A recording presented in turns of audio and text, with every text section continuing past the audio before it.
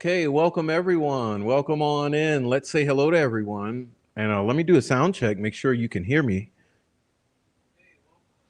All right, look like that's working out. So God bless everyone. Welcome on into the show. Tonight is Tuesday, April 8th. If you're on the live stream, who knows if you're on the replay. Regardless, please hit the like as you're watching. And please join the comment section in the chat to share your thoughts with everyone, and we'll say hello to everyone who's in here in the live chat, and then we'll get started. Tonight's show is called Delphi. The community reacts, a safe space. So let's go get on in and say hello to everyone who's here. It may take me a moment because a lot of you are in here, and I have to go back in time and see who the hell came in. All right, so we got Teresa, Amy, Yamamonim, 26 Dead Zombies Dude, Sweet Dude Shibby, Tracy Fleetwood. All right, we got Mino Dino, Tiffany Rocks, Miss K, Nancy Drew 101, Crystal Lynn, 26 Dead Zombies Dude, also Heather Brown. Okay, Nicole Watt, Deb, um, Icy Cat, Miss K, Sweet Dude Shibby, Carly P.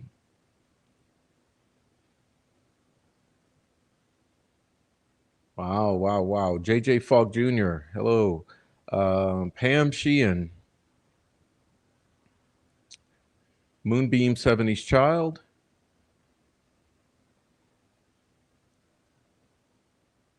good enough, good enough. Kay is here. Um, Artist formerly known, DNA King,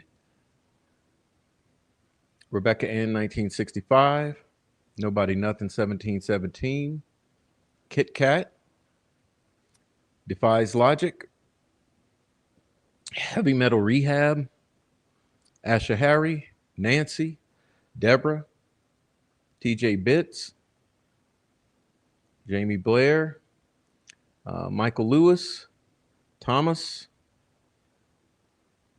Shotgun Susie,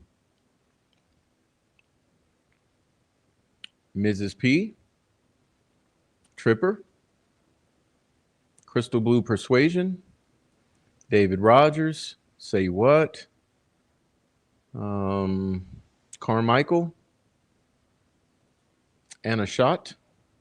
We got Cosmo, Plain Iron, also Debbie Packer, Lowered Customs,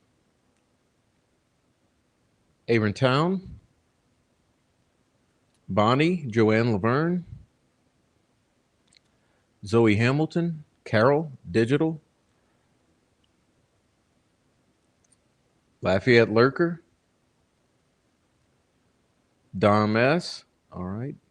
Kelly, Maurice Andrew, Rock Crusher, Just Me, Yolanda Pink Rosie. All right. Dr. Von Decay.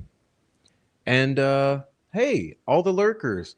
So welcome in lurkers too. If you're just lurking, wait, welcome into Jade. I don't want to miss Jade. Okay. Yeah, if you're just a lurker, go ahead and join in and just be nice to my people. Hate watchers, welcome. Appreciate having you here. We'll be talking about you shortly.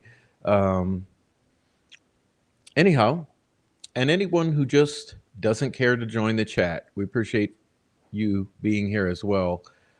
So, wow, do we have a lot to talk about? Listen, tonight's going to be a little different than you might have expected and a little different than everyone else is doing.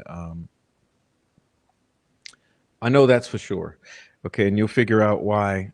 Dr. Vonda K, you're in the small channel. You and Shotgun Susie, you're in the backup channel.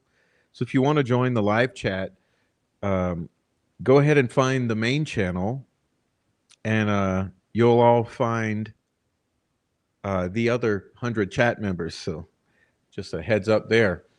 All right, so just give me a moment, please. I have to do a little something. Just a minute.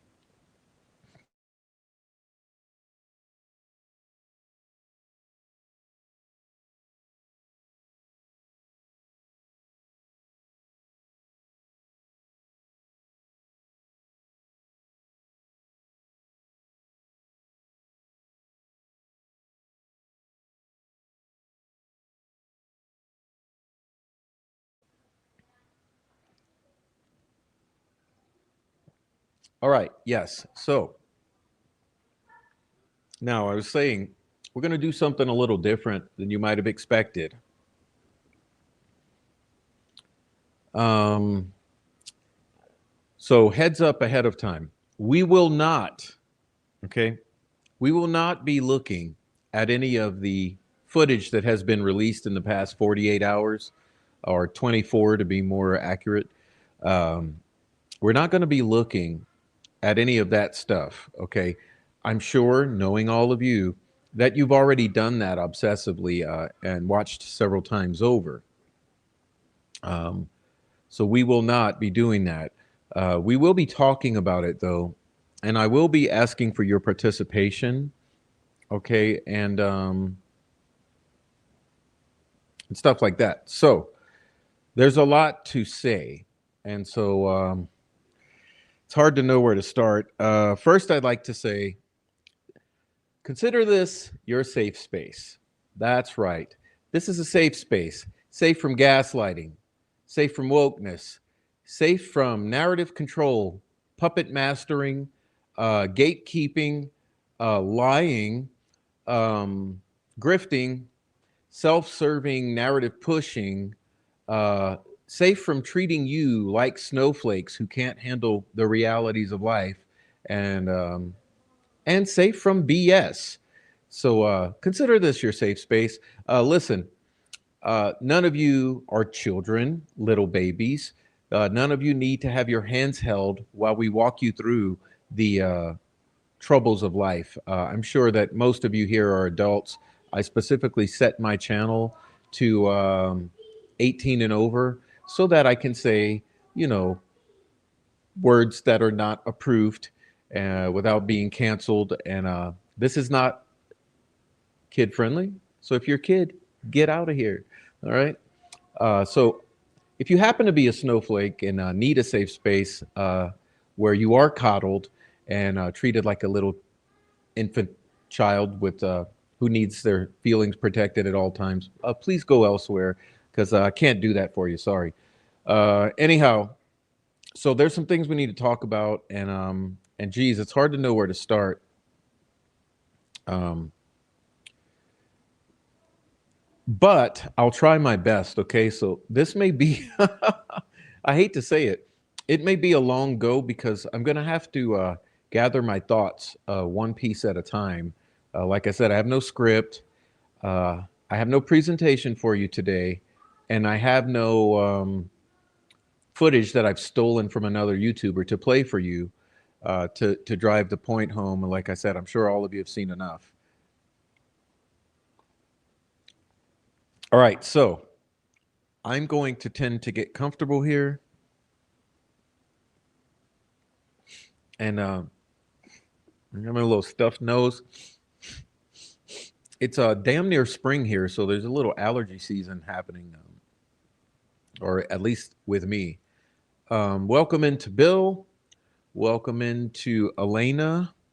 Whoever else has come in, I appreciate you coming in. Tony Hunt, Giadi Truth, Rod Holt, Goddess. Mm, Dr. Vonda made it over to the big channel. Good, good, good. Okay. So I guess, I always like doing the, oh, welcome. It's a new day.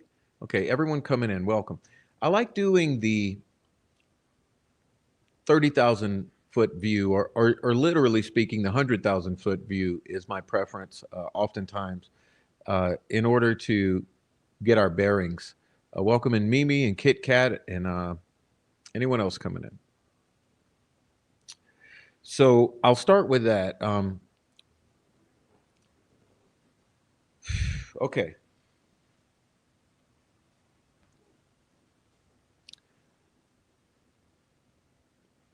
So what some of you who may not know what's going on may have missed, is that in the past 24 hours, there have been released a number of alleged exhibits from the trial of Richard Allen. Um, Now, I do have somewhat of a feeling that indeed some of these are exhibits. I'm not so sure about the provenance of it all. I don't believe the story. So let's address that to begin with. So here's the first thing that I find odd. I need you to ask yourselves, of all of the mm, myriad exhibits from this trial of Richard Allen, I need you to ask yourself or yourselves, why is it that only a handful of things have been released? And what I'm speaking of are the interrogation videos, and and let me specify that there are two, both of Richard Allen. Notice that what was excluded is the interview with Kathy Allen, okay, wherein she was gaslit, lied to, abused, and manipulated. Okay, that's a whole other subject. Where's the Kathy video? Okay. Secondly, notice that everything that has been released tends to be released in a very questionable way. Okay. Now let me say this. I'm very upset that the things that I'm particularly interested in have not been released. That's right. That's right. And those things I'm not going to reveal at this time, because if I reveal it, those controlled parties are going to ensure that they don't release it and that I'm not able to get my hands on it. So I'm not even going to tell you what I'm most hungry for. Okay. But all I will say is it's just amazing to me that this has happened in this way. Now, here's another thing. What are the odds that what was released specifically into the hands of the troll farm and the mean girls? I ask you that. What are the odds? What are the odds that just weeks after I came out and said that the mean girls are no different than the troll farm, controlled opposition, and that we got a huge problem here? What are the odds that the person who first receives these hand chosen exhibits, which are intended to show the guilt of Richard Allen, what are the odds that they go into the hands of a Richard Allen is guilty troll farm member? What are the odds? Tom Webster. Okay. Now, here's what's odd to me.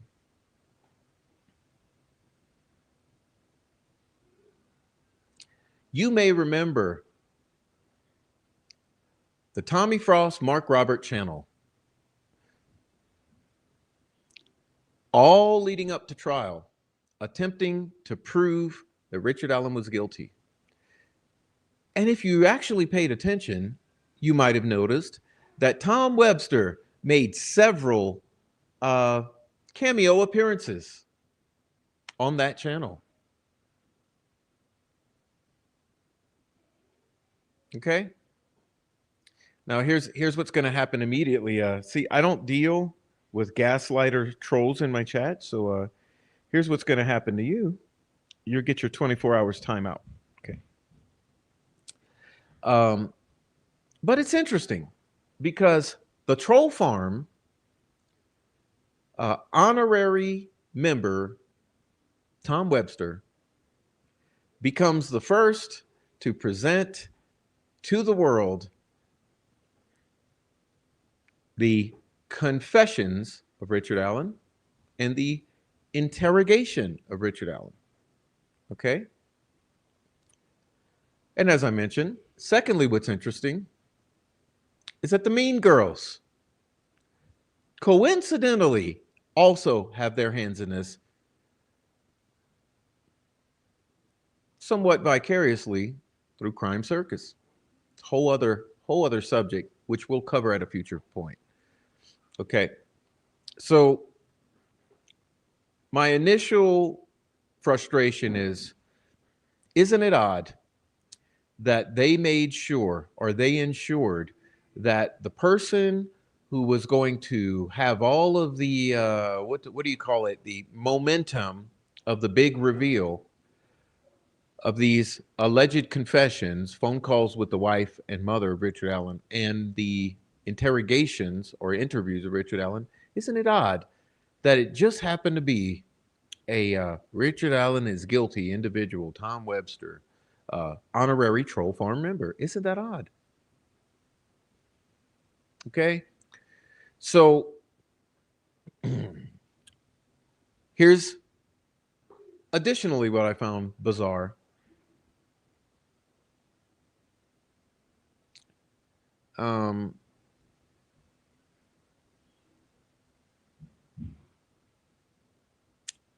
Of all the exhibits, these particular pieces. All right. So here's the thing.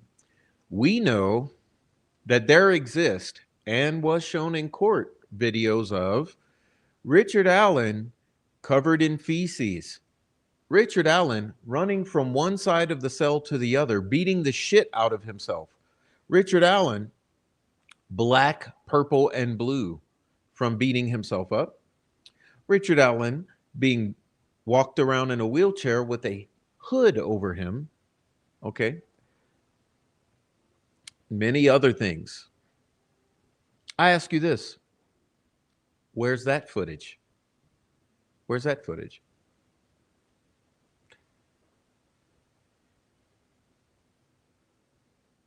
All right. Now,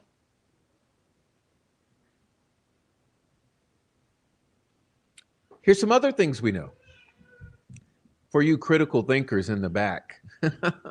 All right. Listen, you guys know this, right? Richard Allen said that he shot the girls with a gun.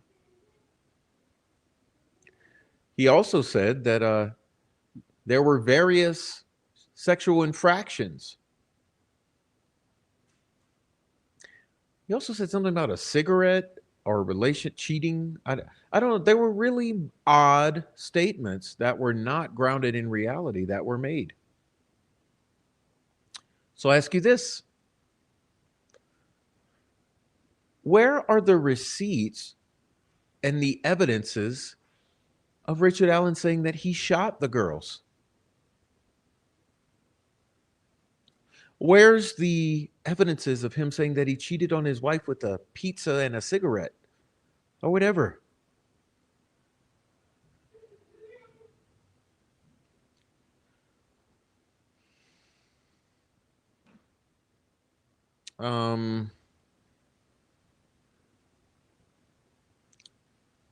Where are all the plethora of exhibits that bear that demand that we give scrutiny?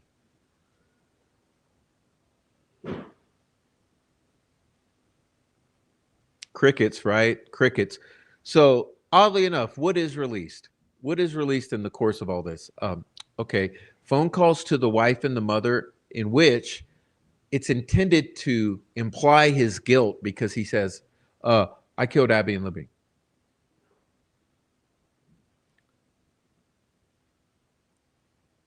Do any of you see an agenda here at play?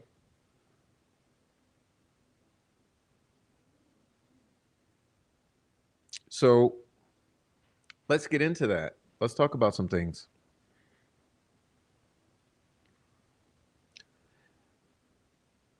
I noticed something. And the funny thing is that it's a real blessing having a channel in which people come in to make comments, okay? Because people come in to make comments, and many times someone will say exactly what I was thinking without me having to say it first. And I think that's just the beauty of God shining through in the truth of this community. And one of those things were when I heard these phone calls with my own two ears, I said, you know what's odd? It sounds like someone's standing in the cell over him. It literally sounds like someone's right there and he's looking over his shoulder as he's saying, hey baby, yeah, I killed Abby and Libby. Did any of you have this intuitive feeling about that? Because I had someone make a statement that I thought was phenomenal. I'm going to see if I can grab it for you. I actually shared it. So someone on Twitter says this. Obviously, you never worked in a prison or been in prison. I worked SEG for almost 4 years at Pendleton, and I'll tell you right now, something is way off about these phone calls. His speech is slow, slurred, and he's focused on someone or something around his cell in every call. Now that's Gels 4 or J cells 4. Let me show you. Okay. Let me show you. Let me show you.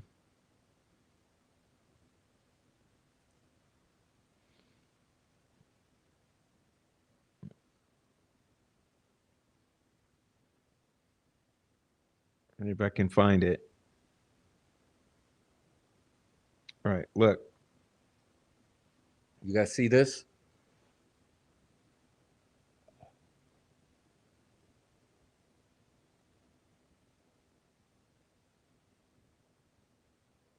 Oh, it's blurry. Again, J cells 4. Obviously, you never worked in a prison or been in prison. I worked SEG for almost 4 years at Pendleton, and I'll tell you right now, something is way off about these phone calls. His speech is slow, slurred, and he's focused on something or someone around his cell in every call. You know what? That was the exact reaction that I had when I first gave it the first listen.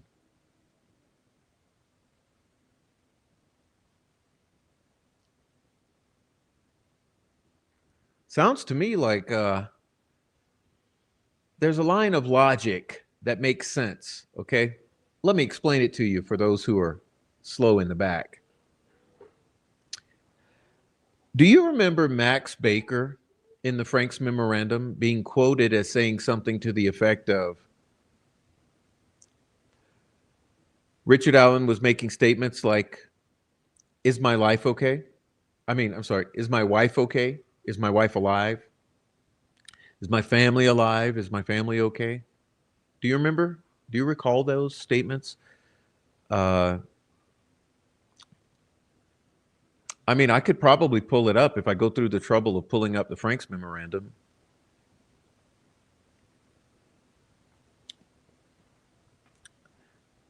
I could get it for you if you need me to prove it to you, but is my wife alive? Is my wife okay? Is my family alive? Is my family okay? Okay, this was at the time that these phone calls confessing to his wife and mother were made.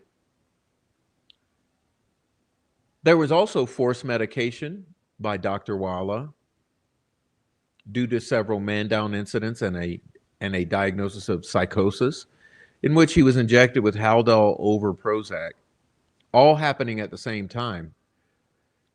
And he's when Max Baker, I need to pull it up for you. Okay, I need to pull it up for you. I just realized I said I was not going to do a presentation, but I need to show it to you because you need to believe me without believing me. Okay, so let's do Frank's. I'm looking for Frank's. Okay, Frank's.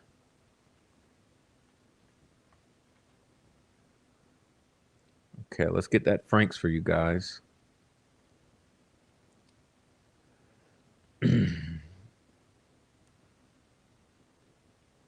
Thank you so much, everyone who is coming in. I appreciate you. Thanks for everyone coming in. I'm sorry I'm not reading the chat now. I promise I will momentarily. I'm trying to get through this introduction here.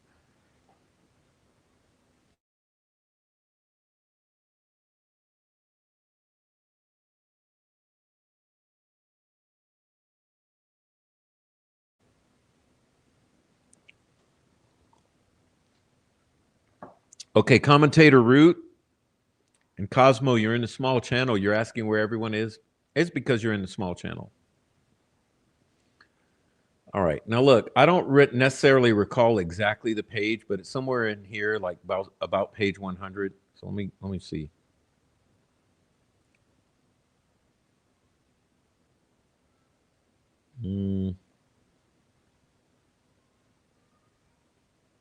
Well, maybe I goofed.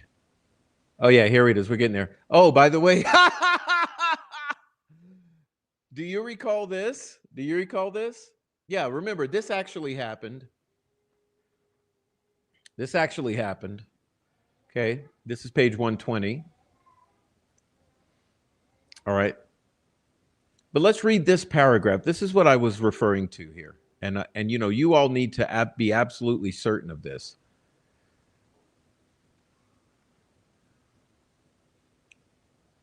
All right. Listen, Max Baker and Matt Hoffman have both been part of Richard Allen's defense team since December 2022 and have met with Richard on several occasions. Okay? Paragraph 10 of Max Baker's affidavit, which is Exhibit 115 attached to the Franks, provides insights into some of what was going on at Westville with Odinist guards Jones and Robinson. Now, this is the important thing. During one memorable visit on May 4th, okay, pay attention.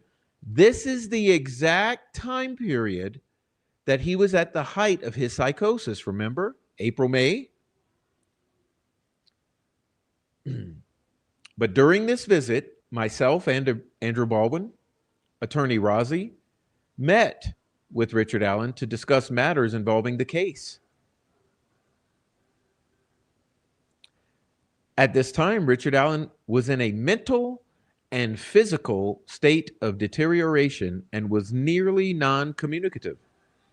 During the visit, Richard Allen repeatedly asked whether or not his wife was okay and if his family was okay. Repeatedly. During the visit, Richard Allen repeatedly asked whether or not his wife was okay and if his family was okay. He claimed on a couple of occasions that they were going to kill him. When asked who he was referring to as they, Richard Allen responded by saying, "The guys with the Odin patches."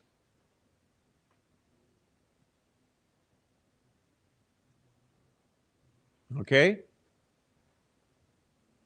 Up to this point, Richard Allen's defense team had never mentioned Odinism or Odinists to Richard Allen, either directly or indirectly.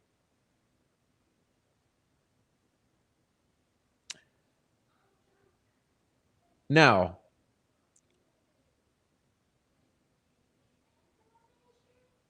keep in mind,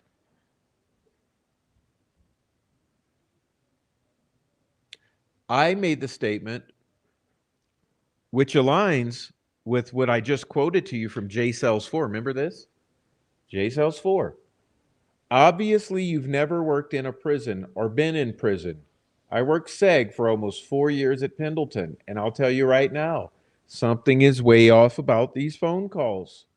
His speak is slow, slurred, and he is focused on someone or something around his cell in every call. You know what it sounds like to me? I'll tell you what it sounds like to me. Think of who he calls. Who does he call? Oh, let's see.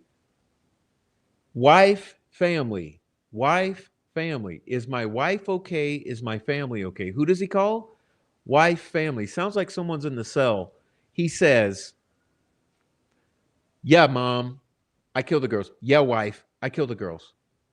Sounding like someone is right in his cell or around his cell. Who's threatening to kill him and his family? The guards with the Odin patches.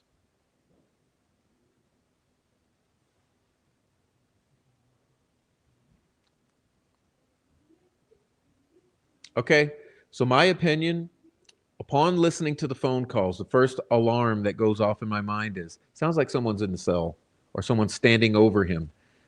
So it feels to me like a statement was probably made. You call your wife right now and confess to the murders, or we'll kill her. If you want her, if you want her to be off the hook, make the call. Same with the mother. You call the mother-in-law, tell her you killed those girls, and we'll let her off the hook. Otherwise, we'll kill her, and you. And that's what I think. That's literally what I think. And I don't think it's a far reach. Remember, this guy says he worked SEG at Pendleton for 4 years.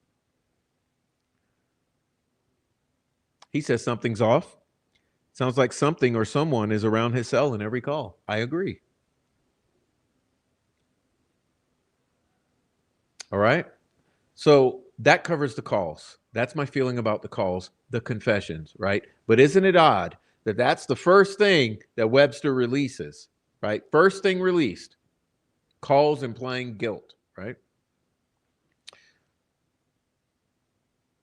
Now, let's move on a bit. Let's talk about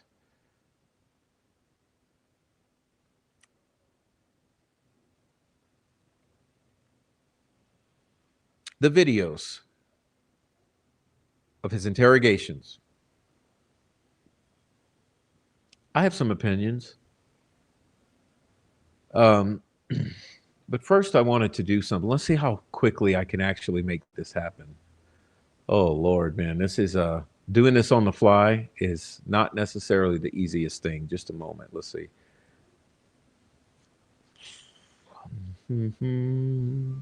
Okay.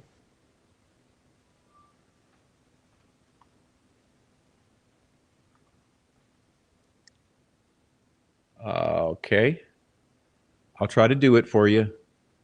I'm really trying. Appreciate the patience.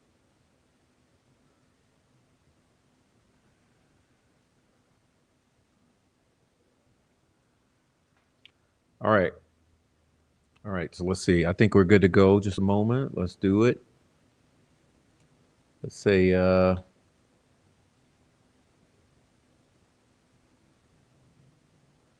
let's do it, Prof. Come on. Let's do it, Prof. All right.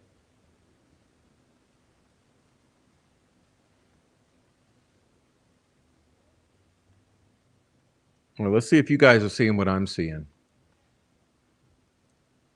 You guys seeing that? Let's do this one. No, let's do this one. All right, so let me show you what I'm saying. For the first time, let me see. I think I got to do this. Okay.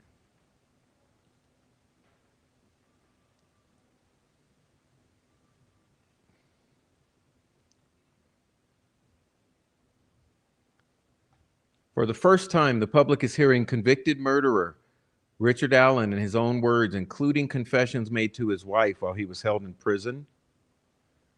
Trial exhibit showing Allen's interviews with police on October 13th, 2022 and October 26th, 2022. So you guys got that? Have been released. YouTuber Wom Tester is among those who requested the material and allegedly received it, although I don't necessarily even buy it. But Tebster also acquired copies of the prison phone calls where Allen can be heard confessing. Listen, look how it's phrased. Like, this is not biased. Confessing. Although Allen's attorneys long argued he wasn't in the right state of mind. Well, actually, they did one great thing, okay? You see, the attorneys have dropped the ball and screwed up in every fucking aspect of this case. But this is where they actually did right. He wasn't in the right state of mind, okay? Let's continue. In a video posted on Monday, Tebster spent more than 5 hours going through exhibits, quote unquote, exhibits, right? Yeah, like I said, selected exhibits that were specifically chosen to try to prove his guilt and ignoring all the exhibits which allude to his innocence. Keep that in mind. Like I said, these exhibits were handpicked by Webster to push a narrative. And look, let's be clear here, okay? Before I even continue, all of you, we all have to keep in mind that there are confirmation biases. We all suffer from confirmation biases. Let's not kid each other here, okay? We're all prone to confirmation bias. If you think he's guilty, you're going to believe he's guilty, and you're going to find things that you believe indicate guilt, and you're going to run with that, and you're going to push that, and you're going to spin that. Okay, if you believe he's not guilty, he's innocent, you're going to choose things selectively that show that he might be innocent, and you're going to hand choose that and use that as confirmation bias or confirmation of your opinions that he's truly innocent, and you're going to spin that and push that. And I've said so many times here, we don't give a shit. Okay, we don't give a shit about either of those. We're not in this to push our confirmation biases and our assumptions about his guilt or innocence. We're in this to say what is the truth of this entire endeavor, including the people who are exercising narrative control over this, right? So when I was looking for this release, see, this is why the state fucked up. This could have been done in a very uh, equitable manner or fashion. The way this should have been done is that all exhibits are released uniformly without edits and published all simultaneously or for comparison contrast, not hand selecting exhibits which you feel will lead to some clickbait and some indication of guilt. And it's just very fucking obvious that what you do, you choose the two confessions to the mother and the wife, and then you choose the interrogation. So like you're trying to spin this narrative that there's this confirmation of guilt, right? But where are all the exhibits that tend to point away from that? And like I said, I'm not even going to reveal what I think those are because I think if I do that, they'll withhold them for another month or two. So I'd rather just zip my lip and let's see what else accidentally gets released. Okay? And maybe when I'm able to grab what I need to grab, then I can put them up on the screen and we can talk about it and I can tell you why I think it's impeachable. But it's very fucking obvious to me that this stuff that was the first wave of release is for reasons of narrative pushing and confirming of biases or confirmation bias. So anyway, let's continue. Okay. Let me see if I can manage.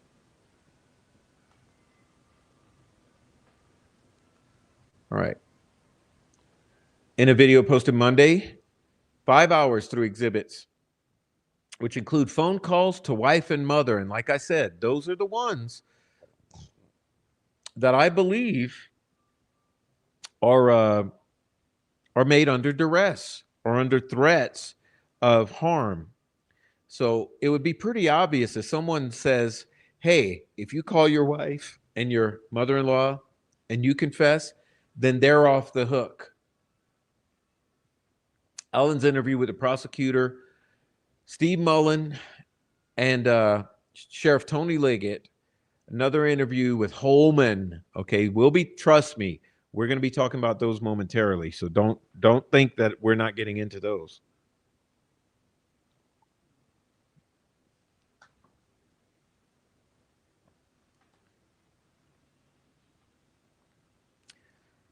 The material was part of Allen's nearly month-long trial, which I must include the aside that keep in mind that trial ended prematurely because the defense rested or gave up prematurely, which I still cannot wrap my mind around. There's absolutely zero reason for it. They read the room wrong. They provided ineffective assistance of counsel. They were in over their heads. They fucked up majorly. And if you have a problem with me saying that, go over to someone else's channel who's going to coddle you. Okay. About a month later, he was sentenced to 130 years for the February 2017 murders of Abby Williams and Libby German near the High Bridge. Jurors and court observers viewed the exhibits at trial. Pardon.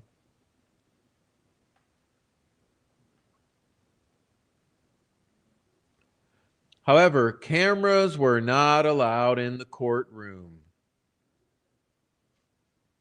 Big surprise there. Meaning this marks the first time the public at large has been able to see and hear Allen. Okay, so let's do another monologue before we get into this next section. Listen, now we're going to get into the interviews, quote unquote, interrogations. Look, I'm going to start off with my thesis, and I'll let you chime in to what you believe, because trust me, Second part of this show, I'm going to be talking to you. But I watched both of these multiple times. Okay, so we got the one with Liggett and Mullen, and then we got the one with Holman. Okay.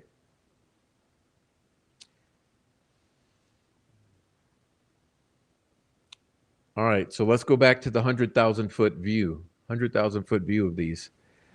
Um, Let me say this. Now, listen. You remember the defund the police, Black Lives Matter movement that happened during COVID? That was so infuriating and gaslit the entire nation and caused all kind of strife. I said at the time, listen, I would never, ever, ever want to live in a world without police. And that's just bottom line, because what happens in a world without police? I ask you, let me see it in the chat. I'll wait. I'll wait a minute. What would happen in a world or in a society in America, especially in the cities, without police?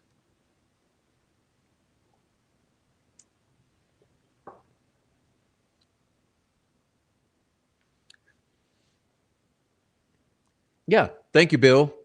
Thank you, Bill. Utter chaos. Okay. Utter chaos. Uh, I'm sorry. I'm sorry. Damn it. I'm trying to get Bill's. There it is. Okay. Without police, utter chaos. Okay. I would never want to live in a world without police. But that being said, let me say this. After viewing these videos of Holman, Mullen, and Liggett, I got to say something to you. Never, ever, ever talk to the police. Ever. Ever. The first thing and the only thing you ever say is, I need an attorney.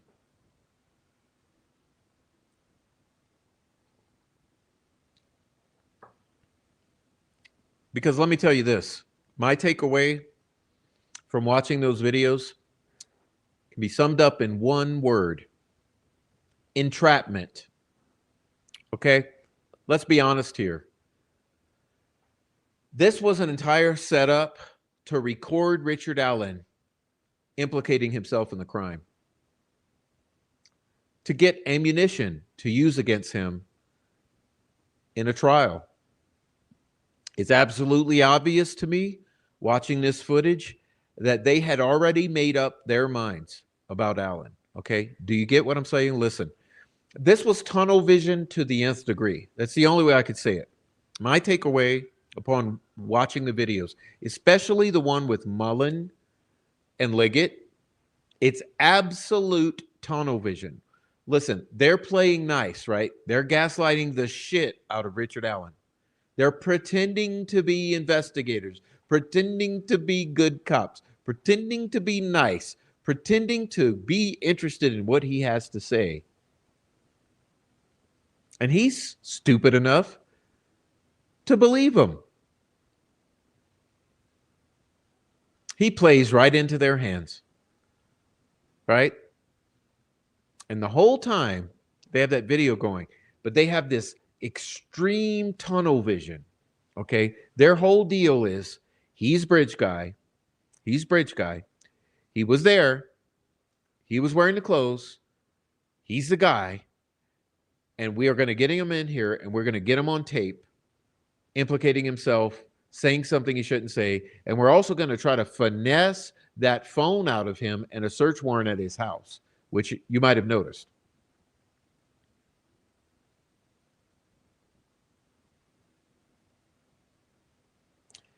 They say, hey, the door's open. You're free to leave, bud. We don't think you did it. We're not trying to railroad you. We're trying to help you.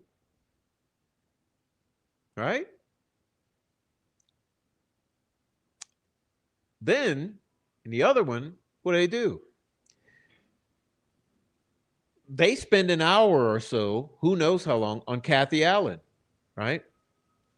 So what we see is they open the door and usher in Kathy to try to use his wife, who has just been lied to, gaslit, manipulated, and abused in another room, which we haven't even seen the footage of that. And they bring her in and sit her next to him, and they leave the room with the knowing those cameras are rolling to try to get a gotcha moment. I mean, does no one see that? Does no one see that? And what does she do? She comes in with the look on her face that is the look of ultimate grief. I got to say this. If I ever felt bad for Kathy before, I feel bad for her now, because the agony and the grief on her face is absolutely devastating. It's as if she lost a child right in front of her, is a look that she has on her face. It's absolutely sad. I feel more sympathy and empathy for Kathy Allen than I've ever felt before. And remember, there's been mean girls, okay, on the internet, especially on Facebook. And by that, I mean the old ratchet ass bitches, the hags, the Facebook hags like Kimberly Stravarkis Withers and her friends, right? And they say, she knew. She knew. Oh, she's a monster. She protected Rick. She knew he was the killer. She's worse than he is. Have you seen any of that on Facebook? Listen, you guys, wake up call. I'm in all the groups. You might not know it, but I am. And I ain't under the prof, y'all.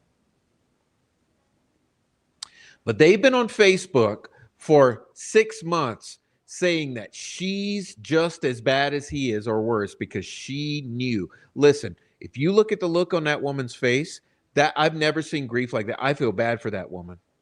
I feel bad for that. I don't know the woman. I don't know Kathy Allen. But I tell you one thing, if I feel compassion for anyone, if anyone's a victim in this, it's Kathy Allen.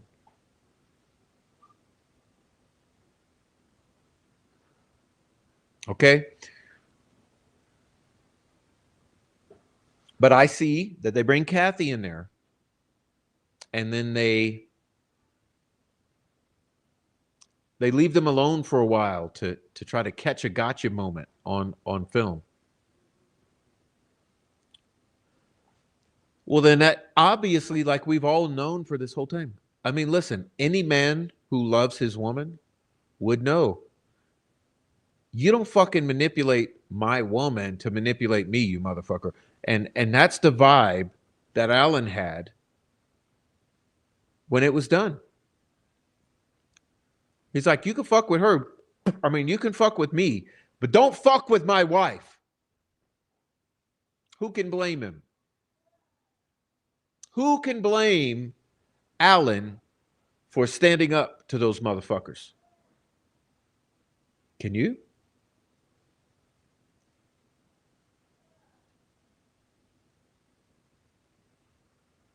You see, and then Holman, in his attempts to be a champ, right? Whipping out the Reed technique like he's some fucking stellar detective or some honorable citizen.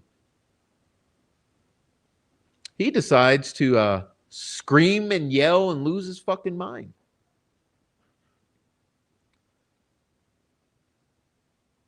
Actually acting like an ape. Okay, he acts like a fucking gorilla.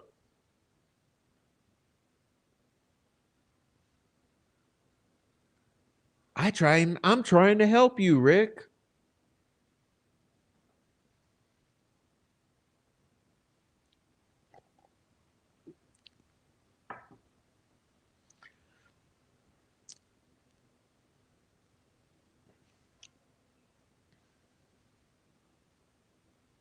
I mean, I'm telling you, listen, I'll never be a free Rick Allen, mean girl, fucking moron like these people on this other side. Listen, I don't know what Rick Allen may or may not have done on that day. None of you do.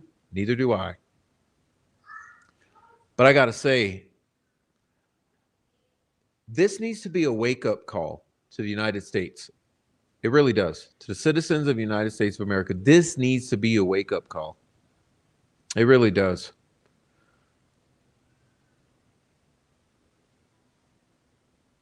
I think that if they cannot behave in a civil fashion to accomplish their goals, they need not do anything. I mean, listen, when do the means be or get superseded by the end? When do the end justify the means?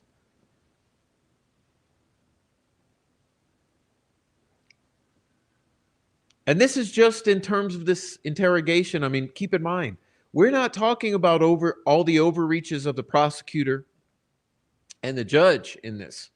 I haven't even touched on the total disallowing of any defense whatsoever, or the clear collusion between the YouTubers and the prosecutor and the judge's office. All of that we know actually happened. I'm just saying, just in terms of this interrogation alone and this police work or this interaction, this entrapment. I mean, listen, if it's wrong to do entrapment, do you realize it is a crime to do entrapment to someone out here in the world? Why is it not a crime for law enforcement to do entrapment?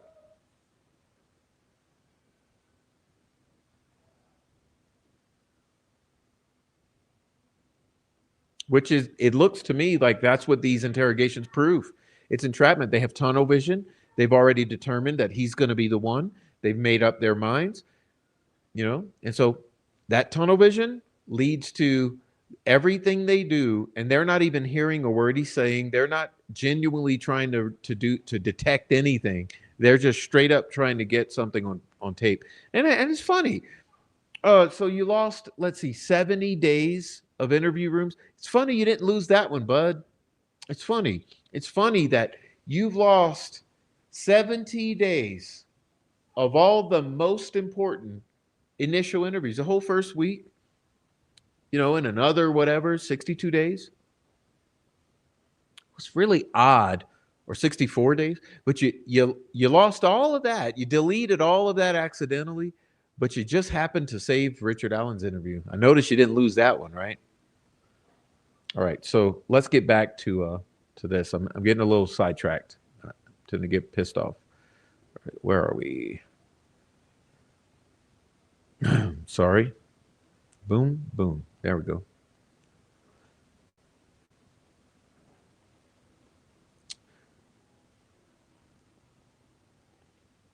So the October 13th interview, interesting date, isn't it? The October 13th interview has been described at length in trial notes and reporter descriptions. The entire video was shown in court. Let's see if I can move myself here. Can I go somewhere else? There.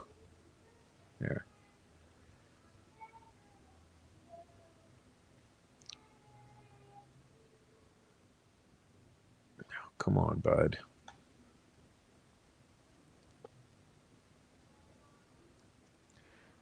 However, the release marks the first time people, that means us, can observe Allen's demeanor and compare his voice to the infamous Bridge Guy video at the center of the investigation. Let me chime in on that. There's zero comparison to make. Look, I've already seen the troll farm running with it and saying, like, it's absolutely his voice. Listen, there's no comparing it. There's no comparing that degraded quality that exists. There's no comparing it. People say, like I say, the confirmation bias supersedes any attempts at comparison. So it's a fruitless task. Okay, the interview with Mullen and Liggett starts with the investigators informing him he's not under arrest. So he can, and here's a gaslight.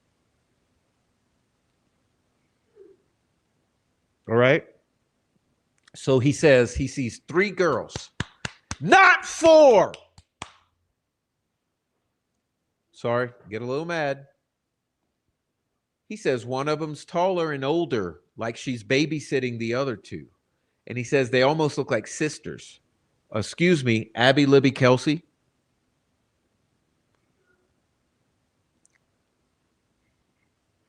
Or Kelsey, Bree, and Kyla Brummett.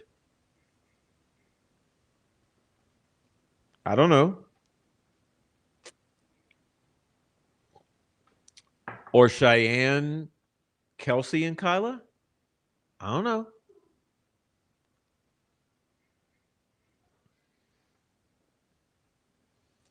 Alan provides Mullen and Liggett with his full name, is blah, blah, blah, blah, blah, blah, blah, blah, blah. Okay. He goes to his work history, blah, blah, blah, blah, blah. Blah, blah, blah, blah, blah. Okay. Alan's recollection of February 13.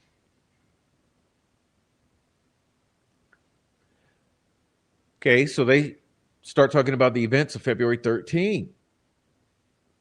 Alan says he spent the morning in Indiana, Mexico, Peru to visit his mother. And when she and his sisters want to go to fucking lunch or whatever, he's like, nah, I'm not about that. He goes home to Delphi, grabs some things, and goes out to the trail. He says it was a little warmer than usual.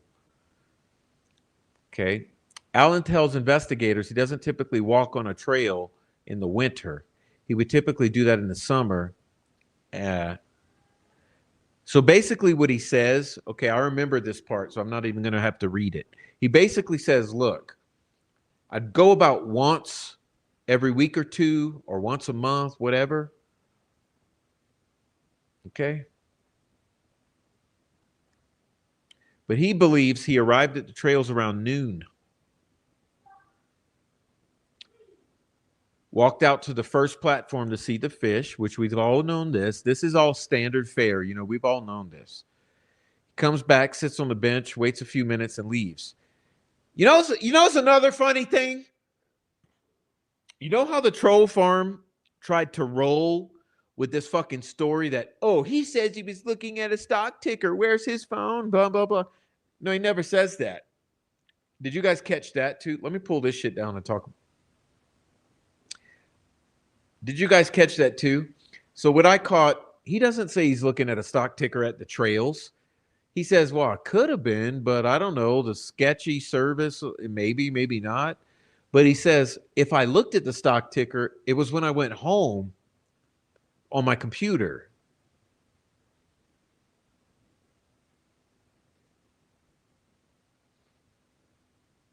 Right? All right, so then there's some other shit. Okay, apologize, but like we're gonna have to get into this too. I didn't expect to have to do this. I'll do it on the fly. It's cool. Let's see. Let's see. Just a moment. I gotta get this together. Let's see.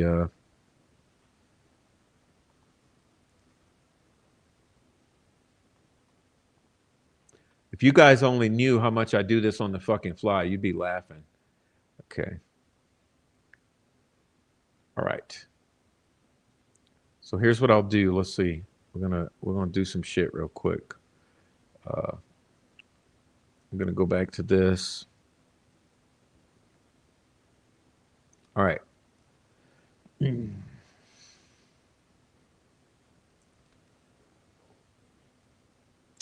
His recollection in 2022 differed from what he told DNR officer. No. See, that's another lie. Okay. That's according. See, this is called confirmation bias of reporting. He's believing police. Okay. No. His recollection didn't differ. Okay. You're assuming that what the DNR officer alleges is true. Okay. Because this says during his 2017 interview, he said he'd been on a trail between 1:30 and 3. No, that's what the DNR officer alleges. Okay. Yeah, which would put a red flag, which would put him squarely within the state's murder timeline. Yeah, because this is what's alleged. This is where this reporter is a total fucking loser. Okay, because what you should say is Alan does not claim this. He claims he's around there at 12. The DNR officer alleges, without any documentation, that he's there from 1:30 to 3. So that's another fucking beat down. This is where we need actual journalists. Okay? And by the way, y'all, I'm actually doing a journalism. Hello, have you understood what I'm doing here, sitting here for 3 hours a day every time I come around? I'm doing a journalism. Cheers. Now, here's the next thing I'm about to fuck y'all minds up with. Okay, let's read this one. See if I got this. Alan appears to have trouble explaining exactly where he parked. No, he doesn't. He very clearly says it, and I'm about to explain it to all you people out there. Pointing to a few different spots on a map presented to him by Mullen. Yeah, because he doesn't understand the map. And look, okay, let me finish before I go on. He's also uncertain of the route he took to and from the trails and couldn't say exactly which car he'd driven that day. At the time, Alan had a black Ford Focus and a gray Ford 500. Okay. So let's stop there, okay? Because this is something especially important. Now let's see. I'm going to have to switch gears here. I'm going to have to stop that screen. I'm going to have to bring up another screen.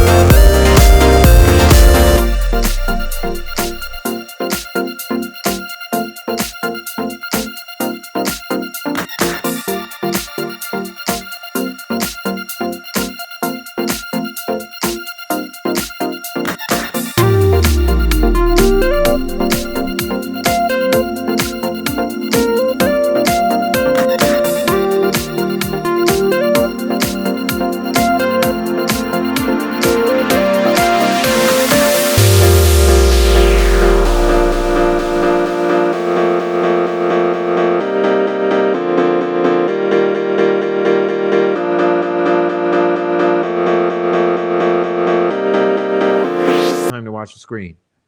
Okay. Look. Now, look at this intersection here. This is Samuel Milroy Road and Old Camden Road. Okay. Old ladies, pay attention. Okay. Samuel Milroy Road, Old Camden Road. This is what he says. He says he takes a road out of Delphi. That's Samuel Milroy Road. He turns right at the split. That's Old Camden Road. He said he drives past a couple houses that are there. That's these houses here. Okay. Okay. By 1515 and 1512. He says he parks. Okay, there's 1521. He says he parks right here. Okay, you understand? He says he goes up a hill. He says you go up. Okay, that's right here. Right here, you'll notice there's a memorial. It's called the Indiana Bicentennial Monument. He says you go up right here. He says you park here. You go up right here. He says he crosses an old bridge that's a one-laner. That's this one right here that crosses Old State Road 25. That's how he gets on to the trail. This means, and this is for all of you stupid ass attorneys and investigators who didn't fucking understand what he was saying, including Mullen and Liggett. This is where he says he parks, where I'm circling this mouse.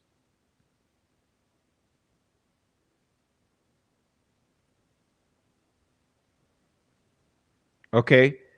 I'm sorry that I talk mean. I don't mean to be mean to you.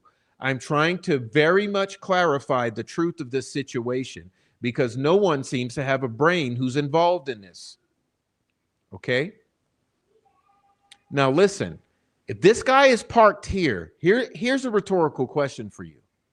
If this guy is parked on Old Camden Road, and he says at the time they're doing construction, building a parking lot, which would be this one, where the mouse is, and they're doing construction here on this shit. They're building this lot here, right? That means he crosses over this Old State Road 25. That means he then crosses over the other bridge, which is the Blue Bridge, Freedom Bridge. And that means he goes onto the trail. Now listen, if he does all that, you tell me this, how in the hell is he parked over here at the CPS building?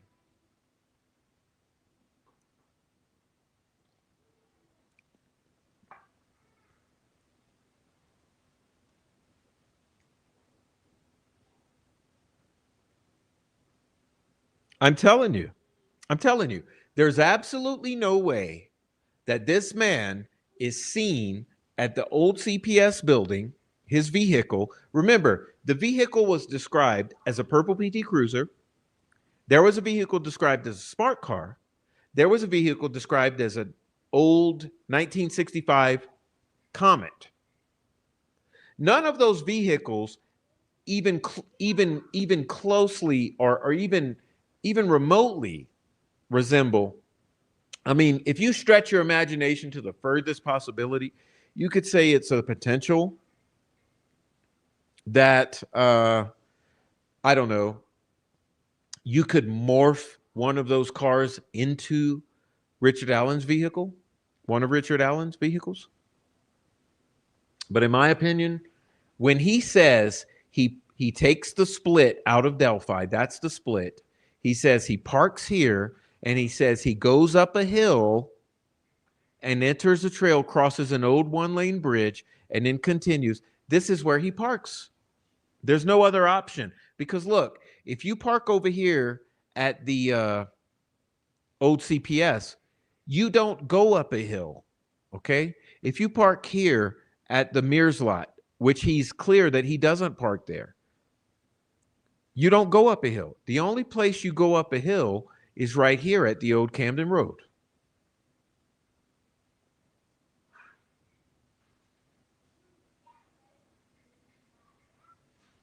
Okay? That's what's being said in this interview. And for some reason, everyone has missed it. All right. So let's get back to the apologize. I get a little angry. I'm sorry I ran Dr. Vonda off. You know, she's delicate. I'm sorry, Vonda. All right, let's see.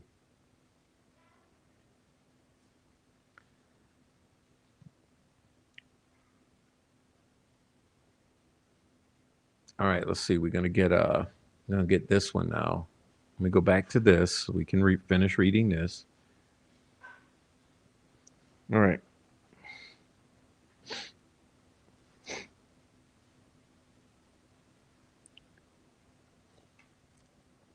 All right, so it says, remember, they are all, honestly, I'm going to say that Alan's not the best with maps, okay? Because he's sitting there, he doesn't know even what he's fucking looking at when it comes to that map. Mullen's not doing a good job. Mullen's trying to wedge him into that CPS lot, you can tell. So Mullen's not doing a good job with the map. Alan's not doing a good job with the map, and apparently none of the attorneys did a good job with the map. Okay, but when he says he took the split, he took the right, he went up a hill and he walked a little path, and then he went across an old one-lane bridge, then he went across the Blue Bridge, blah blah. It's obvious where he parked. So we'll leave that alone. Okay. Oh, I don't know what just happened. Did I just goof it? What did I just do? Okay. Uh-oh. There we go. To get back to it. Lost my spot.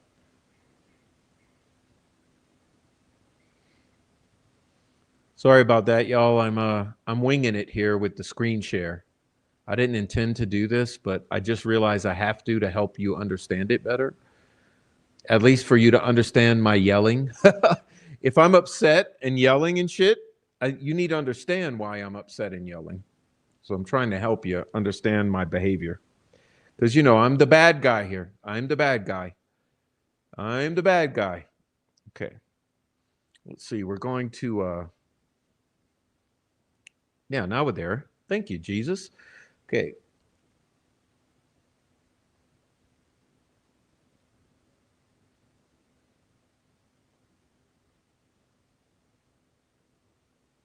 We're going to skip some of this BS.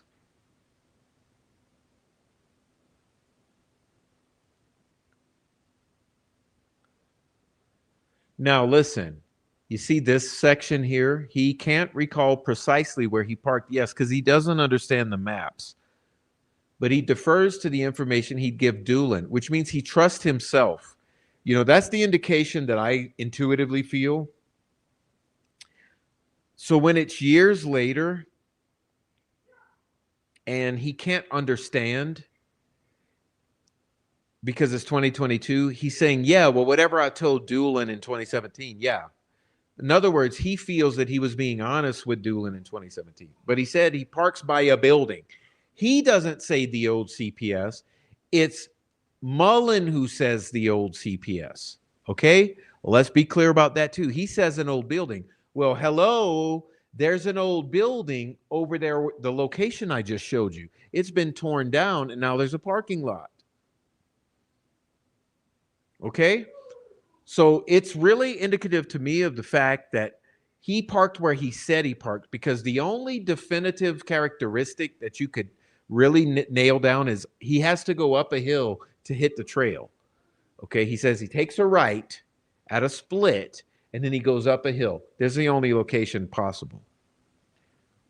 And my buddy who emails me, you know who I'm talking about. Me and you email back and forth. You and me, we realize that together, okay? And I want to thank you for reminding me of that. And I want to thank myself for realizing that, yes, we both have agreed to that. All right, sorry. All right, let's keep moving. See, I disagree. This is a lie. This is like a troll farm right here. I don't remember him saying that he was looking at the stock ticker on his phone. I remember him saying that he went home and he thinks he looked at the stock ticker on his computer. Okay. And he does say, yeah, trying to get rich. Well, yeah, that's why I do crypto. Okay. I do crypto because, yeah, I'm hoping that, yeah, the crypto takes off one day. I might get rich. Anyway, let's move on. Okay, the investigators ask him what he wore on February 13th. Again, another inaccuracy. How about let's do a journalism? Let's do a journalism. Does he say blue jeans and a jacket? No. He says blue jeans and maybe a black Carhartt jacket, or maybe a blue Carhartt jacket, or maybe one that's like an imitation, or maybe a hoodie. He also says he doesn't know what shoes he was wearing. He says could be tennis shoes, could be boots, could be military boots, could be hiking boots. I don't know. I mean, could you say what you were wearing years ago on any particular day? Oh, Prof, what were you wearing April 3rd, 2019? Oh, Jesus. I don't know. Some of my clothes. All right. Yeah, so here's where they actually do a job. Okay, yes, one was blue, one was black.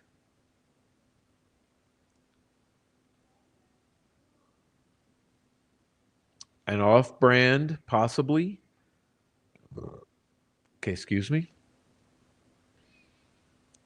He says he had some kind of skull cap that could fit in his jacket. Now, listen, the telling thing, though, is that this all seems to make it seem like he's describing himself as Bridge Guy. But the funniest thing, in my opinion, y'all, is when they show him Bridge Guy, he says, no, that's not me, though. You get what I'm saying? And again, as far as the shoes or boots,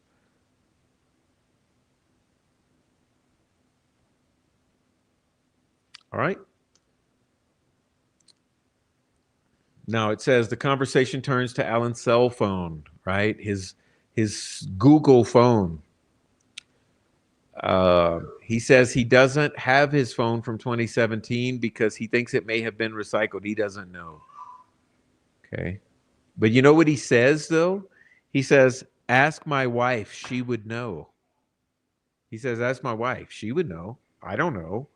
If anyone knows, it's her. Okay. Now, here's a point for the troll farm to shove entirely all the way up their asses.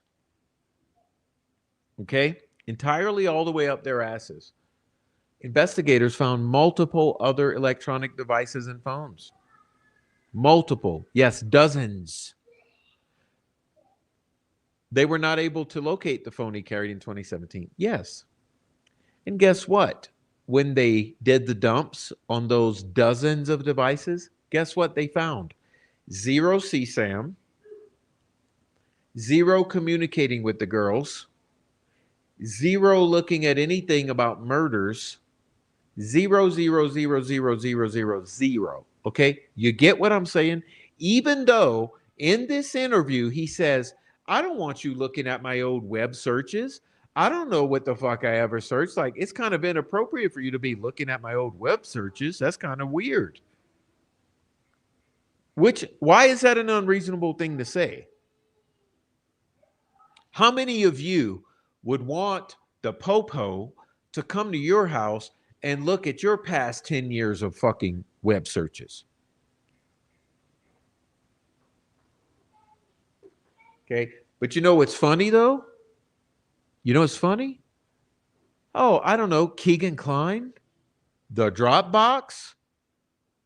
I don't know. Anthony Shots, sultry DVDs, Jalen Rain, the porn that's filmed all in fucking Indiana that everyone wants to ignore. The fact that Anthony Shots lured the girls out there to the trails that day. Yeah, everyone wants to forget that that actually exists because, as we all know, it's obvious that there's no nexus between Keegan Klein and the Delphi murders, right? Even though he says he was there, he says his dad was there, he says they were all there. Is Holman says Anthony Shots lured the girls out there. Kyler Brummett introduces us. There's all these fucking nexi, but we're going to pretend that doesn't exist. Remember?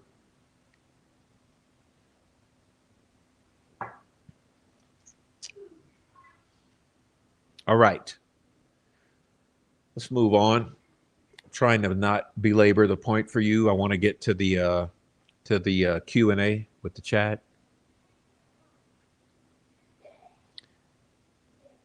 Now, listen. I got something for you guys. So let's continue. It says, it's at this point, however, that he starts to realize Mullen and Liggett, douchebag, are looking at him as a suspect in the Delphi murders. I'm not going to be somebody's fall guy, he says. I thought we were talking for information I have that might be helpful. And then Mullen continues to gaslight. Mullen responds, they're trying to gather as much information as they can, looking to quote unquote clear him. Yeah, there was never, like I said, this was tunnel vision. This was never to clear him. This is what they say to him to keep him talking. And look, if you're a fucking cop, Ruckus Rocks, fucking Steve, any of you fucking Perry, any of you cops out there, be honest. Be honest, okay? Are they looking to clear him? Are they looking to keep him talking? Let's be real here.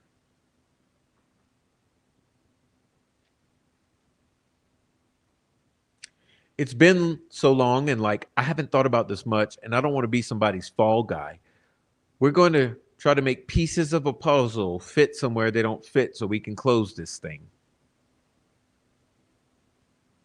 He insists he's not questioning the integrity of investigators, but he says, that's where I'm at. It doesn't seem like a simple conversation we're having. It seems more like you think I might have done it. Well, this means he's wising up. Okay. This means he's wising up. And actually, I want to do something. Let me do another aside. Let's take a moment here. Let's look at this. Okay. Okay. So as you can see at the 53-minute mark in this interview with these two douchebags, he says, it amazes me that we're even talking. I mean, it's been so long and I haven't thought about this much. And it's just like, I don't want to be somebody's fall guy. And we're going to try to make pieces of a puzzle fit somewhere they don't fit so we can like close this thing. I guess I'm not saying you guys, please don't think I'm questioning your integrity. That's not what I'm saying. Just okay. I mean, I guess that's where I'm at. It doesn't seem like a simple conversation we're having. It seems more like you think I might have done it. So I understand what you're saying. I completely what you're saying or how you I would feel from your point of view. Okay, but from our situation, what we're trying to do is be able to show uh, what all you were doing that day. So this is Mullen with the gaslight to make sure that we can what you're saying is true. Okay. So yeah, we're not trying to railroad you. We're trying to see if what you're saying is true. We want your phone and we want to search your house to clear you, bud, so that we can be able to say someone, McClellan, who's prosecuting this case, that we looked at Mr. Allen and he's not our guy. We cleared it. We're trying to clear. We're trying to help you, buddy. Look at the look on Allen's face here. Yeah. He's like, really? You're trying to fucking clear me and you're trying to put me in this crime? And look, they're even saying, not only do we want your phone, we want your car. They're saying, we're trying to be able to look at your car with your permission, of course. And they say, we're trying to look at your house. You see? So all these things are very important to us to be able to, clear you.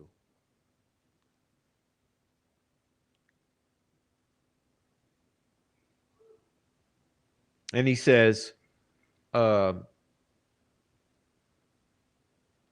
I mean, if you get to a point that you think I need further investigating and you want to fucking get a warrant, yeah, you can get a fucking warrant. I'm fine with that if you get your fucking warrant. But I'm not going to have somebody going through my house, bro. I'm not going to have somebody going through my house and everything. Sure, I'll just be honest. I just don't guess. I guess I'm starting to feel more like I'm your main lead or something here, and I'm not going to do that. Do you understand that? Because so far, I mean, I'm sure you see the news that state police are doing that thing. Well, we at the sheriff's department, and he's an investigator, prosecutor's office. Sure, we decided to pick through the very beginning. Okay, this is Mullen. I mean, this is Liggett. So we're trying to go through the beginning, and I guess we're talking to everybody and all. Da, da, da, da, da. But see how he's lying, because the minute that Richard Allen starts resisting, what does Liggett go do? He goes get that tip number 74, right? And he comes back with it. You got what I'm saying? He comes back with that tip and he says, let me see. He comes back and he says, look, just so you know, this is tip number 74. This is why we're talking to you. So you see how as this shit is falling apart, they reveal more and more that yes, they are targeting him. Okay. But I'm sorry, let me get my shit together so we can keep going.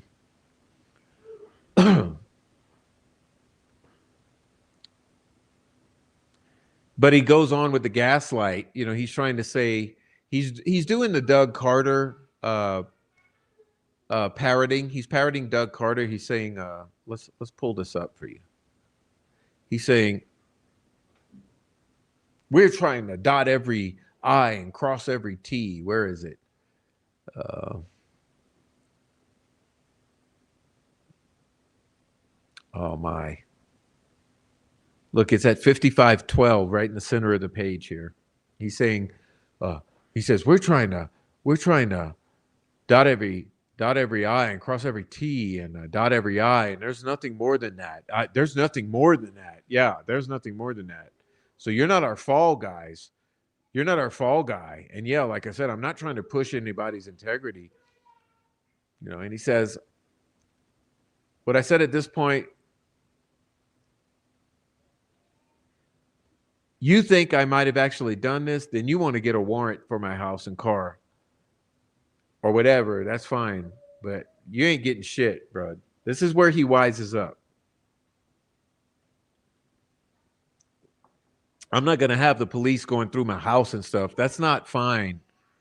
News leaks and somebody here. I just don't need that kind of shit. You know what I mean? And then they say, oh, no, we're trying to keep this discreet. We're trying to keep this discreet. You see what I mean? It's a total fucking gaslight. It's all a lie. It's all finessing. It's all I don't know, man. This is where it's into the ethics of it. Is like,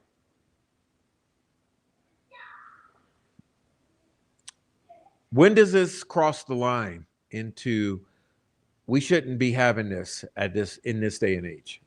Like, we're gonna railroad a guy and we're gonna do it in a way that the ends justify the means.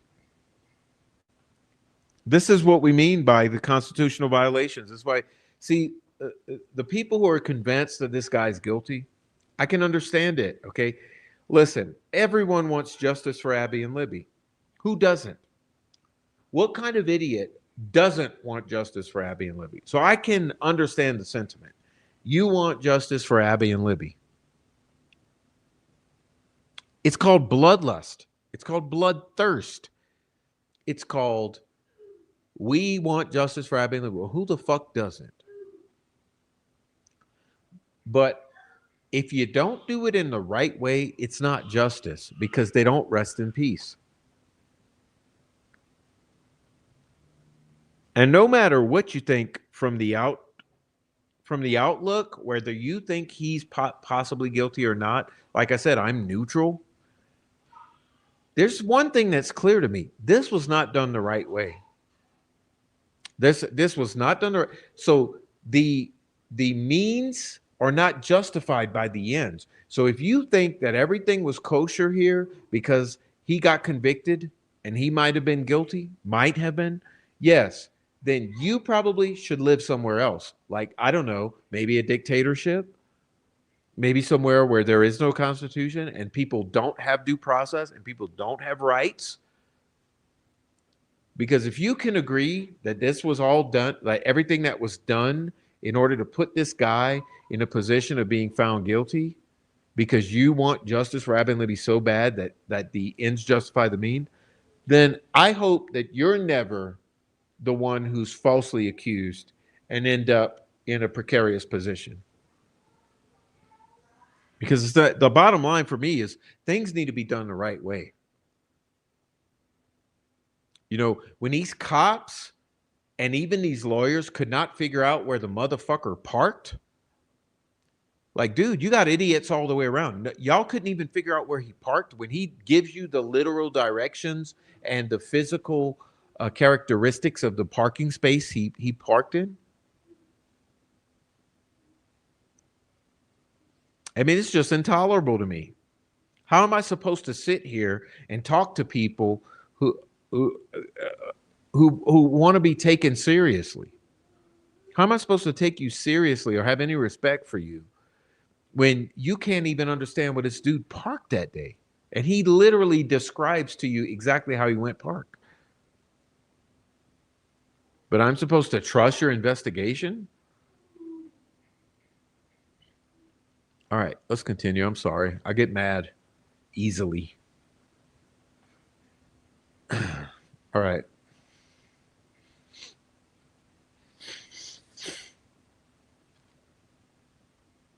This is where we were when I was reading that transcript.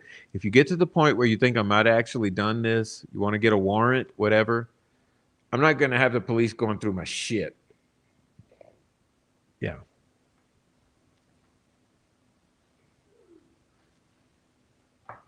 And it's just funny reporting here because I wonder where are the actual journalists? Where are the journalists? Do they even exist anymore? I mean, it seems to me that all the journalists these days are actually YouTubers and Twitter folks. Like all the journalists are just normal people now. Seems like to me. Cuz these quote unquote professional journalists, let's be honest here, they are PR agents. Okay, the journalists these days, they're basically all a PR team. They push narratives, they simp for the law enforcement because they need them for their daily content. Think of this, you work at Fox 59. What's your content if you're a news provider at Fox 59? What's the basis of your content? I mean, hello. All right.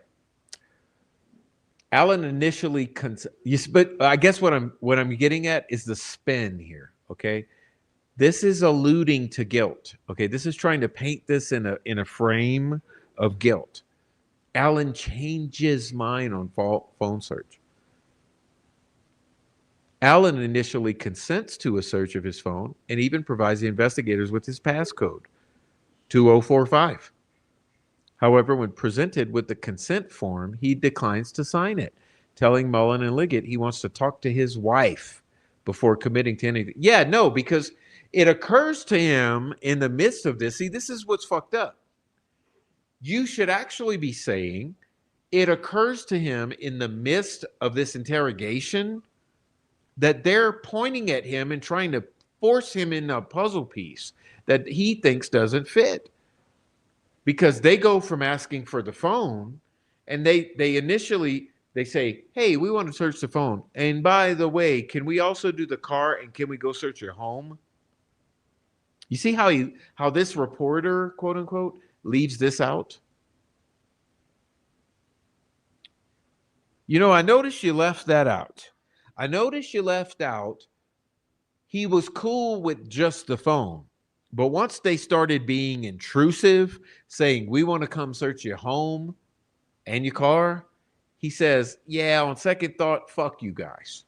You're not coming to search my house without a warrant. You're not coming to search my home without a warrant. And as a matter of fact, you're not even searching my phone without a warrant, dick face. Do you see a little pattern here? Like, can we report the truth, or do we have to sit here and gaslight the American people with so-called quote unquote journalism? And that's a shout out to you, Fox 59. That's a shout out to you.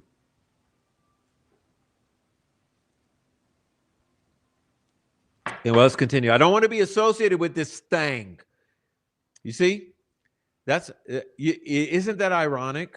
He doesn't want to be associated with the fucking thing, and now he's the one who's in prison, convicted. Obviously, any more than anybody else does. Am I an angel of a person? No. I mean, like anybody else. I mean, maybe I don't want you looking at every website I visited. Yeah, because let me ask you this: who doesn't go to Pornhub? You know what I mean?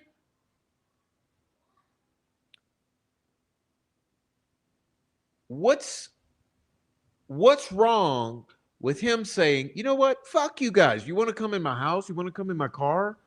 I don't want you looking at every website I visited, or coming at my neighborhood and fucking having all the neighbors talking about me.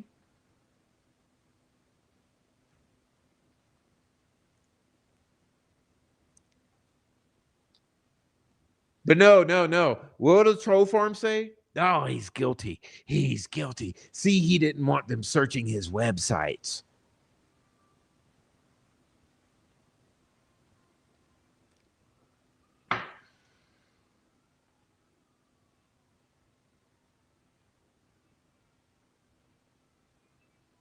All right.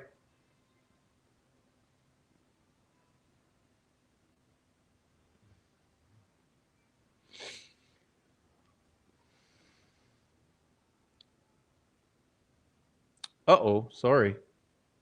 All right. Now, like I said, he successfully realizes that they're really trying to pigeonhole him. Okay? And they say, and he says, no, and Liggett says, sorry, I don't want you to randomly think we're coming after you. Well, bro, you're asking, look, this is real. This is gaslighting. Look, you're wanting to search my home. You're wanting to search my car. You're wanting to search my web history. You don't think we're coming after you? I mean, dude, the minute they come into your home, they're coming after you.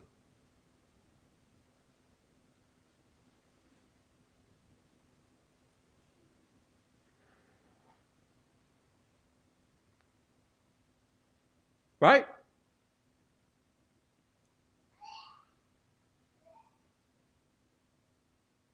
This is what's atrocious about this. But like I said, no one's going to point any of this out because everyone's got their agendas. You know, you got your people who are going to be like, Richard Allen is guilty. Look, he didn't want them searching his home. And you got your fucking retards. They go, oh, Richard Allen is innocent. And how dare the cops ever look at him? You know, you got your two extremes. But then there's real people who say, you know what? They tried to fucking entrap him and they successfully did entrap him. When is that okay? Are we back 100 years ago? Or are we living in modernity?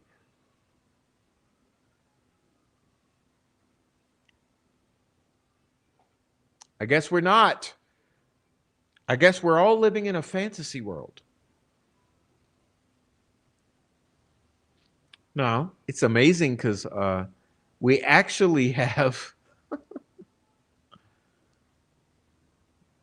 an accurate statement. Allen insists he wasn't out on the trail till 3:30 p.m. Whoa, newsflash! At least you reported one thing.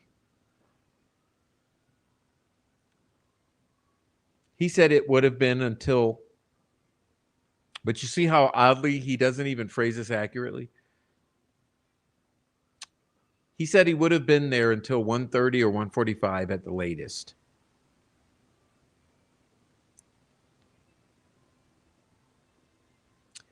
Now, this is a bullshit statement here, okay? Because you see, this says he reads over Doolin's report.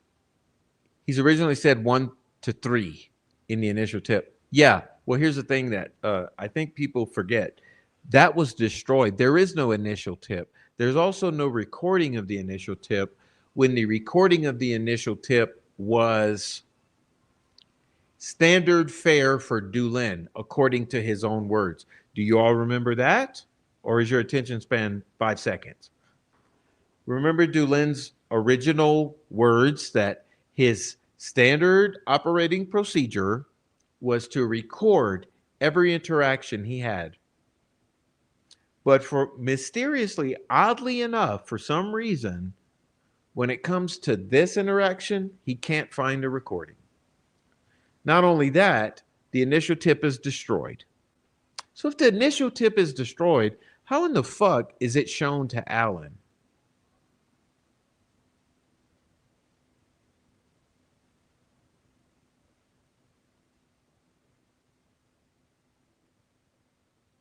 All right, let's continue. But see how this is misrepresented by this quote unquote journalist for Fox 59? Chills. When he talked to Doolin, he clarified the timeline was 1:30 to 3:30. No, no, no, no, no, bro. No, dude. Look, let's go back. I'm about to name and shame. I don't give a shit. Let's go name and shame. Who is this guy? Matt Adams. Look at this. Matt Adams. Matt Adams. I got to tell you something. You're a terrible reporter. You're a terrible reporter, Matt Adams. You're worse than Amy Jones McCarty or whatever the fuck her name is at the county comment, the Carroll County comment. Matt Adams. Okay, let's continue. All right, where are we? So Matt Adams, terrible reporter, which seems to be the standard fare for Delphi or Carroll County, right? Why is it that all these reporters are fucking horrible? They're terrible journalists. Is it the bloodlust? Or is it just sheer ignorance or is it sheer shilling and cocksucking of law enforcement? I mean, someone want to explain it to me?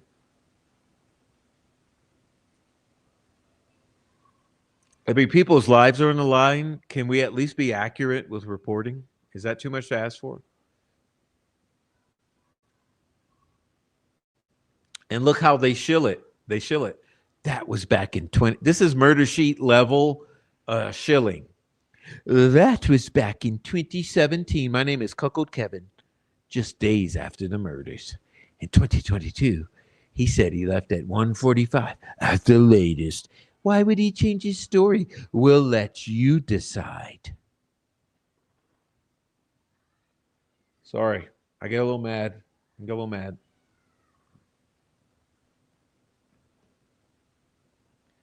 All right, sorry, we're an adult channel. If you're under 18, you should not be listening to the channel. I know I say bad words. Okay, I know I'm mean.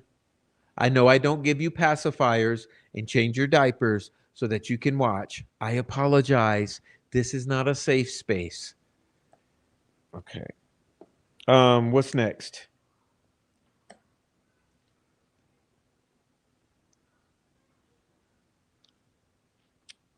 I mean, I guess what I'm trying to get at with Alan in this, okay?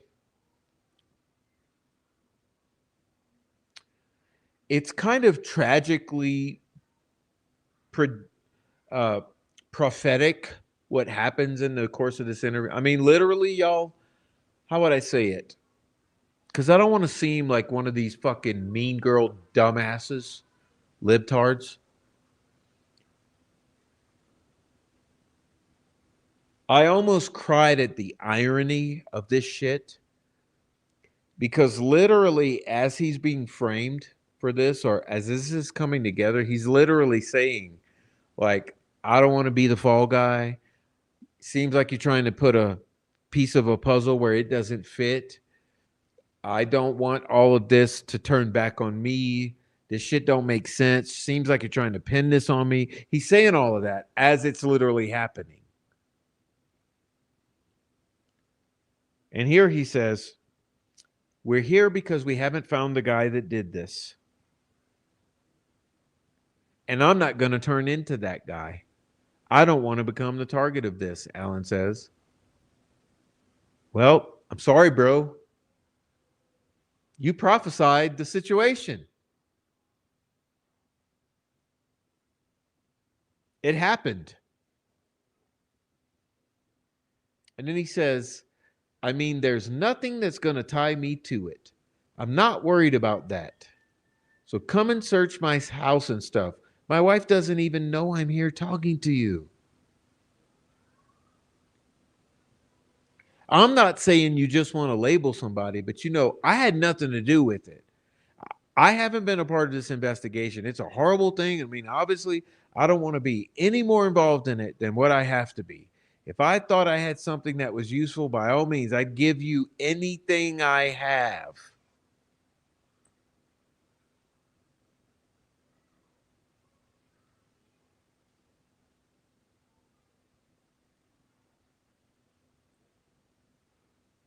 I'd give you anything I have. I just don't know what's going to be useful to you.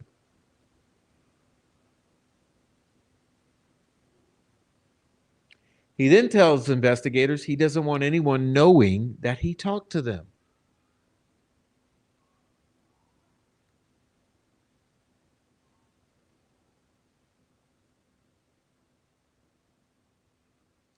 Isn't it fucking ironic?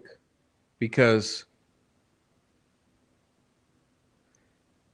I'm not going to turn into the guy. I don't want to become the target of this. And what happens? He becomes the guy. He becomes the target of this. And oddly enough, look at this phrase. I mean, there's nothing that's going to tie me to it. And I'm not worried about that. Now, listen, y'all. Let me ask you this. Bullet. I'm asking this for the actual intelligent people. What's the only thing that allegedly ties him to this?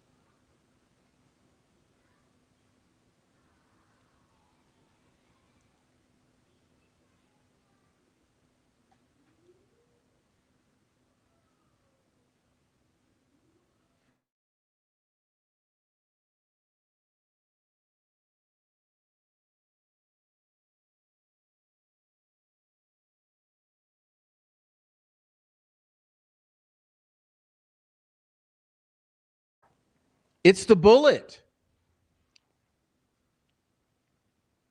It's the bullet.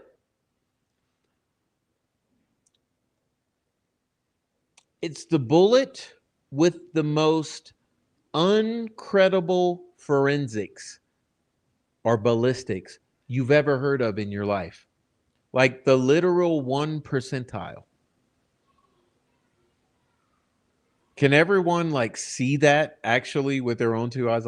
Like this is the only thing that ties him to this, because he says there's nothing, it's a fucking bullet with a 0% scientific credibility standing behind it. And listen, what's fucked up about it is that Holman says, we've got the fucking science.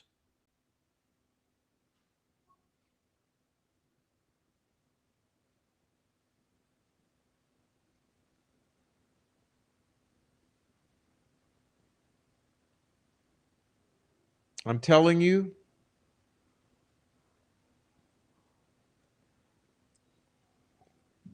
listen,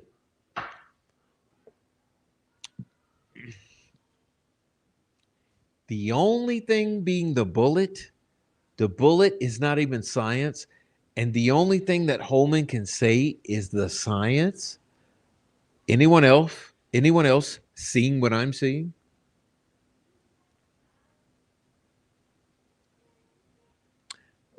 And what I'm seeing is that there's literally zero evidence. Zero. They couldn't even get right where he fucking parked his car when he literally delineated the life experience of driving to that spot and climbing up a hill and taking a 1 lane bridge and then taking the other bridge and then blah, blah, blah, blah, blah. They couldn't even get the fucking parking right.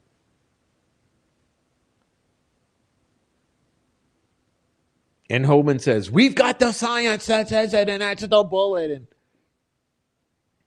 all right, sorry. I mean, seriously, y'all, if you even had any fucking instinct whatsoever, it would be so obvious to you that this is not like let's take another look. I'm sorry, I wanna let me see how to do this. There's something I want to do.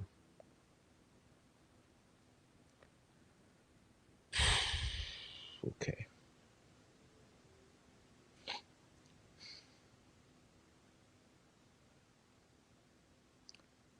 Oh man, this is like pulling. It's like going to the dentist office to be behind the operating of this program here. All right.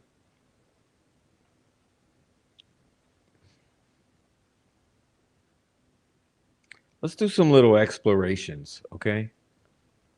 Because this bothers me. Okay. Let's see. Now,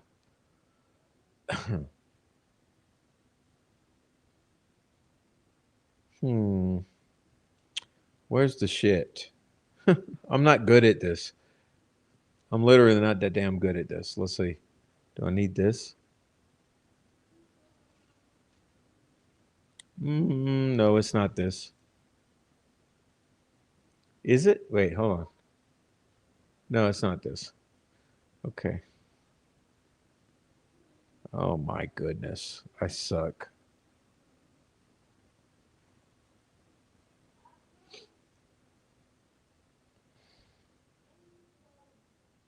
All right, let's say.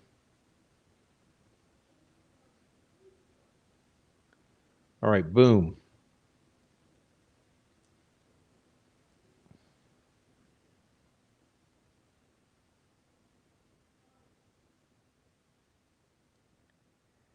Thank you to whoever's being nice to me. I just appreciate you for being nice in the chat. I know that, listen, this is literally improvisation. Okay. So if you can handle fucking winging it, I appreciate you for sticking around. All right, look. Now let's look at this spot. So we're talking about, I don't know, 900 feet, right? 900 feet. Okay. 900 feet. A 900-foot walk from the spot you enter this trail to this where the actual trailhead is supposed to begin by Freedom Bridge, right? So like if you park over here at the oh sorry. So if you parked over here, right, you'd be talking about you're over here at the shit ass CPS building. If you come this way, which is the long way, you know, you would come your whatever 500 feet before you enter this entrance here. Okay. If you're coming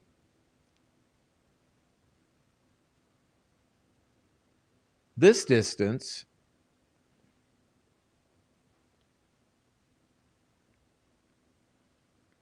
you're coming 900 feet,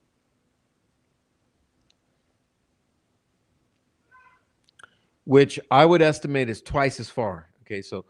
So now you got twice as far of a walk here to get to your car. And that's to say, if you even parked there, he could have parked over here where it's like way further.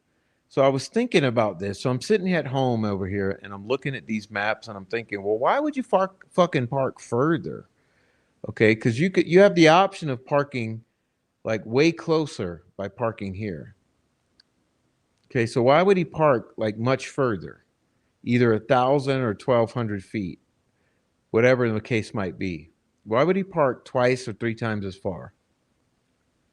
Well, and I backed off and I thought about this. Well, it's like, well, hell, if you're not even thinking, like, if the whole objective here is a walk, like, what the fuck does the extra 1,000 feet matter? Like, if the point is a walk, like, in other words, geez, I can't even stop. How do you stop this? Okay, there you go. All right, let's say this way. I want you to understand where my brain is going. I know it's hard. All right, let's say you've catfished these girls out to this bridge. Okay, this bridge is here in the middle of your screen. You've catfished these girls out to this bridge, right? Where the mouse is. You know they're going to be here at 2:00. So your objective is you want to get to this bridge and you want to ensure that you're over there to capture those girls, right? Let's just go on a thought experiment here. So let's do another measure. All right. So right here is the mirror's entrance. That's why there's this little trail looking steely. Okay. So listen, let me put it this way.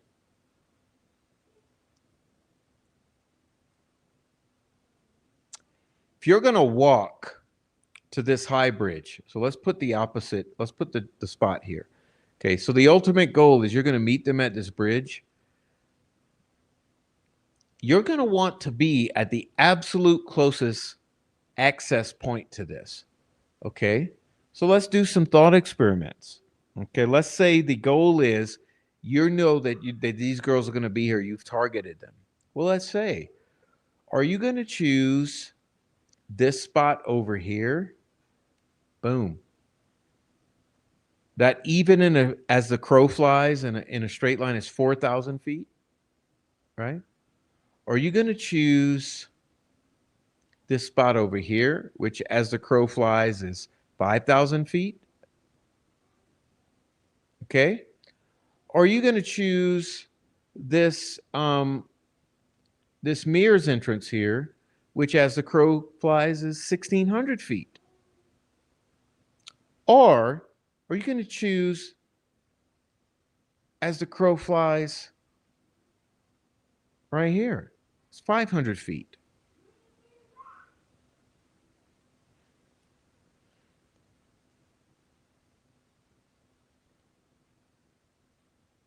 You know, if you're thinking you got two girls you about to kidnap, let's be honest here. Like who, like, okay, this is for the actual stupid people. I'm going to use a word that's YouTube friendly, and it's called grape. You know, like grapes that you eat. Grape sounds, it's spelled like grope. Like if you're going to grope these girls, but with an A, so you're going to grape them. Let's say you want to grape these two girls. Are you going to grape them out in broad daylight outdoors? Who would ever want to grape two little girls out here where other people regularly walk? You're not going to want to grape any girls outdoors in a public spot in the broad daylight at 3 p.m. in the afternoon, or 2 p.m. Okay, so what are you going to do with two girls then? If your intent is to grape them, grape. Well, it seems to me like you'd probably want to kidnap them because you need to take them to some place that you can grape them in private.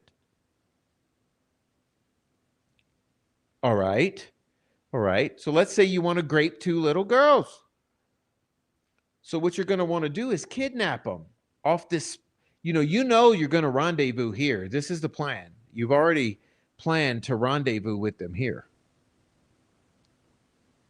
So you're going to want the absolute closest spot that you can guide them as a group of two or three guys to a vehicle that's waiting. Well, I don't know. Seems to me, just being that like I have actual common sense, that if you'd want to get away with kidnapping two little girls to go and grape them, you would do it within 500 feet. No, sorry. Like I said, this is not a safe space for retards. This is for people who care. You got an access point that's 500 feet. All right.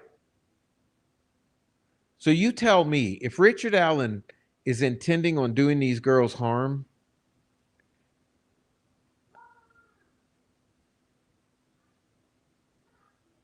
I mean, look, nothing makes sense here. Let's be honest. Okay, let's be honest. Let's see. I'm going to remove this. Let's be honest here. Nothing makes sense. This whole scenario, like the thing that makes this scenario make sense for these people is that this has to be a spur of the moment decision for this guy.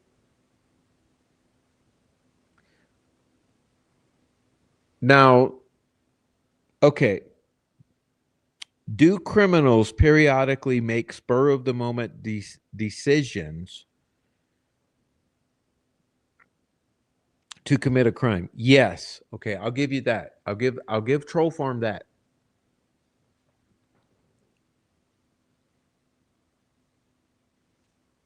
Okay, so let's say this. Let's say that the thesis is someone makes a spur of the moment decision. Okay. Well, here's the thing that still doesn't add up.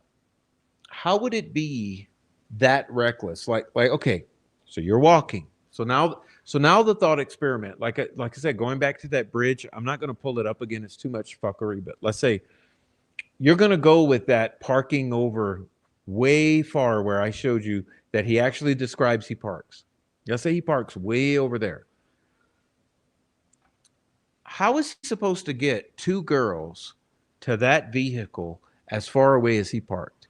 Like where's the rationalization in his criminality, you know, in the spur of the moment where he's thinking, I'm going to take these girls. Okay, so that leaves us to think or to you have to assume then that the intention is not to go to his vehicle, which is like, extremely far away. Okay, so then you have to believe that he makes a spur of the moment decision to victimize those girls in that spot. Okay, well, let's see then. What would the criminal mind say? I'm not going to grape these girls on this bridge, right? I'm not going to grape these girls on this trail. I'm going to grape these girls someplace private. So then this means he needs to usher them somewhere secluded.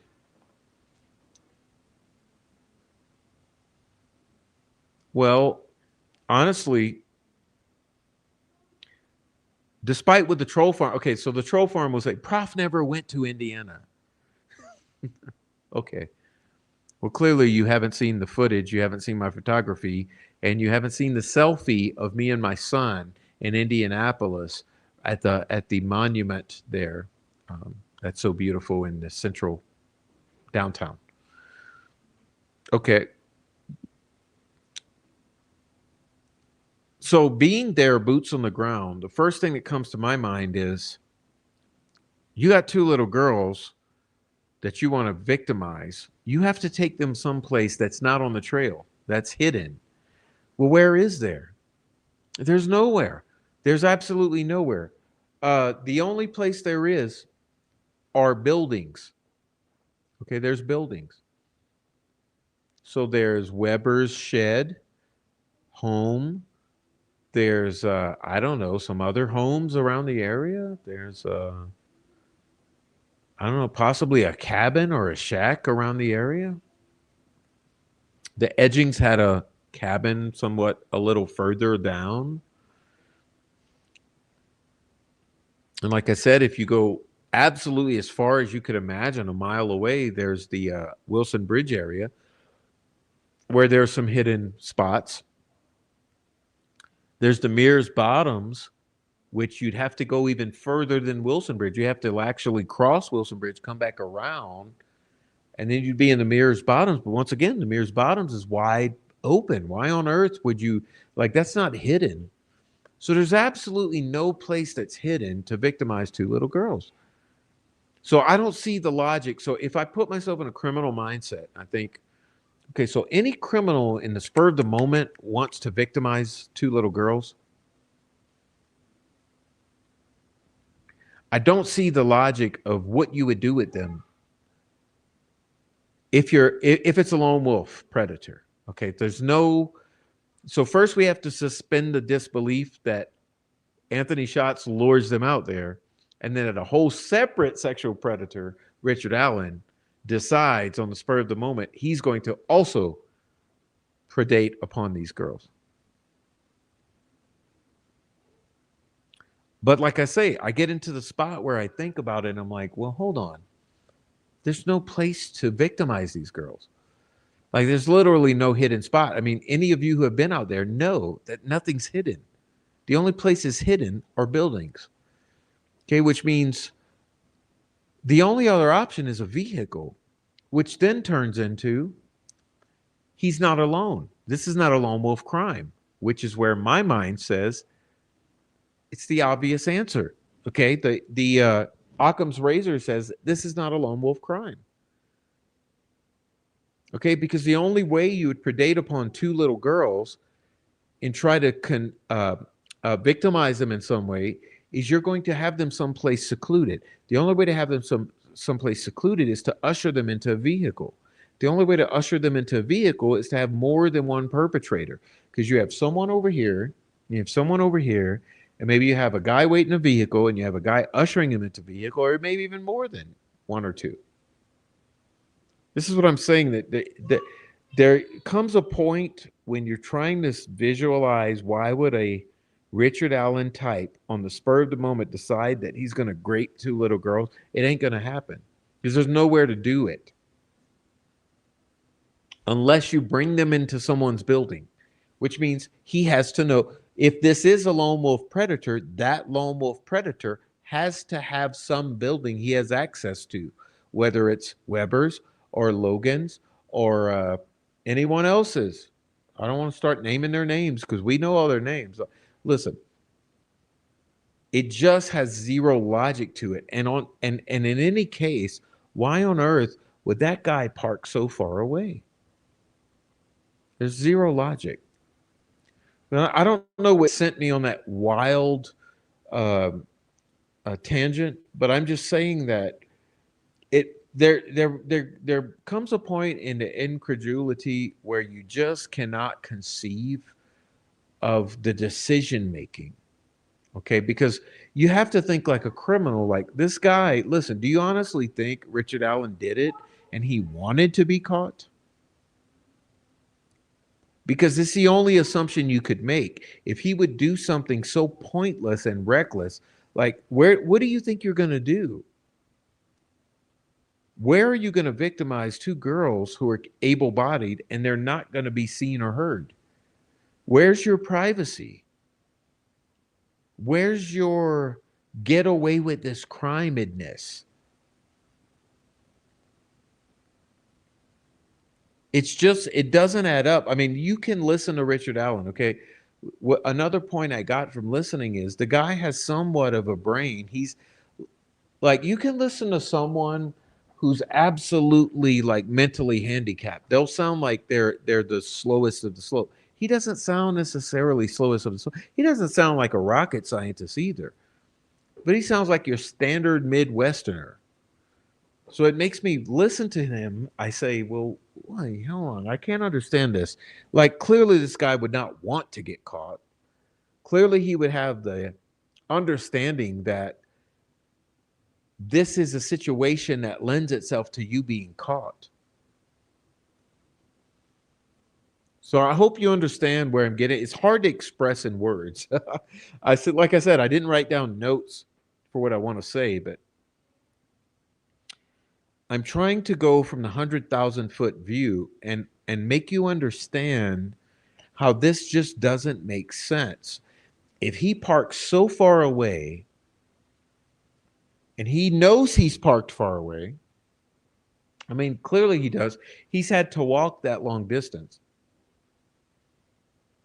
He knows what it's going to take to get back to that vehicle. Pardon. So you're telling me he makes the spur of the moment decision to do something this reckless with no place to go with two little girls? If his point is some sort of graping or sexual gratification, where's he going to accomplish that? Do you think that he's so reckless that he's just going to do it under the bridge? I mean, clearly there are people, like I say, it's incumbent upon all of you to take a trip. I don't encourage murder tourism, but I would say you got to go out there and walk the ground yourself to understand how stupid it is to believe anyone would make that decision.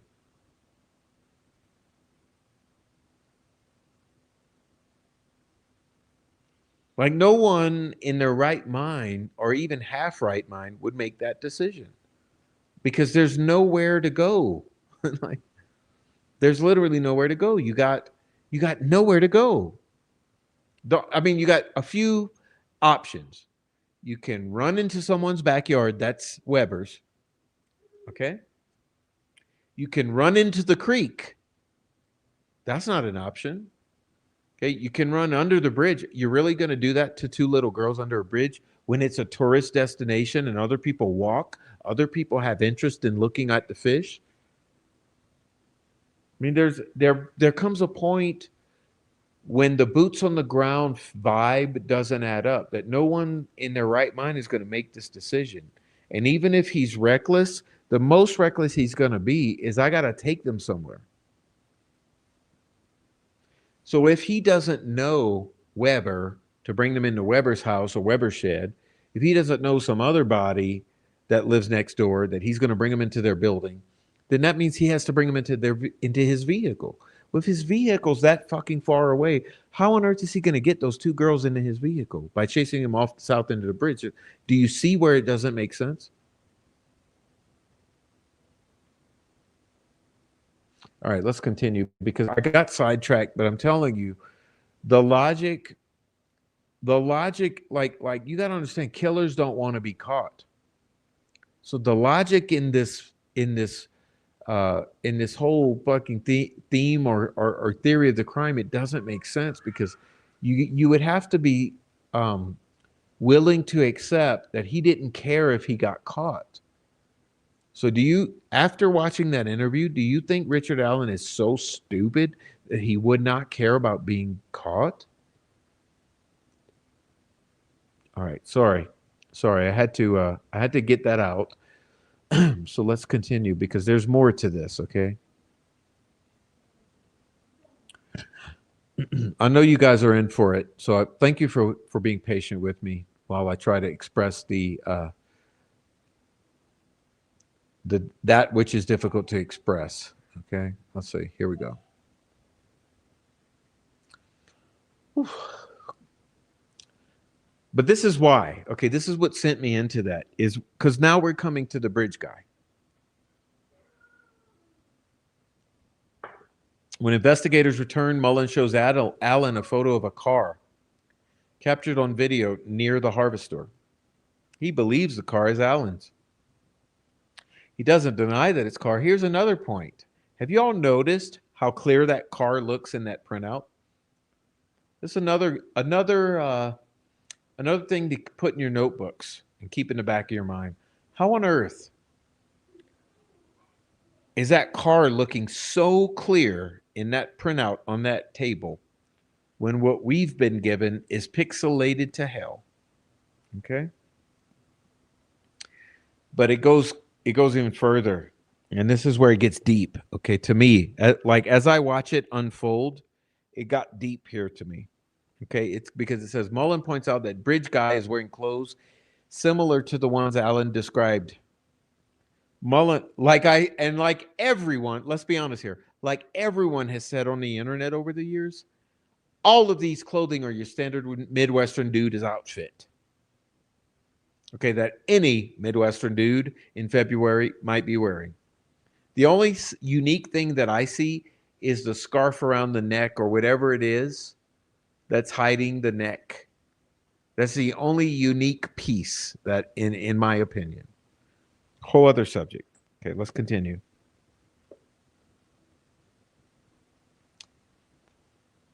Allen scoffs that if it was taken with the girl's phone, it's absolutely not me. I mean, that's not me. I've never met those girls. Even if I thought it looked like me, if it's taken with the girl's phone, there's no way it could be me. I've never met them. I've never seen them. Well, that's interesting. It's interesting. Because if he's never seen them, I hope you guys are looking at what I've highlighted. Okay. If he's never seen them, if he's confident that if it's their phone, it's not him, then who did he see? You know, once again, that's something to put to the side. Now, this is where it gets ugly. So look, we have to admit that which is concerning, okay? Because, like I said, we cannot be confirmation bias over here believing he's innocent, because I don't believe he's innocent or guilty. I have zero beliefs about Allen. I believe he was railroaded. I have beliefs about law enforcement. Okay, so this says Allen says he tried to unalive himself in the past and conceded he's had issues.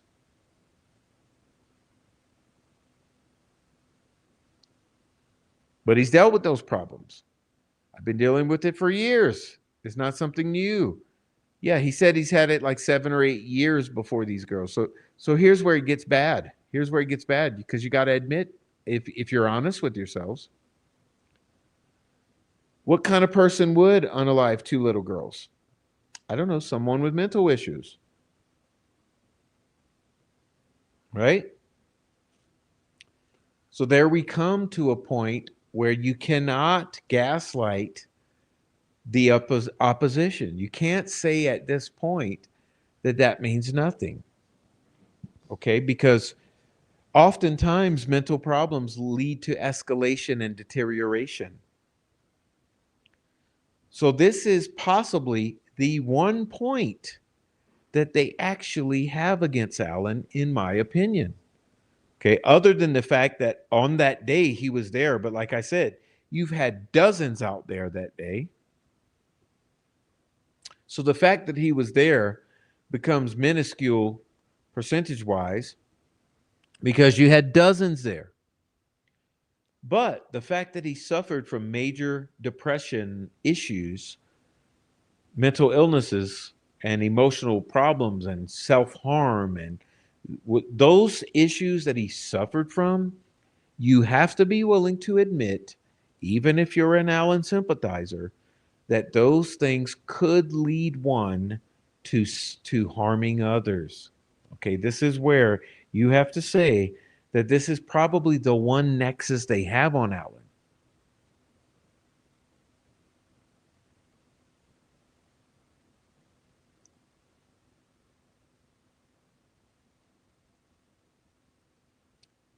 And it's bad for all of you. Okay, so all of you who thinks he's absolutely 100% innocent, okay, that's where you have an issue, is because the one thing that would indicate that he possibly could be involved in this, something like this, would be his mental illness. Okay. So for that reason, I say you have to be willing to admit that. You have to be honest with yourselves and with each other that this is some place where there's a maybe, there's a question mark, there's possible nexuses or a nexi, you know, there's a nexus there. Mental illness, self-harm, depression. Okay. Now, let's go back because there's something else that Alan points out on several occasions during this interview that we can't forget. And that involves the vehicles that he says he witnesses that day. Who remembers what it is?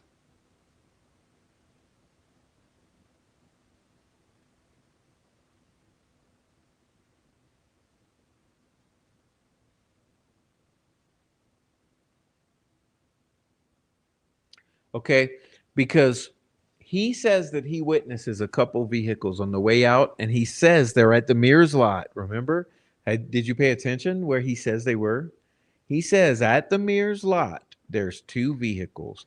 And boy, is it interesting to me. I gotta tell you, because I got a conspiracy theory built up for that.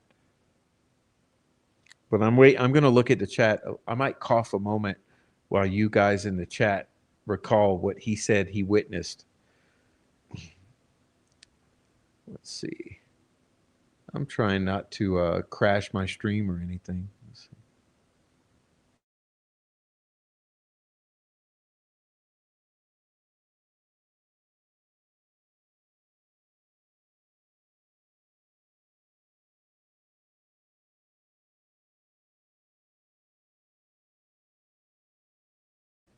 No, like I said, I tried to give an unbiased review of all of it.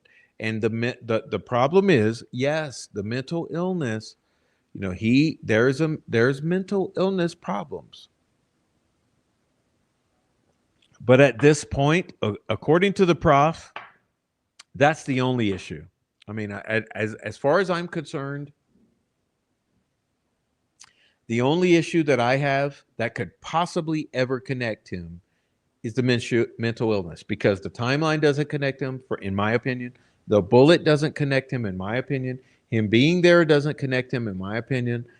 Him having a bullet that's fucking faked, that doesn't connect him, in my opinion.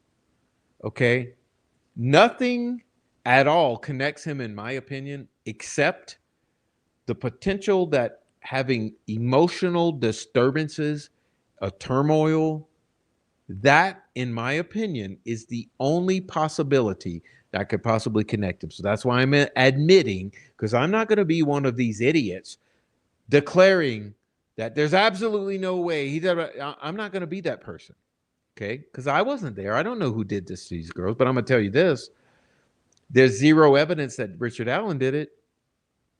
And the only thing I'm willing to admit that I've seen that could be a possible nexus is the mental illness, because the timeline don't work, the bullet don't work, the witnesses don't work. Remember, no one described Richard Allen out that trail. They described someone tall and muscular, dressed in all black, blah blah blah blah blah. Okay, so I'll give it to the naysayers that yes, mental illness is the one thread that you might be able to say connects Richard Allen, but that's the only thread I could possibly see. But hey, that's how I feel about Kohlberger. Okay, I look at Kohlberger and I say he's guilty. Okay, Kohlberger's guilty in my opinion. This is my opinion. I'm allowed to have an opinion. You're allowed to have your opinion. Okay, so when I see, oh, Kohlberger's DNA and his knife sheath and the knife, yeah, I could say that Kohlberger probably has a connect. I'm willing to admit it. Well, same with Allen. I'm saying, hey, Allen has a connect, and that, but unfortunately with Allen, it's not forensic. But anyway, moving on. The important thing, yes, thank you, nobody. That's why you're my favorite. He says he sees a sedan and an SUV. Now, let me ask you, ladies in the back, you're real smart people. You're real smart people, okay? Do all of you remember a statement about a dark SUV at the crime scene?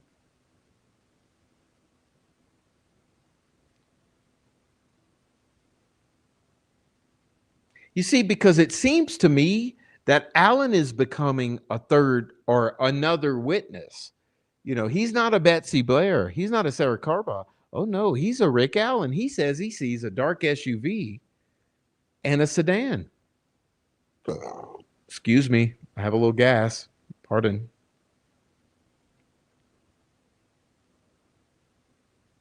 Hey, Caroline. Okay, the mental illness is something to be used against him. Yes, that's what I'm saying. But a ton of people are like Alan. Yes. Hey, guess what?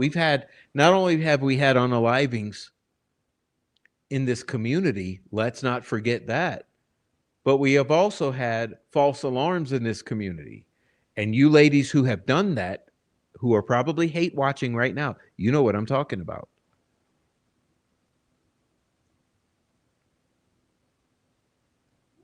Yes, there's a lot of mental illness in this community. Let's be real here, and in this world. Thanks, Caroline, for actually being neutral. Thank you. You're lovely. Thank you, Caroline. Okay. I'm glad that she chimed in with a nice comment there. Okay. I'm just looking at the comments. Yeah, so this is what I'm getting. Here's what I notice about good old Rick Allen. Okay? Rick Allen says he saw an SUV and a sedan. Hello?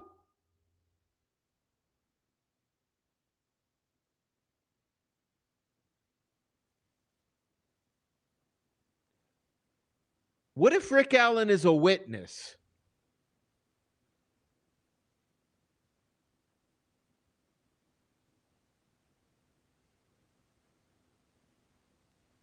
Sorry I yelled.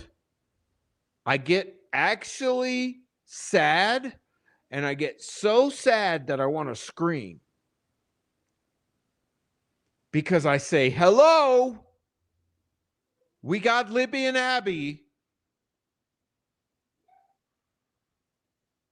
Can we actually solve this crime now?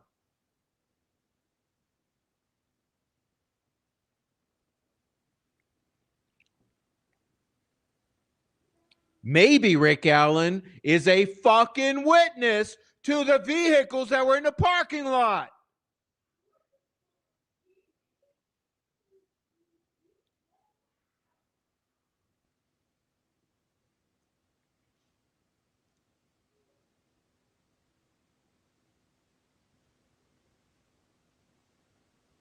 It's fucking saddening, man. How are we supposed to sit here for hours and hours a week and deal with the emotional trauma?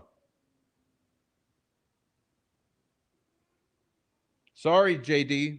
I screamed something. I yelled. Okay, sorry, I yell in the mic. I don't want to yell in the mic.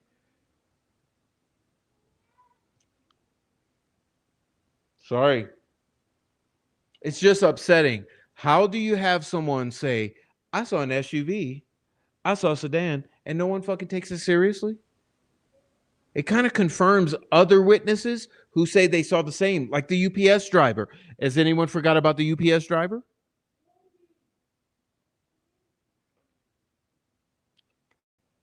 All right, let's continue. I gotta focus. I'm having problems focusing. Okay, let's go. Whoops, wrong one. See? Damn it. Okay. Jesus Christ, help me through this. All right, so we're at sorry, I gotta remove this chat.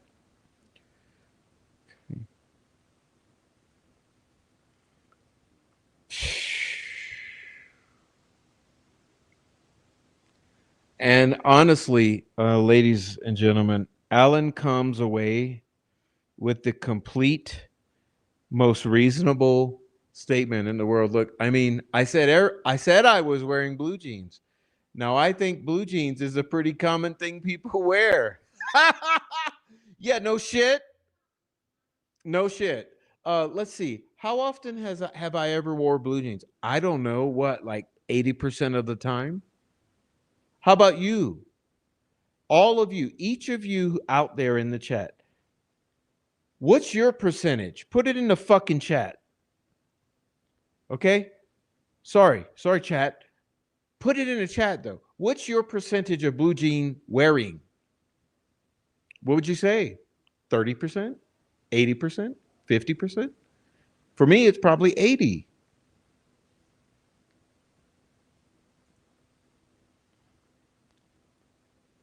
I think blue jeans is a pretty common thing people wear. Yeah, is that reasonable?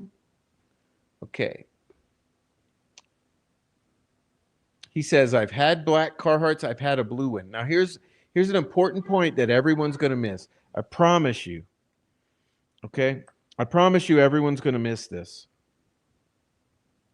Except Prof. Because that's why I'm a badass. That's why I have a nice channel with a whole bunch of people who watch. It's because I realize the things that everyone glosses over. Okay, here's one. Carhartt. Okay, Carhartt. Black one, blue one. All right. Interesting. Black, blue. Okay, well, let's try to put ourselves in the shoes of the investigators.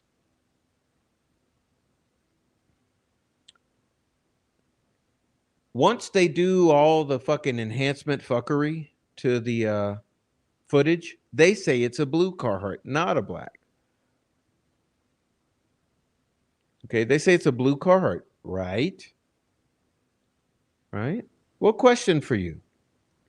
And hey, I can't vouch for this personally. All I can say is I asked a couple of investigators who've had their eyes on the evidence. I said, hey, y'all, what about that Carhartt? And they said, Prof, Actually, we looked into the Carhartt, and according to what we've discovered about the Carhartt, the blue one, that was uh, obtained due to the search warrant, it was purchased after the murders. Oh, really? Really? So are you telling me that he probably had a black Carhartt type of jacket at the time of the murders, and that blue one that he now owns was purchased in the years after the murders?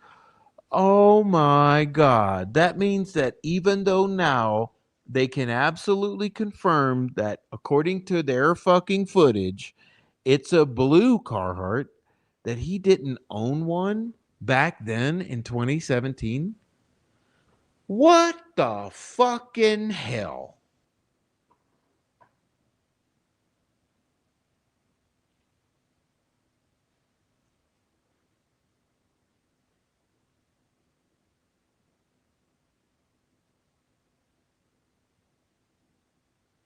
You know, it's funny that someone like you, Jason Thomas, okay, let's do a little aside because I'm about to have to expose how this works for you, ladies and gentlemen. Um, Ladies and gentlemen, welcome Jason Thomas, who says Rick denying the BG pick is him also moved me away from the feeling I had that he was innocent. His explanation to it seemed guilty as shit, in my opinion. So when I click on Jason Thomas, look what it shows me. Jason Thomas joined April 8th, 2025. 10 Tom 46. Oh, interesting. April 8th, 2025. That just happens to be the moment we're recording this video. That's interesting. So are you telling me you created this account just to come in and make this statement here to seem like an authentic member of the worldwide community? Again, in case our viewers don't understand how trolls work, see what they do is they make fake accounts. Okay. So they do shit like this. They make an account called Jason Thomas. You see? Let me show you. Jason Thomas. And then when you click on about, it says, I'm just showing you how this works. It says April 8th, 2025, which was literally probably 5 or 10 minutes ago. He decided, hey, I'll make a comment and I'll go in there and say Rick Allen is guilty. Jason Thomas, first of all, your name is not Jason. It's probably Thomas Frost or something like that. So what we'll do with you, Putty Boy, we'll block you out real quick. Okay? Because we got to deal with you little pussies. We got to deal with you pussies. And you're trying to sidetrack the discussion. Obviously, I'm hitting on something that's, upsetting to the troll farm. So now I'm going to have to take the time and go Jason Thomas your ass. Okay, so goodbye, Jason Thomas. You'll have to make another 15th account. Okay, so we dealt with Jason. Thanks, Jason. Thanks for giving me a teaching moment for my viewers. Okay. All right. So that was Jason. Okay. Bye, Jessica. Oh, is it Felicia? Okay. Bye, Felicia. I'm sorry. I get my bitches mixed up. Bye, Jason. Thomas. Okay. All right. So, you see what Jason successfully did, though? He threw me off my train of thought because now I'm not thinking about whatever I was saying. But so be it. Maybe God provided us a teaching moment so that all of you could understand that they're trolls whose sole objective is to come in and do this kind of shit. And so I was just able to show you what they do. Okay, so let's keep moving on. Okay. All right. Now, Jason, you should have used an account you created 2 years ago so it wouldn't be so obvious. Okay, so let's move on. Let's move on. Let's move on. See how they sidetrack you with the whole fucking with the whole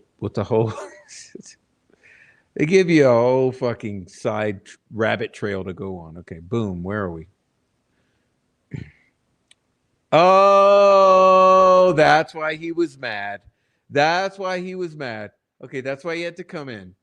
Because I was actually talking about the Carhartt, okay?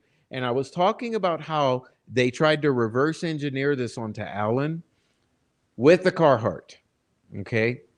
They've tried to have him admit that he had Carhartt. So he says, I had black ones, I had a blue one, right? So they figure they got him locked down, okay? So they go and they do a search warrant. They get the blue Carhartt. And well, it turns out the Carhartt was manufactured after the date of the murders. Well, now they're fucked because now this means they can't use it to convict him because obviously it's not going to have the girl's blood on it. It's not going to have any forensics on it. And it's not even going to be admissible because it's manufactured after the date of the crime. Now they're railroaded themselves because they've limited themselves between these rails of it's a blue Carhartt because even though the initial media newspaper release made it appear that it was a black Carhartt, they went ahead and released this video showing that it is more likely blue. So now they don't have a blue Carhartt, and the blue Carhartt that Richard Allen owned was manufactured after the date of the murder. So they're fucked with the blue Carhartt. So now you know why the troll came in. And that's just the way the Delphi murders rolls. You see, so after you make it past the death threats and past the sextortion and past the controlled opposition and past the fucking gaslighting and past the discrediting of the attorneys on the case and all this shit, you eventually end up where the prof is, where you can upset trolls. But at least you end up with a chat full of smart, nice people like I have achieved. So I've achieved the impossible. So God bless you, chat members. God bless you, viewers. And hey, God bless you, hate watchers, because I love that you hate. All right, so let's move on. I'm trying to get through this because this is actually important. And this is why we have you here tonight. I do respect your time. Let's see if I can go ahead and grab the screen share for you. Where's my is my computer hanging up? Might be having a glitch moment. Sorry. Oh my goodness. Come on, mouse. Where are you? I can't find my mouse. Oh, there it is. Okay. Okay, there we are. There we are. It was having a little cognitive dissonance. I guess the troll fucked it up. Okay. Sorry. All right. Where are we? Where are we? Carhartts. Okay, so we're getting past that. We're getting to the car. I'm going to just let us pass that. But here's one thing I do want to just put a little snark in at the moment. I want to put a little snark on this one. They show the car and they say it matches everything. That is your car. There's zero doubt. All right, well, we're done here, Alan says. Okay, let me ask you this, Mr. Leggett. Mr. Leggett, did you allow everyone to identify their own vehicles? You know, like Sarah Carba, Betsy Blair, Kelsey German.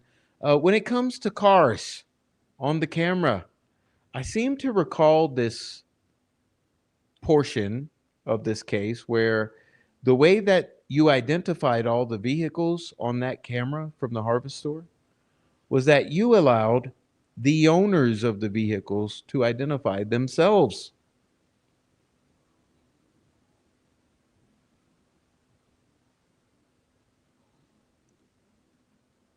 I'm just saying, like, listen, if Betsy Blair vouches for herself, remember, she was doing all the fuck shit, like continuously going back and forth to the crime scene when it didn't even make sense.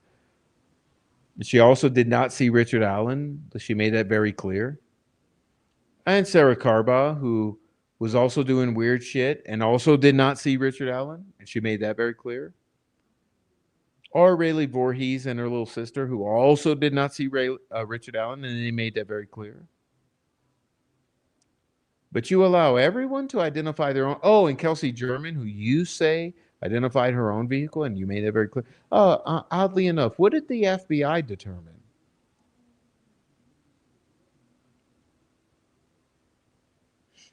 Okay, I'll go past the cars. Sorry. But by the way, regarding this 65 comment, how do you turn that into Richard Allen's car, especially if he's parked over where I said he was, which was on Old Camden Road, and not at the CPS? So then who's parked at the CPS in an old vintage vehicle? Because remember, when we looked at that, you guys remember that when we looked at that Frank's memorandum, let's pull that back up. Remember in the Frank's memorandum, when it covered Carba, it specifically went into the fact that she drew, like, who the fuck knows what page it's on? I can't recall. It's probably in the 60s. I know this document pretty well, but let's see. I don't know. You know, we get into Elvis Fields in the 70s. I know that much. So maybe it's differently. I don't know. I mean, I'll take forever looking, digging for it, but I'm trying to find the actual excerpt where we discuss the fact that Sarah Carba drew a sketch. Like, you all need to see this. If you don't know this case, you need to know this. Okay, so it's worth going. I'll go through every page of this. Okay, till we find it. There we go. Let's see.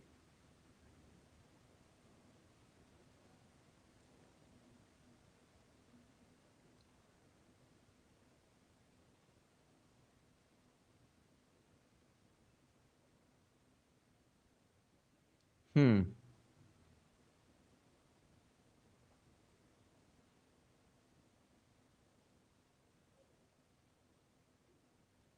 I don't know how easily it is to find, but I'm telling you right now.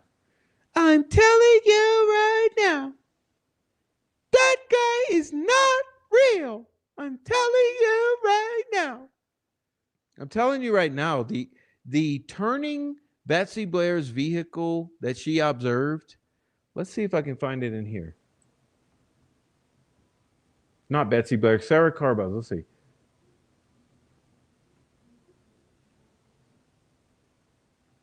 You guys help me out. What fucking page is it? Come on.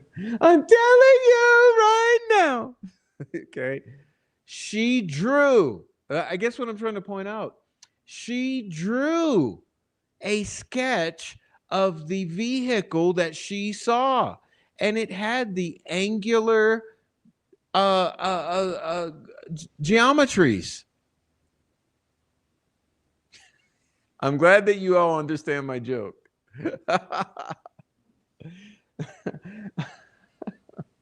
I'm telling you right now.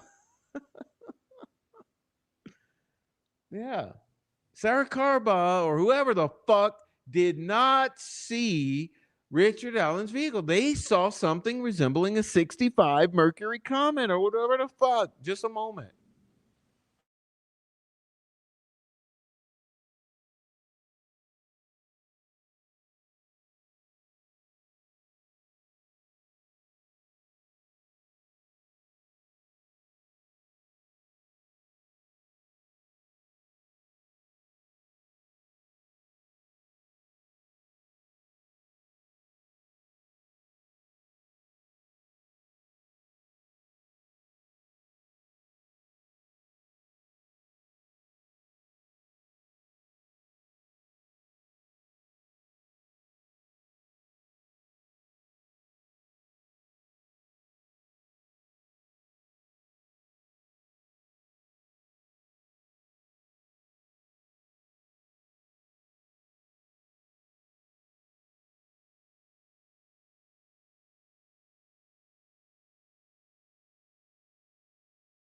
All right, sorry guys, I needed to go get some water. Like, I'm literally going too nuts.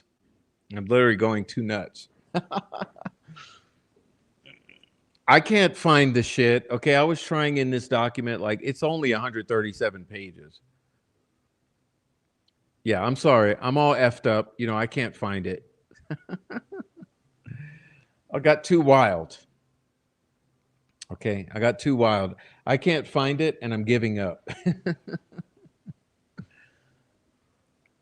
She said, so you're saying it's not Carba, it's Bessie Blair. There you go. There you go. It's Bessie Blair. Right. Thank you. Yeah, I'm all effed up because I'm upset about reading this right here. Okay, so let's see. What happened to my screen share?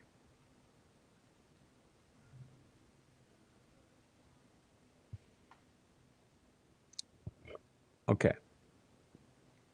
Well, what I'm trying to say here is we could go into the Franks.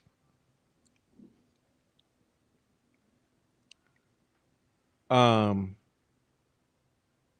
I could point you towards the Franks, where you will find Betsy Blair's description of that car resembling a comet, a 1965 comet, which her father owned previously. Not only that, in the footnotes, that's what I was looking for you all. So in the footnotes, it's described that not only did she say that, um, she drew it or sketched it out. She sketched out the angular curves, if you want to call it that, the angular shape of that vehicle. So let me ask you this.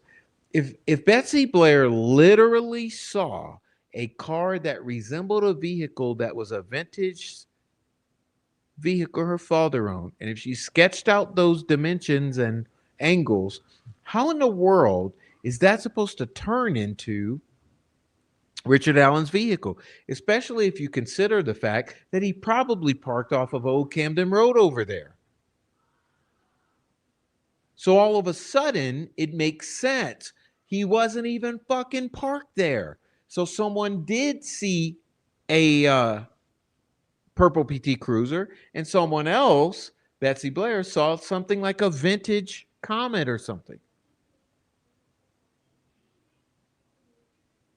Yeah, that's what I'm saying, nobody. Where's that sketch? Mean Girls.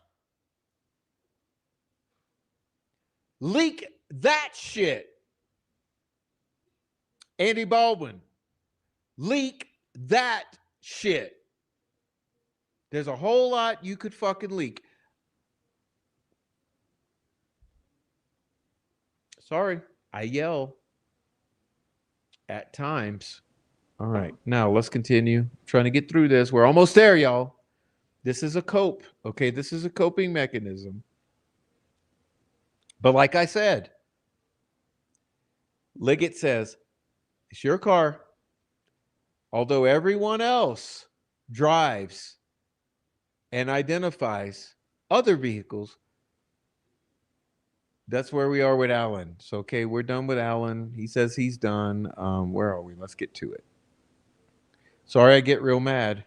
I get mad. I'm not going to be immune from emotions. Okay. Even though the Mean Girls would have you uh, believe that I don't have emotions. Okay. So the interview continues because, as you know, cops who are overreaching, even though, remember Kyle Fortson, okay, who also self deleted. How many times did he ask for a lawyer? Let me ask you this: Kyle Fortson, who is now dead and who leaves child and wife behind, how many times did he ask for a lawyer?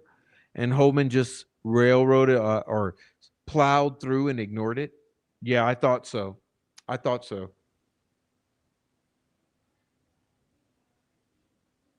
I thought so. Yeah, because apparently when you say you're done with the interview, they're allowed to keep going. Apparently, when you say you need a lawyer, they're allowed to keep going. Yeah, and then if you end up dead, that was, oh well. If you end up prosecuted, oh well. Yeah, let's not forget. Let's not forget reality here. Like I said, this is a safe space to not lie to you. Okay, the only thing safe here is I ain't gonna lie to you. And I'm not gonna protect your feelings about shit that hurts. It hurts. Okay. Sorry. Truth is truth. Put your big girl draws on. Uh-oh, what just happened? There we go. Okay.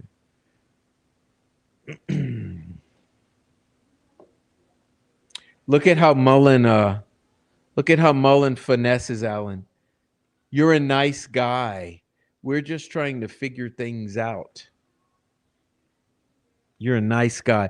Hey, who else is a nice guy? According to Ruckus Rocks, I don't know. Mark Robert Cohen, a nice guy. Tommy Frost, nice guy. Jerry Homan, nice guy. I don't know. Robert Fortune, nice guy. I don't know. A whole lot of fucking nice guys. But Mullen goes that route with Allen. Oh, he's a nice guy. I'm only trying to fuck you over. Okay. But Alan, like I said, he's wising up. This seems to have taken a turn. I've got nothing to worry about. I'm not real concerned here. But your attitudes towards me, like this is a moment that stuck out to me when he confronts them. He says, "Your attitudes have definitely changed, and I don't like the fact that it feels more like I'm being interrogated." Did you catch that? Did you all catch that moment of the interview when he says your attitudes have definitely changed? Because remember what they do? They even shift positions where Mullen comes from this side, and all of a sudden he comes closer to Allen, Mr. Nice Guy. Because you realize what's going on in this interrogation. Liggett is playing bad cop. Mullen is playing good cop. So it's good cop, bad cop. But once they flip the script, Mullen comes in closer in physical proximity to Allen. He becomes bad cop. And he starts saying, "This is you on the bridge." Remember? You see? This is called journalism. Suck it. Okay? This is called doing a journalism. I'm rubbing in your faces since we're cute and all, mean girls. All right. Now look at here. After another exchange, Alan says again, second time, "I think we're done." Mullen's questioning, however, continues, just like Holman did to dead Robert Fortson.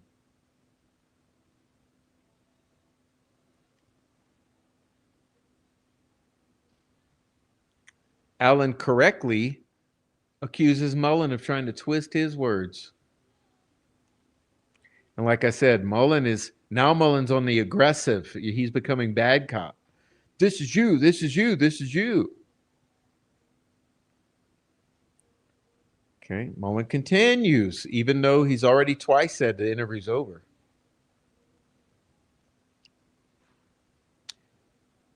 And honestly, listen. Let me put this aside again and get real with you. It's real hard, y'all. This is real hard because listen, I told you so many times.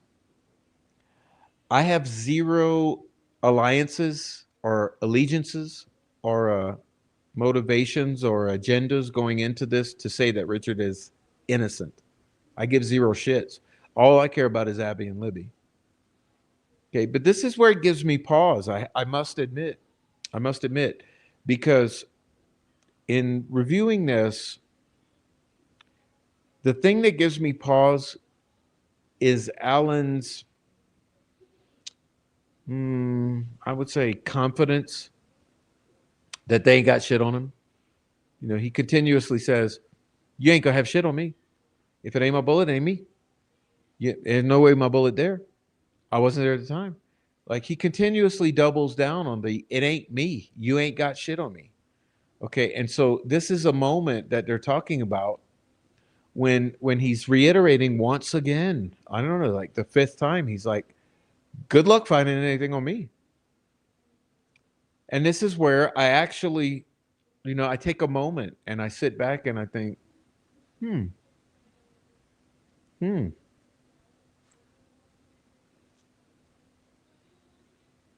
Like, yes, would a liar say, "Yeah, I didn't do it" for the fifth time? Yes, yes, but I don't know. There's sort of a bravado or somewhat of a confidence that seems like it'd be hard to fake, where you're like, No, it's not me. There's no way.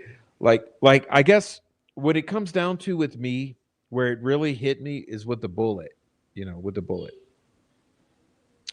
So when he says things to the effect of, if you're saying that bullet's from the crime scene, then it's no way it's from my gun.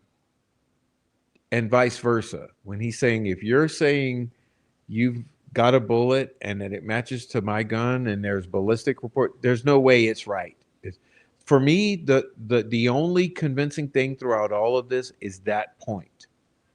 It's like, yeah, well, it seems like he's pretty fucking confident, honestly. Not in a way that can be faked. It seems like he's pretty confident that that bullet is not his.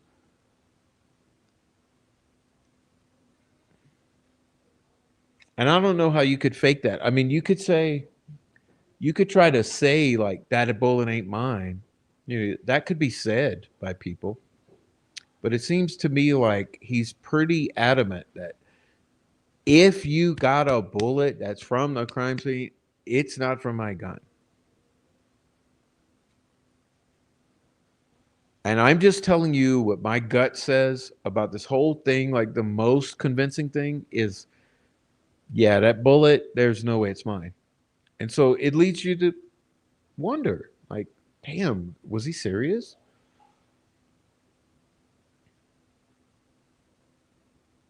He seemed pretty sure that that bullet wasn't his. Like, and I'm saying aside from everything else. So exclude everything else. Exclude everything else. Just think of the bullet. He seemed absolutely confident that that's not his bullet. And once again, let's show this, okay? Because right here, it's additive. He says, let's highlight it. He says, sorry, lost my mouse again. He says, lost the mouse again. Come on, computer.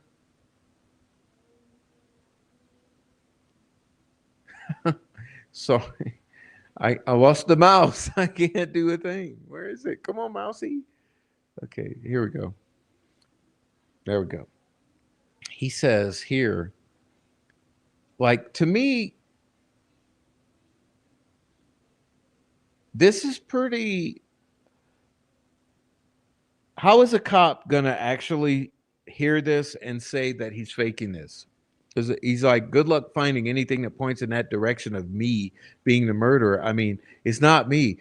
You're not going to make me believe it's me. You're not going to find anything that ties me to those murders. I'm really not that concerned. Does anyone else see how confident that language is?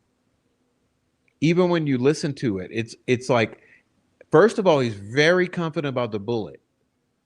And then he's confident in this statement here. And again, I think he's being somewhat prophetic where he's saying, you went from trying to, I don't know what you want to say, get my trust and slowly lure me into telling you I killed somebody and I'm not going to do it. Like, once again, I don't know, man. When he gets to this, like I say, when the shit gets pressure, when the pressure is on, he seems pretty convincing and to me. Okay. It's just what I'm saying. Like I said, I'm not shilling for him. I'm not shilling for Liggett. I'm not shilling for McClellan, and I ain't shilling for Baldwin. I'm telling you how I sense it. All right. Now, once again, Mullen gaslights and insists he's not giving Allen a hard time. Really, bitch? Seems like he's already told you twice the interview's over and you're still pressing him.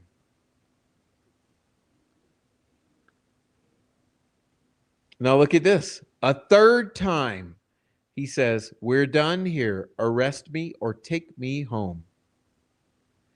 Despite the ultimatum, the video continues.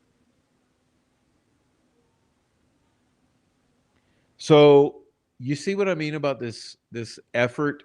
Like I said, when do the ends justify the means? He's already said now 3 times, it's over. Take me home. How many times did Fortune say, I need an attorney? And he's dead now? Yeah, I thought so.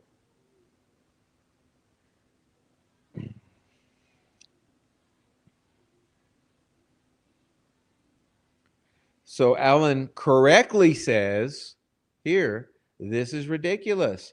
We've all looked at this bridge guide thing for months and years. To me, that doesn't even look like a Carhartt correctly. How many of you own a Carhartt?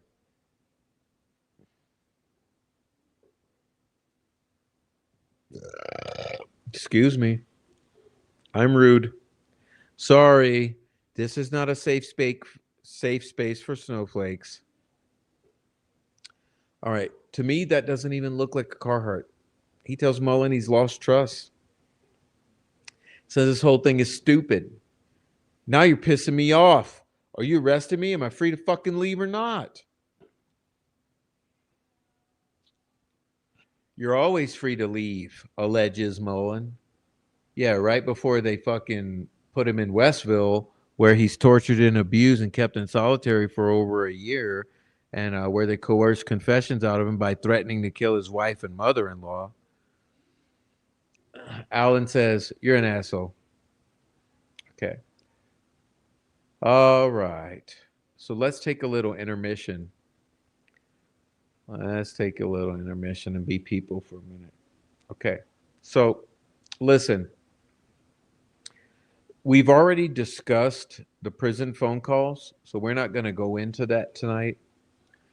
I've already said what I had to say about those. So, anyhow, that was Fox 59's like so-called reporting on this.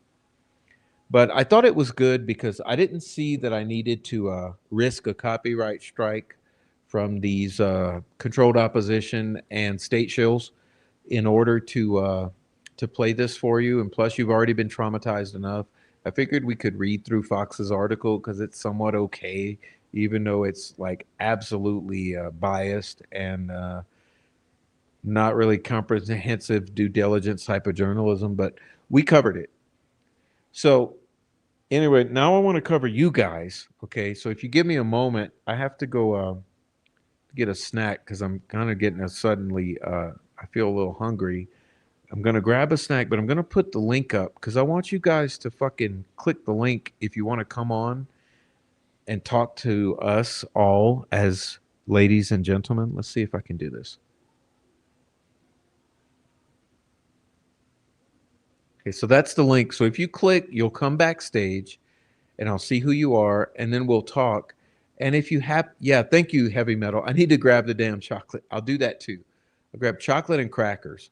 I'll eat a couple pieces of chocolate and crackers, and I'll try to make it through to see if any of you want to come and talk about this stuff. And otherwise, it's fine. You don't have to. I'm not begging you. I'm just saying that I would love to offer you the opportunity to come talk to us. Um, and in the meantime, I'm going to go grab a snack while you think about it because I'm hungry. All right. So just a moment. Apologize for the wait.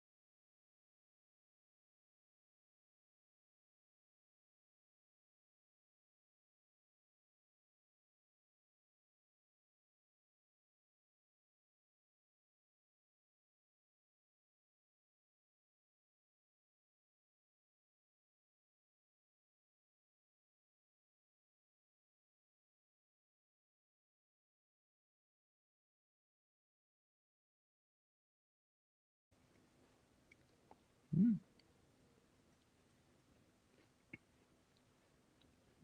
Mm.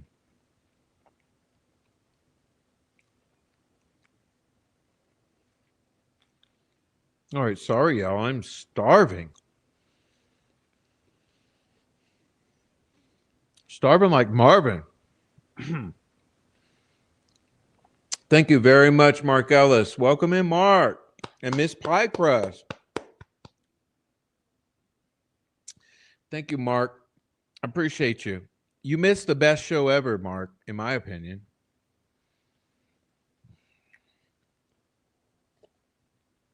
I think I spent a lot of calories yelling.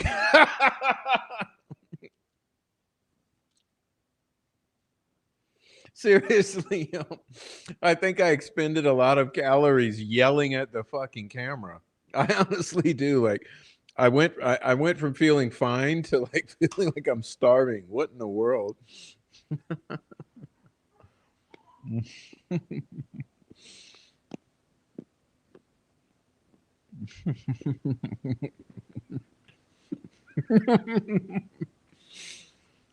It's true. Like I probably spent like 1,000 calories yelling at the top of my lungs.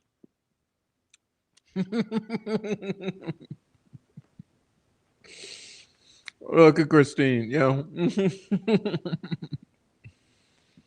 I'm telling you, guys, stop being so mad.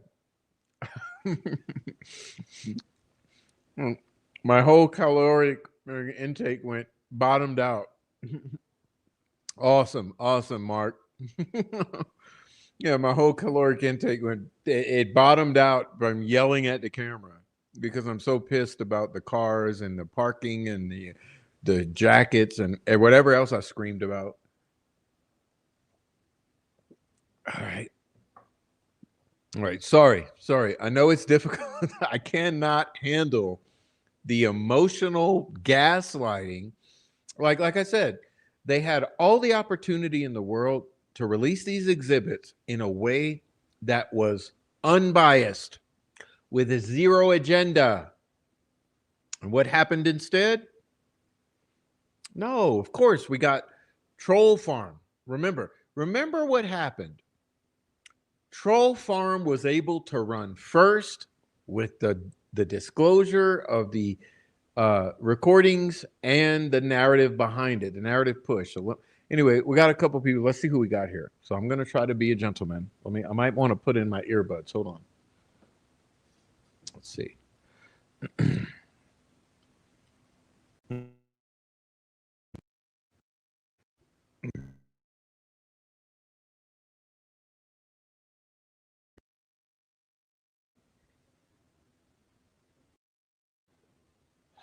Okay.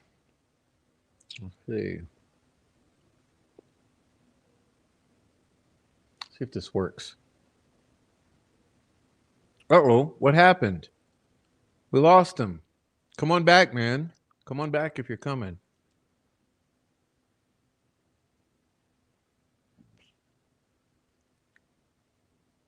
Well, we got someone named Christine Just Me. Let's see who this is. Hello? Hey, hey, it's silenced. Hello? Hey, it's me. It's silenced. Can you not Oh, hear hey, me? let me see if I can. Yeah, let me see if I can get these earbuds working. I don't know why all of a Okay. sudden I'm hearing through the speakers. I want to hear through the earbuds. Got ya. How about now? Yep. No? Yeah, I can hear you. Jeez. I can hear you. You can't hear me though. Yeah, I hear you fine. I'll just. Okay, good. You have mail, by the way. Sunflower says, welcome, Chris. What is it? Well, hello, Sunflower. How are you? How is everybody? Sorry, I sound a little off I might have today. missed.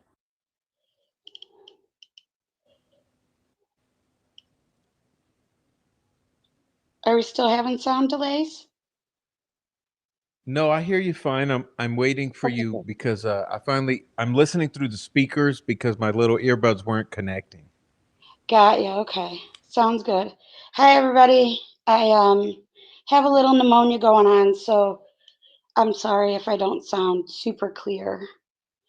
Very, very nice show tonight, Prof.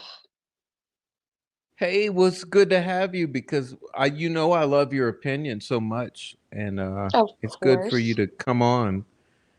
Yeah, well, we're all upset. I'm all upset because I'm not understanding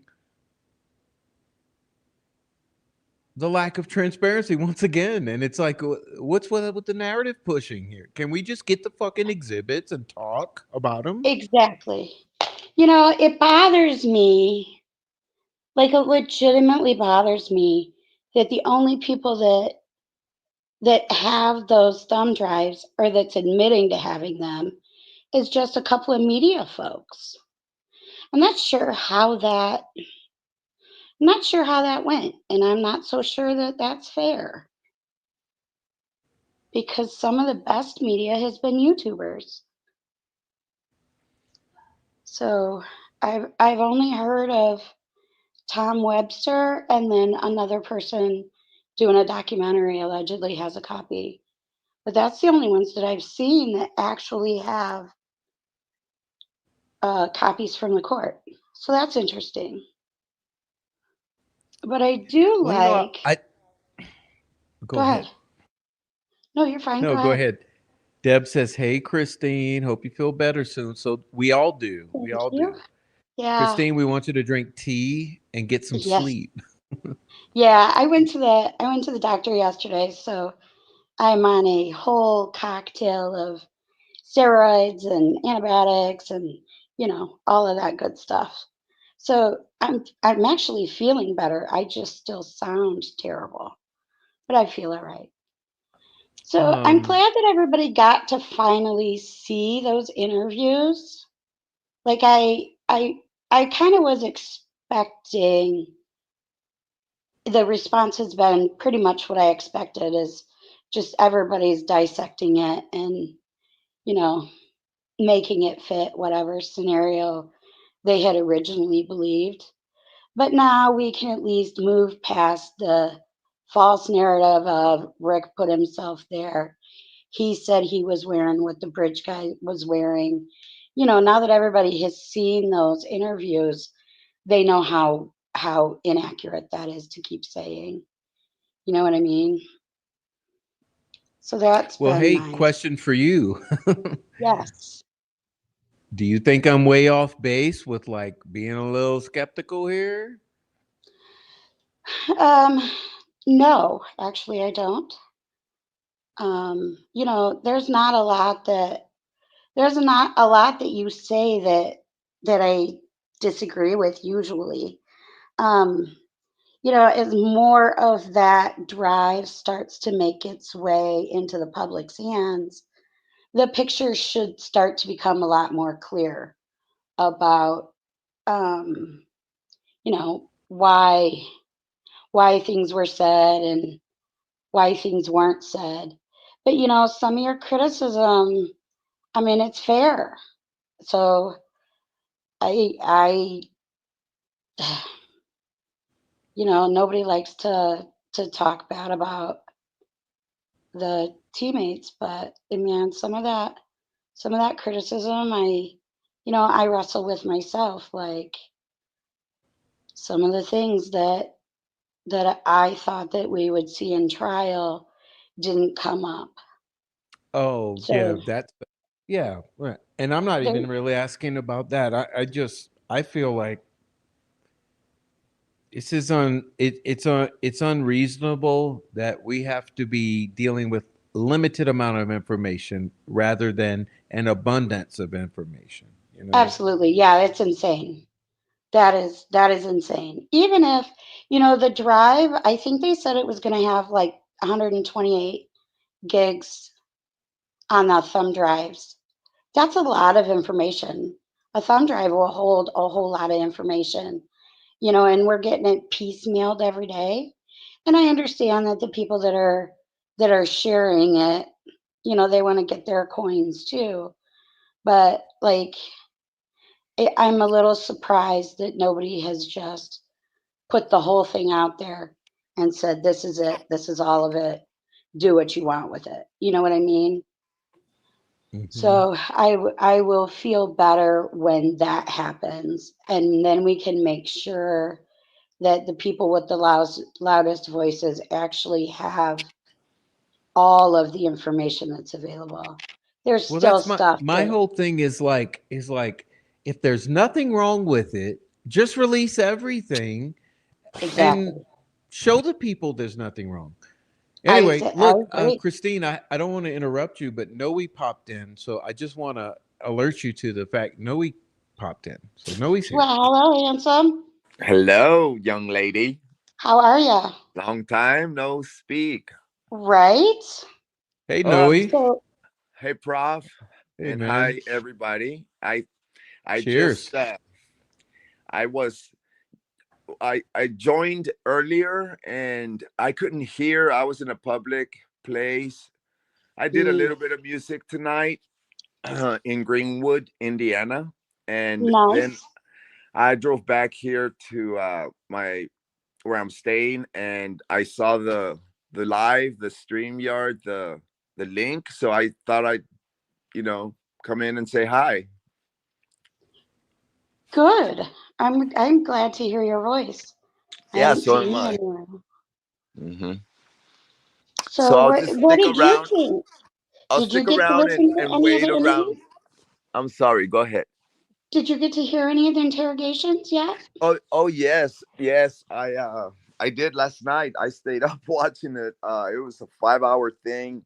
I think I watched with Tom Webster. Uh, Yep. I I started towards the end of the phone recordings. He said he presented two or three or five recordings, and then the interrogation. Is that right? I think so. I think he had 4 or 5 of the Okay. things and I then the 2 interrogation videos. uh-huh. I I think I he might heard the have played last more. one. I heard the last phone call recording, and then the whole, what was it, an hour and 45 minutes of interrogation. Yeah. Yeah. Uh Yeah. so I saw the complete interrogation, and I think that Rick stood his ground the whole time. He stood his ground, and he, I mean, he plain and simple said, "Hey, look, I did not do this. That bullet did not come from my gun. There's no way." And no matter what Jerry Holman, whatever tactics he tried, he started being very, like, very nice to him, and like at the same level with him, and then until he got really crappy with him. Rick stood his ground the whole time, and Sure for the did. troll farm to go around and say, "Oops, proof, there's the proof," you get, like, Tom Webster was being so unfair and really, uh A douche. like, it yeah if like, if Rick made a movement or touched a piece of paper or drank out of his bottle a certain way, uh Tom was like, "Oh, why would he touch the paper now? Why would he do this? Why would he do that? Well, look, why are his shoulders shrugged? Well, dude, you're there like for 2 hours, and they're hounding, like, um Exactly. your demeanor is gonna change. Me, I'm probably a total different personality than Rick. I would have been screaming back at Holman. I would have been getting up and down and all that. That's his demeanor, man. I mean, the guy stood his ground. He said, "No, I did not do this. No, I did not. My bullet.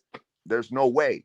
And then the troll farm turns around, and they're like, "Oh yeah, yeah. Look at the way he's sitting. That's oh, Ruckus came in, or I saw Ruckus's comments. His body language proves he's guilty." Hey, can I make a statement? I want to interject here. This is for everybody watching right now. Listen, did you notice that in that live chat, it was literally 90 plus percent troll farm? Mm-hmm. Like, for Yes. anyone who's missed it, go look at that and go look at the chat And I promise you, that live chat was 90+% troll farmers.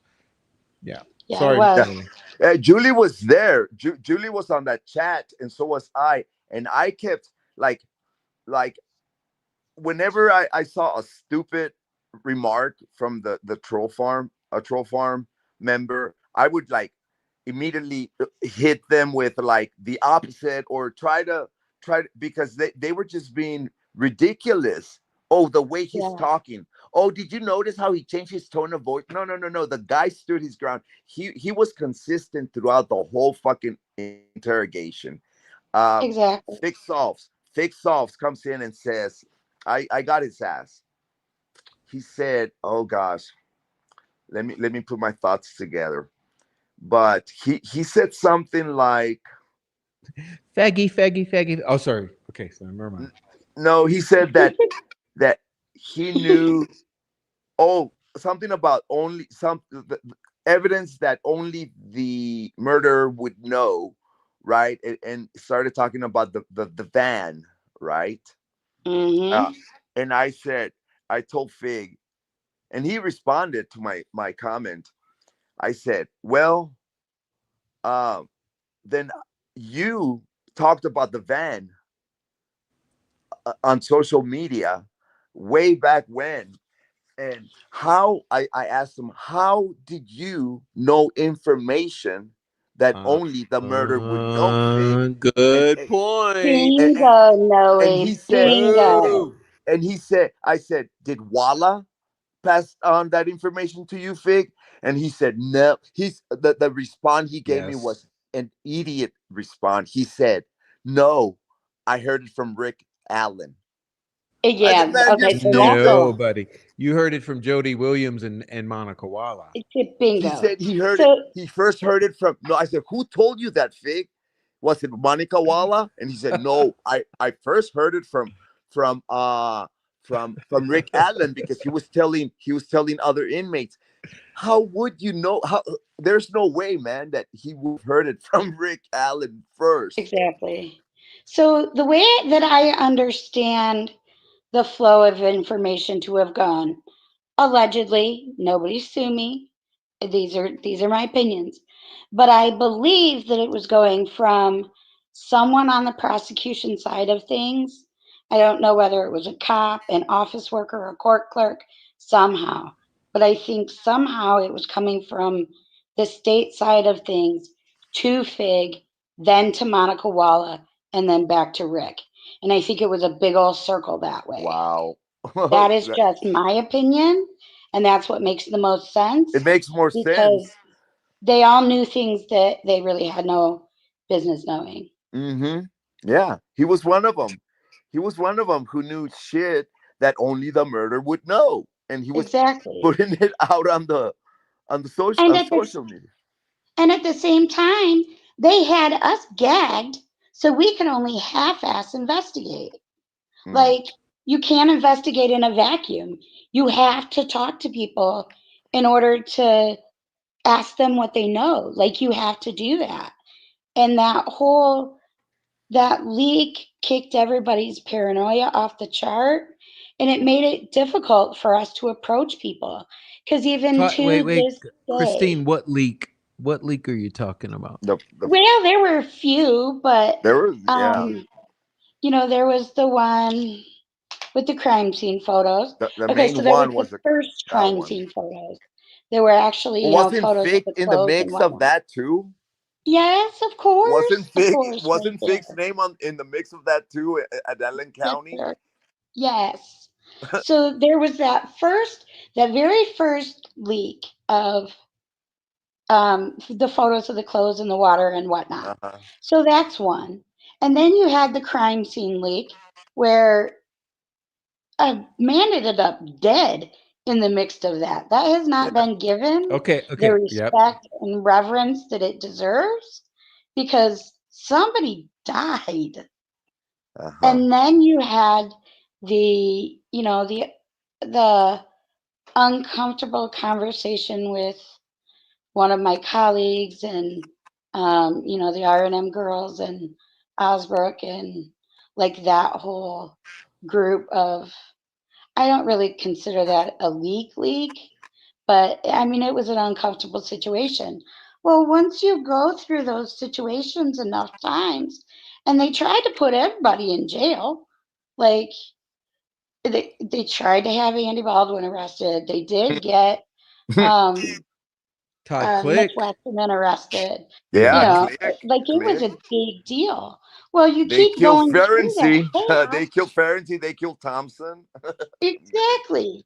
So, how in the hell are you supposed to investigate when the gag order has everybody unwilling to talk? But then, like, you're afraid that if you ask questions of the wrong person and they repeat it, then you're going to go to jail. Like, all of that made things more difficult. And that's, even after the conviction, she waited to release these photos or the evidence drive. Well, now that you bring that up, Christina, I thought of something else, and Holman on this interrogation, you can see him several times, if not like half of the damn interrogation is about the bullet, and then he keeps saying, "Well, I'm trying to help you, man. I'm trying to help you." He's pretty much wanting Rick Allen to admit that that's his bullet because the damn fucking document he's got is legal and it's true.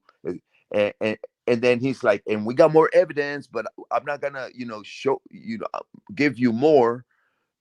And they didn't have anything else. Exactly. They didn't. That he was like coercing um Allen to admit that that bullet came from his gun, and the man stood his ground and said, "Fuck no, no, there's Right. no way that a bullet a bullet found in the murder scene come out of my gun." Right. Hold on. Hang in Yeah, I there. felt that that's what I was saying in the show earlier is I felt that's where he was holding his ground and being pretty adamant that there's absolutely no way that came out of my, which would Yeah, indicate he that stood his it's ground. planted or it's someone else's. I mean, Mhm. honestly, that's Oh, why I don't agree with this confirmation bias. It's like, Prof, and well, did if you you hear want him to say, think he's guilty, you're going to go that way. But if you really look at it with no attachment, you would say, well, he's pretty fucking confident. That's Prof, not his bullet. did you hear Holman tell Allen that that that he is like he was 100% sure that bullet came out of his gun because they had tested other guns. Science. Yeah. They Exactly. Bullshit science. it, Yeah. and that was bullshit. They did- Yeah, it was. I mean, dude, let me stop. I'm gonna mute Christine because she's Yeah. coughing. okay. Sorry. Oh, I'm sorry. Yeah, Go hang ahead in and there. cough, Christine. No, I want to Yeah, say this. No, we don't go. Don't go. I want to say no, no, this. no. The thing that got me is basically Holman's entire performance was bullshit. The whole Mm-hmm. thing was read technique. The whole thing was lying, bullying, bullshitting. Like, Mm-hmm. whereas I could look at Mullen and Holman and say they just have tunnel vision, they're being dickheads. When you look at Holman, he's being like POS, bro. Bottom line. Like, Oh there's yeah. no excuse. There's no like justifying Holman's performance. And that's That that my opinion. interrogation that interrogation was all based mostly on the bullet. Okay. Of course, yeah, they talked about the time he was there and what he was wearing, blah blah blah. But then when he got to the, like he said it, he even says it there on the damn thing. Let's get to the meat and potatoes. That's a redneck Hoosier fucking statement. Meat and potatoes, my ass. When they get to the meat and potatoes, there was no potatoes or no meat.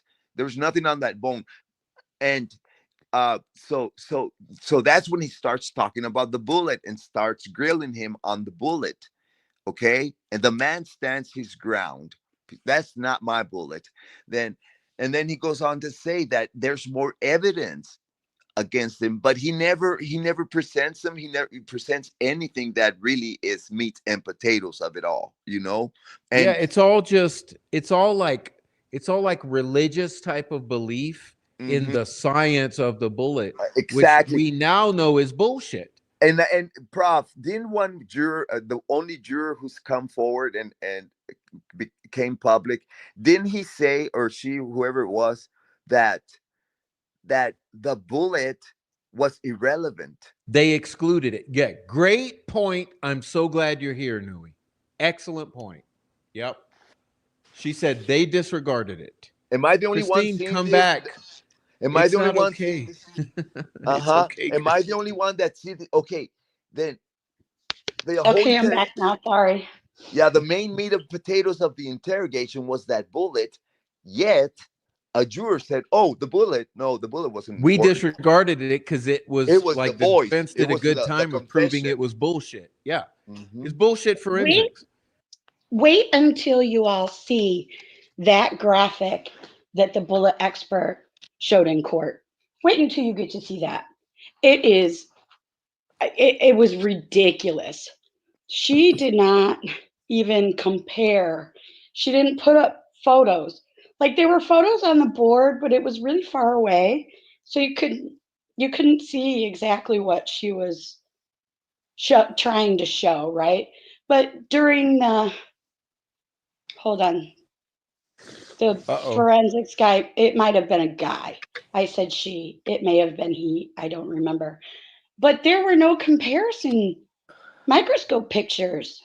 Like you Oh, expect you to mean see. Oberg. Yeah, it was a female. She no, it Yeah, was that's what I'm saying, Christine. It's all you expect to BS. see a side by side image of those. We've all seen striations. We all know what they are. They come from fired bullet. She couldn't even get a match, no matter how hard she tried, until she fired the bullet. Yeah, But Ridiculous. what was exactly. Absolutely Yeah. ridiculous. Yeah. so part of the scientific process is that your work has to be repeatable. Well, shit, she couldn't even do it the first time, no less repeat it. Like there, so I'm not sure because they didn't show proof of her work. So did they match? Hell, I still don't know. To this day, I don't know. I know what the report says, but there was no photography of it in the courtroom. It's It all was just nothing. I mean, dude, it's nothing.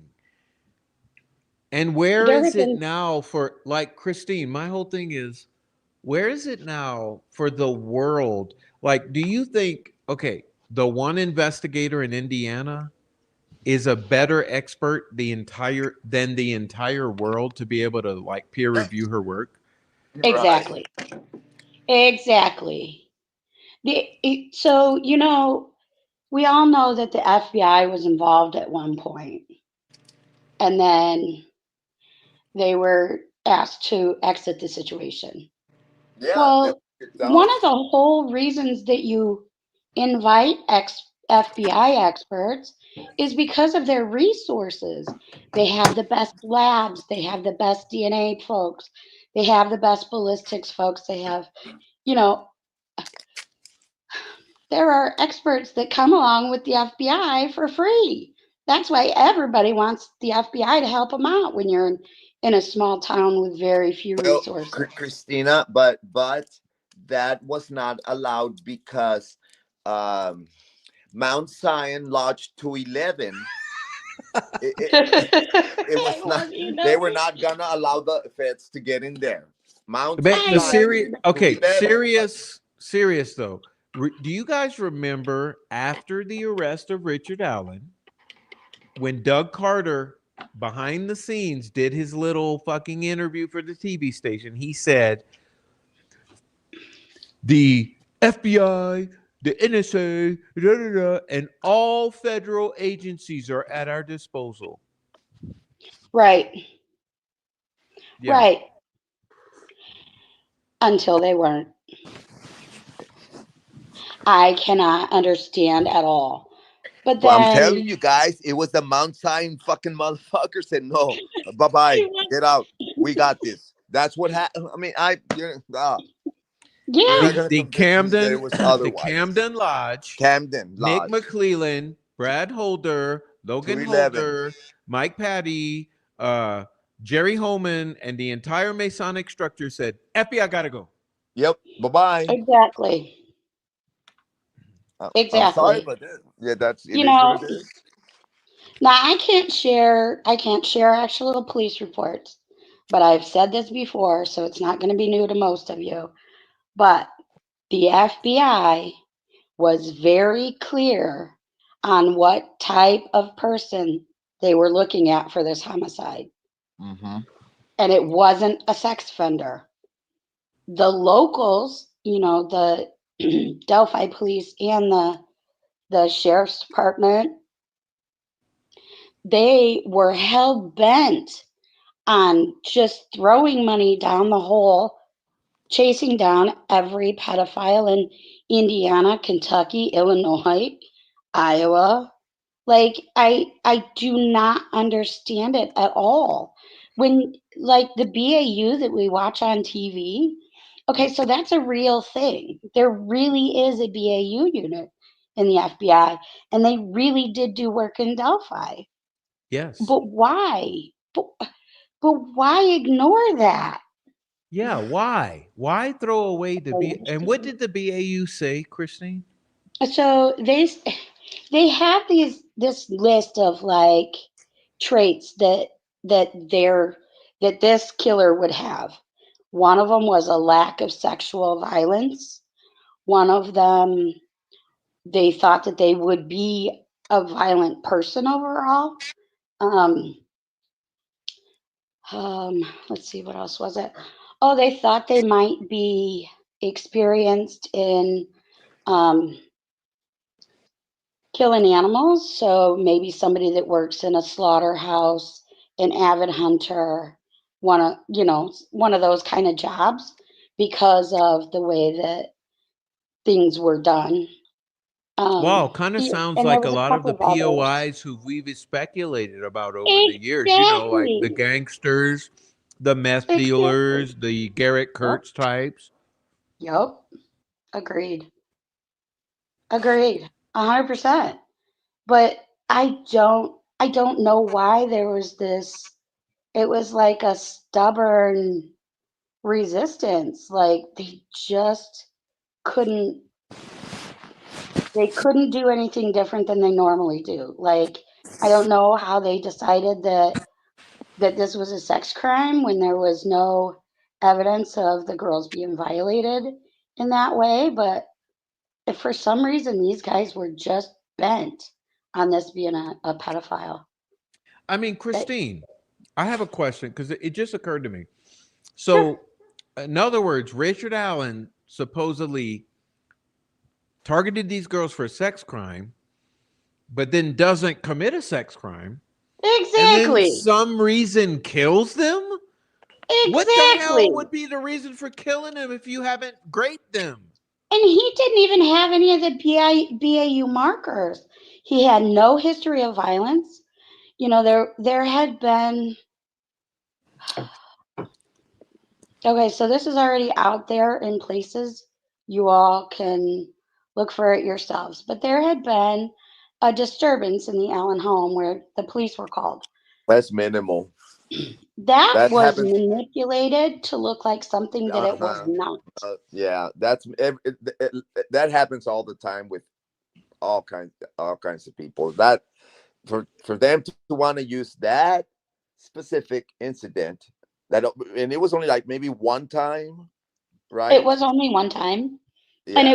it was not even a domestic situation. It was a mental health situation. Mm-hmm. So I mean, there was that, but he had no history of violence. Kathy said he had never even like raised his hand to scare her. Never, never, never. So he had Christine, no stop. violence. So that didn't matter. Can we please clear the air right now about something? Noe, Sure. I'm gonna remove you for a moment. Just chill out, hang out backstage, okay? Okay. Okay. Christine, Yes. I'm so glad you brought that up. Can we please talk about something? Sure. The police being called to their household in the years prior to the murder for a situation. Correct. What do you know about that? So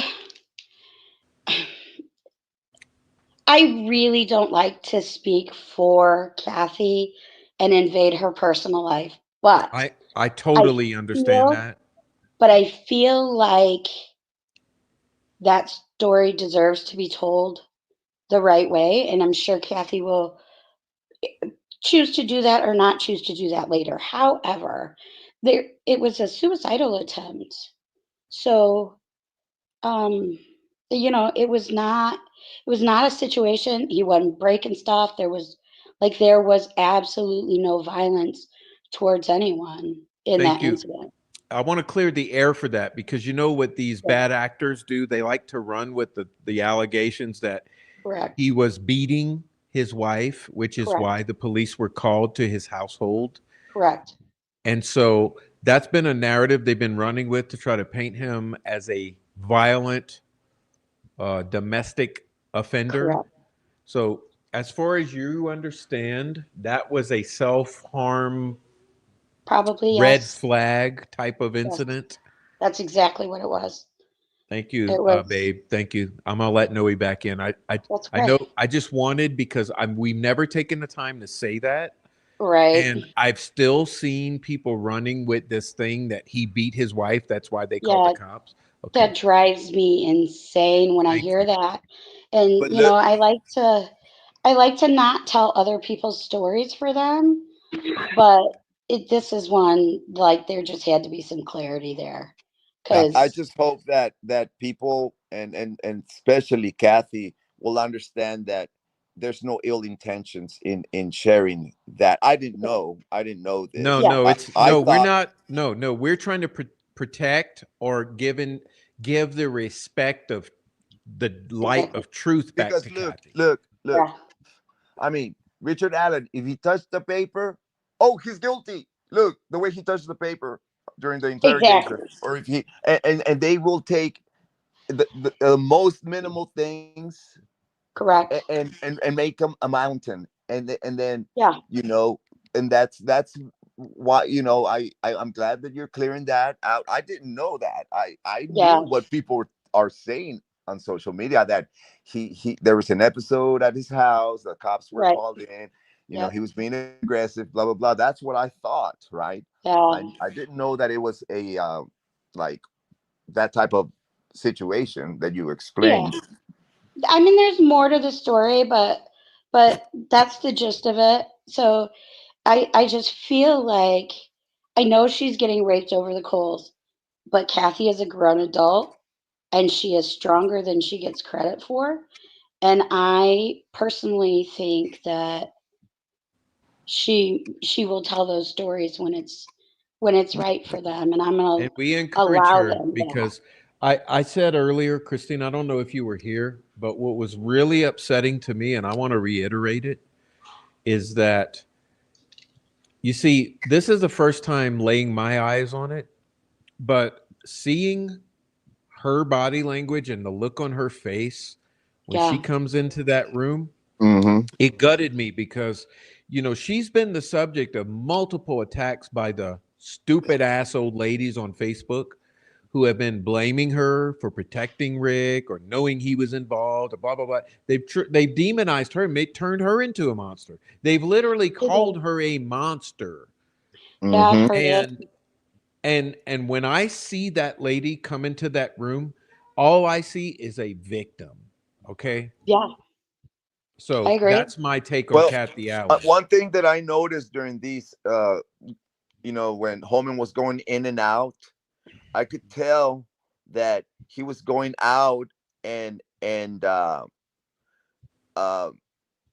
lying to Kathy, or trying to intimidate, maybe intimidate or cross inform Kathy, and then when Kathy comes in, Mhm. she's very confused. Because they had been hurting her. Yeah, they've been lying Correct. to her, They and they they use Correct. they sexual language and they use violent language, and they came with the bullet and said that his the bullet was bullet. absolutely there. They lied to her. when Kathy walks into that room, she's thinking that bullet was yours, Ricky. That you Mhm. know that because that's uh Yeah, uh, that's what Holman. she had been told. Uh-huh. Holman would go out there and uh like pretty much scare her. Your husband's in big trouble. That's why That's we it. need to see that interview. We need to publish that fucking interview. Okay, so here's the thing about that interview. They didn't use it in court. What? Let's So go. so Kathy's interview is not in the Oh, record. I oh. know, I but it I know. exists. So hopefully for appeals, we'll see what the lawyers choose to do. Do you think it's I don't know if we'll recorded? see it down Do the you down think? the Do you line think or they not. have? Do you think they have record of it, or did it get lost? I would assume so, because those, that 70 days worth of interviews, it actually happened twice. So the first time was a few days. They caught it, they fixed it, and then they did it again. So the accidental erasing of interviews happened in two different sets. But the interviews with Rick and Kathy, the interrogations, are later. So I'm sure, I know that Rick's were recorded in the entirety. It was edited. Rick's, one of his interrogations, I think it was the second one, Christine, that was Christine, edited for Christine. Kathy's privacy and dignity. The interrogations of Kathy, would those be public record? Would the No, public be able to? No, they can no, obtain them from the. all the public is going to get at this point. I'm not saying, I don't know. These lawyers doing the appeal, the appellate lawyers of record, man, they are heavyweights. So I cannot even assume what they're going to use down the line. But for now, what the public is going to get is the trial exhibits. Yeah, like my statement is that it would have to be leaked, which for Correct. this case, it's par for the course. So maybe it will be. Apparently. So we can all just hold out hope because I never got to see it.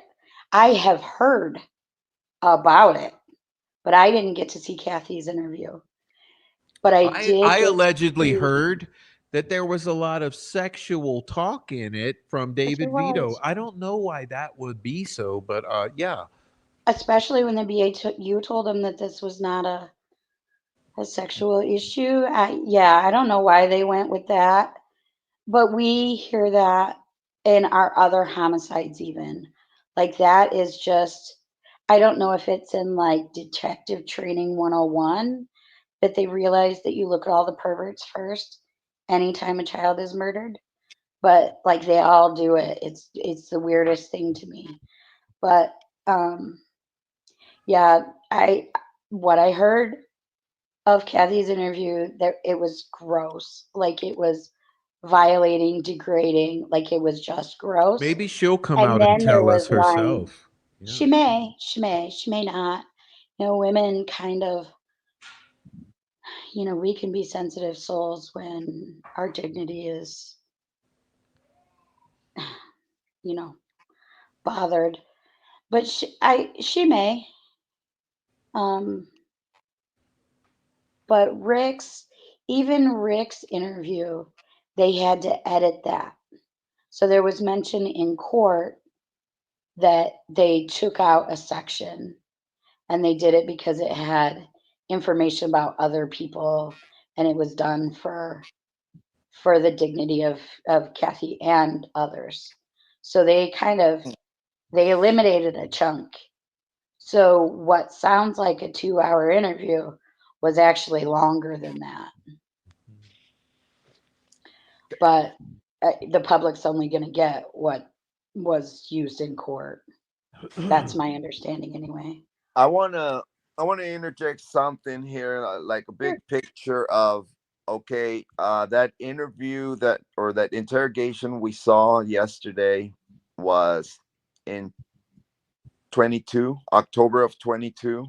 Correct. Okay, and then okay, and then going forward. fast forward to what was it, February or April of 23, like almost a year later, he's saying, I did it. I did it. Right? Yeah. There's something wrong there. That if you look at the full picture, it doesn't make sense that what we saw during the interrogation with Holman to a year later with Monica Walla. Yeah. It doesn't. So Well, It's yeah, night and day. It's night and day. You well, and know. especially when we've heard that there's been multiple confessions to this crime from people in the many people. Midwest. Yeah, that's right. That's right. There were so many false confessions that three of them came out of one jail pod. Like, they've got a pod of cells. I've never been in Carroll County, so I don't know what it looks like. But they've got like groups of cells and then they're kind of in one little group. Freaking three of them came from that one cell pod that were all taking credit for these murders. Hmm. Like, it was absurd, the number of people that said they did it. I mean, you can kind of dismiss the guys with long-term schizophrenia that they probably really think they did, but they didn't. But there were so many people confessing to these murders. It was crazy. So to me, it's equally as crazy to believe a guy that has been tortured. That's equally as crazy to me. Like, that doesn't make any sense at all. And Rick's own psychiatrist, his prison psychiatrist, said on the stand that the UN says that keeping someone in solitary confinement for more than 14 days is a war crime. It's cruel Yeah. and unusual punishment. Well, I So covered that. if you can't keep somebody on Guantanamo Bay in solitary for more than 14 days, why in the hell was Rick locked up in solitary for 2 freaking years? And then how do we trust anything that came out of his mouth? Like, Now, I'm gonna tell you something from firsthand experience. Little Carroll County, they could have housed them very yeah, in Elkhart County. yeah, Half the jail in Elkhart is empty. It houses yeah. 700 people. They only got like 300 or 400. You got Thank you, you got, Stevie. You're right. and they could have safe kept them there. Safe keep. You know, they didn't have to send them to Westville as a Right. pretrial No, detainee. like my conspiracy theory. Sorry, There, guys.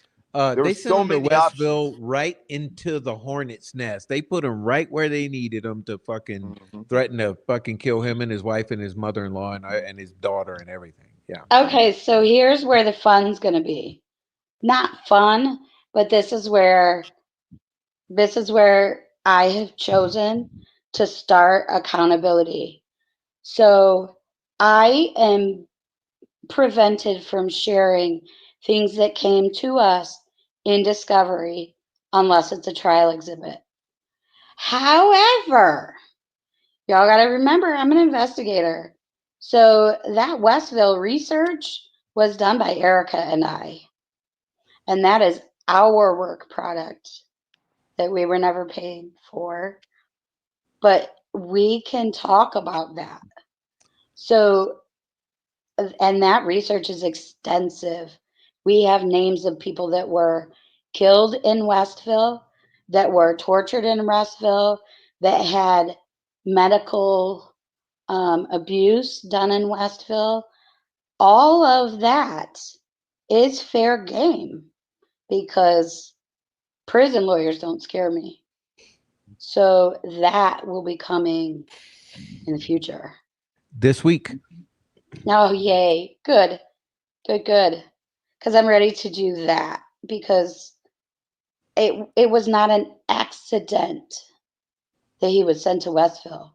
No way. It Oh, was the plan. Like I Yeah, it said, was that's planned. why you see this whole I've said before, like this whole thing that's public facing, where he's remanded to the custody of DOC, and the Mhm. supervisor of DOC gets to thoroughly consider what's in his best interest and where he's best kept, and blah blah bullshit.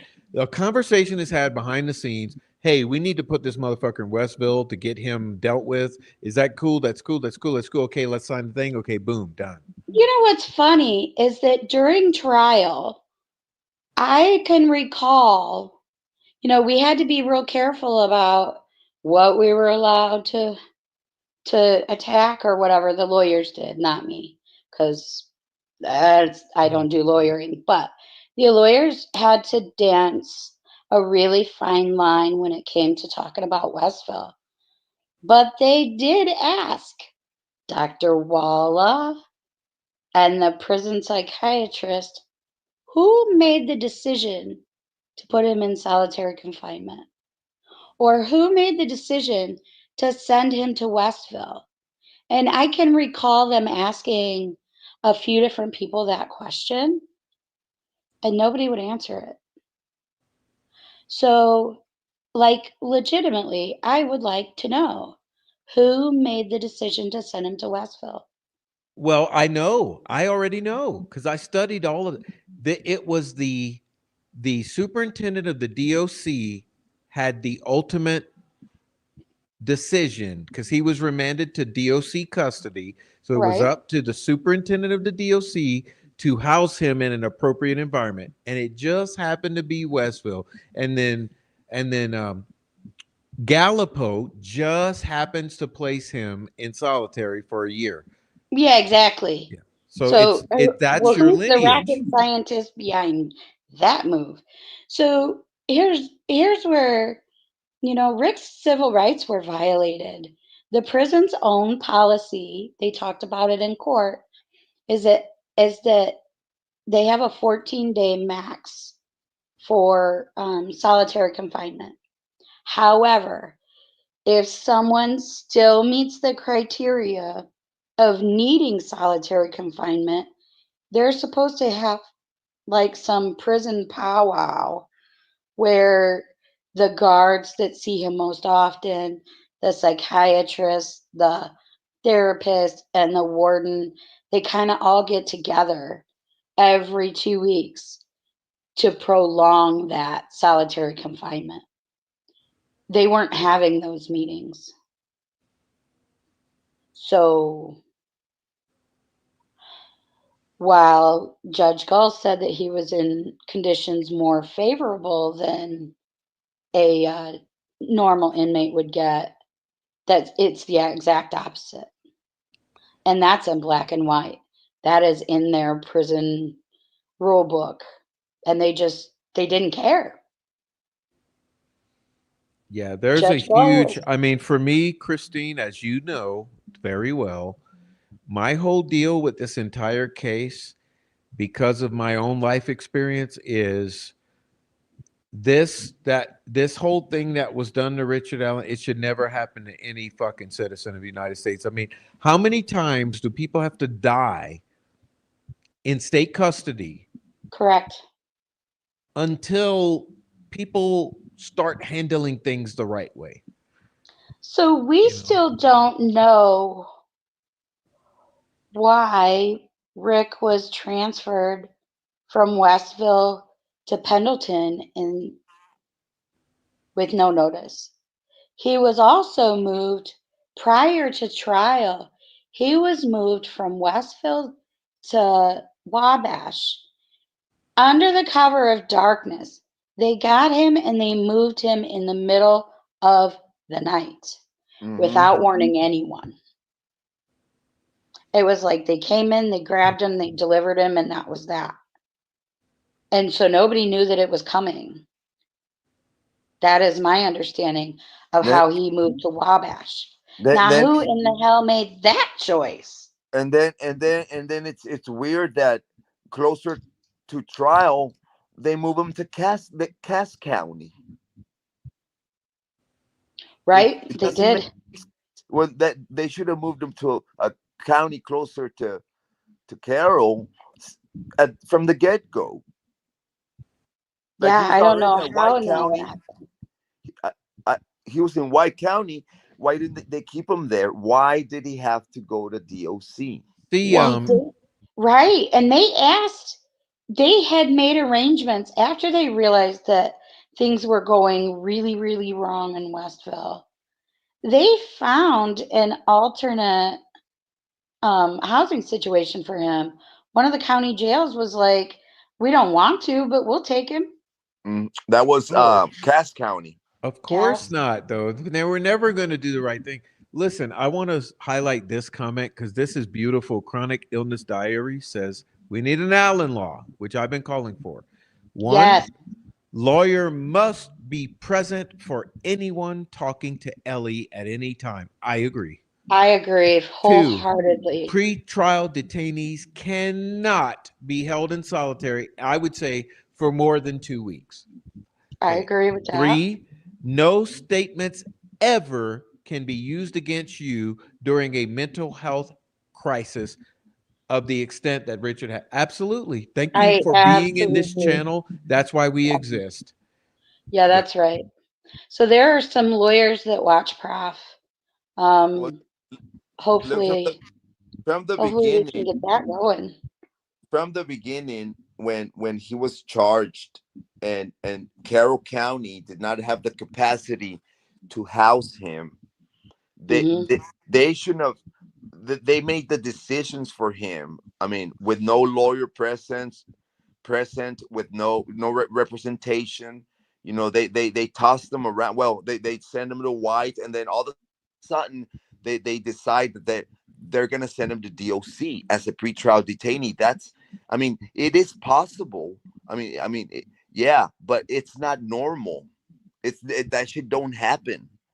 No, that's what we do to people doing the T word. That's the moves you make towards, some prisoner of war. That is Yeah, not some type of all of emergency that situation. weirdness and is and, not meant for a and, guy and not that's not even been convicted yet. look, there's just around the north central Indiana, the counties around here. There's jails, county jails, that could have housed uh, Richard Allen Exactly. from the And what get. about mental illness facilities for inmates? They have state hospitals here. They have one in Richmond, Indiana.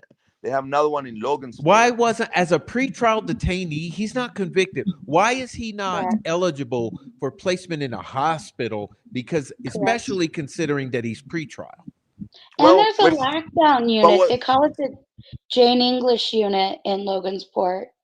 And that entire unit is people being held for court. It's but unbelievable. but you see, Prof, the how they get away with that is when you get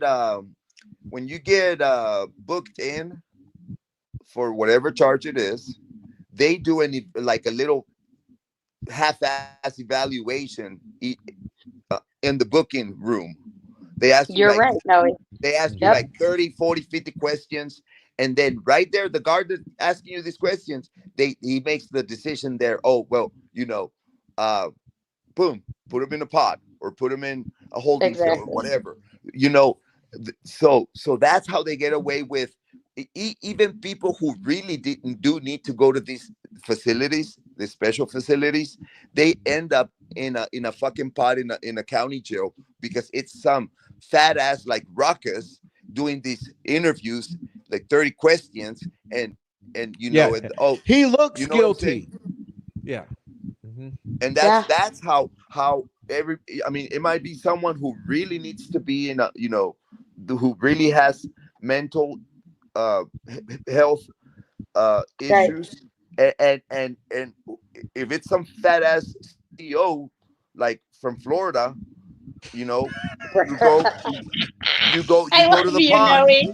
you go to the Stop it, pod Noe. you go to the Stop it. pod yeah.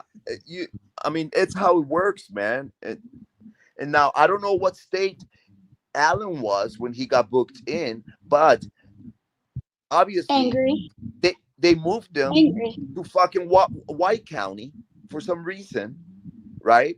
Whoever booked them in said, "No, we don't have the capacity of how we was the sheriff then." Because the sheriff makes the ultimate decision who stays in his jail or who doesn't. So here's the most fucking absurd of all the things in this case. Rick's arrest was the most crooked shit I have ever seen. Kathy was calling the jail to find Rick. She didn't know if he had been put in a cell yet. She didn't know what was happening. All she knew is that her husband left with the police and didn't come home. Hmm. So Kathy starts trying to find out where Rick is. And Mhm. she would call the jail and they'd say he's not here.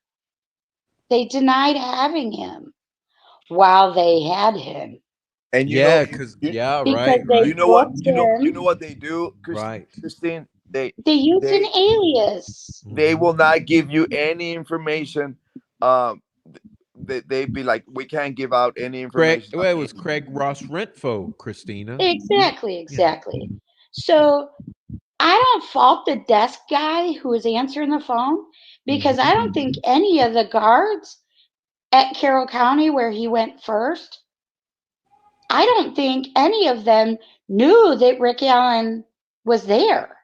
I don't think they had any clue that they had the Delphi suspect in their Well, jail. and I got to admit, okay, so there's aspects of that that make sense to me for safekeeping because Correct.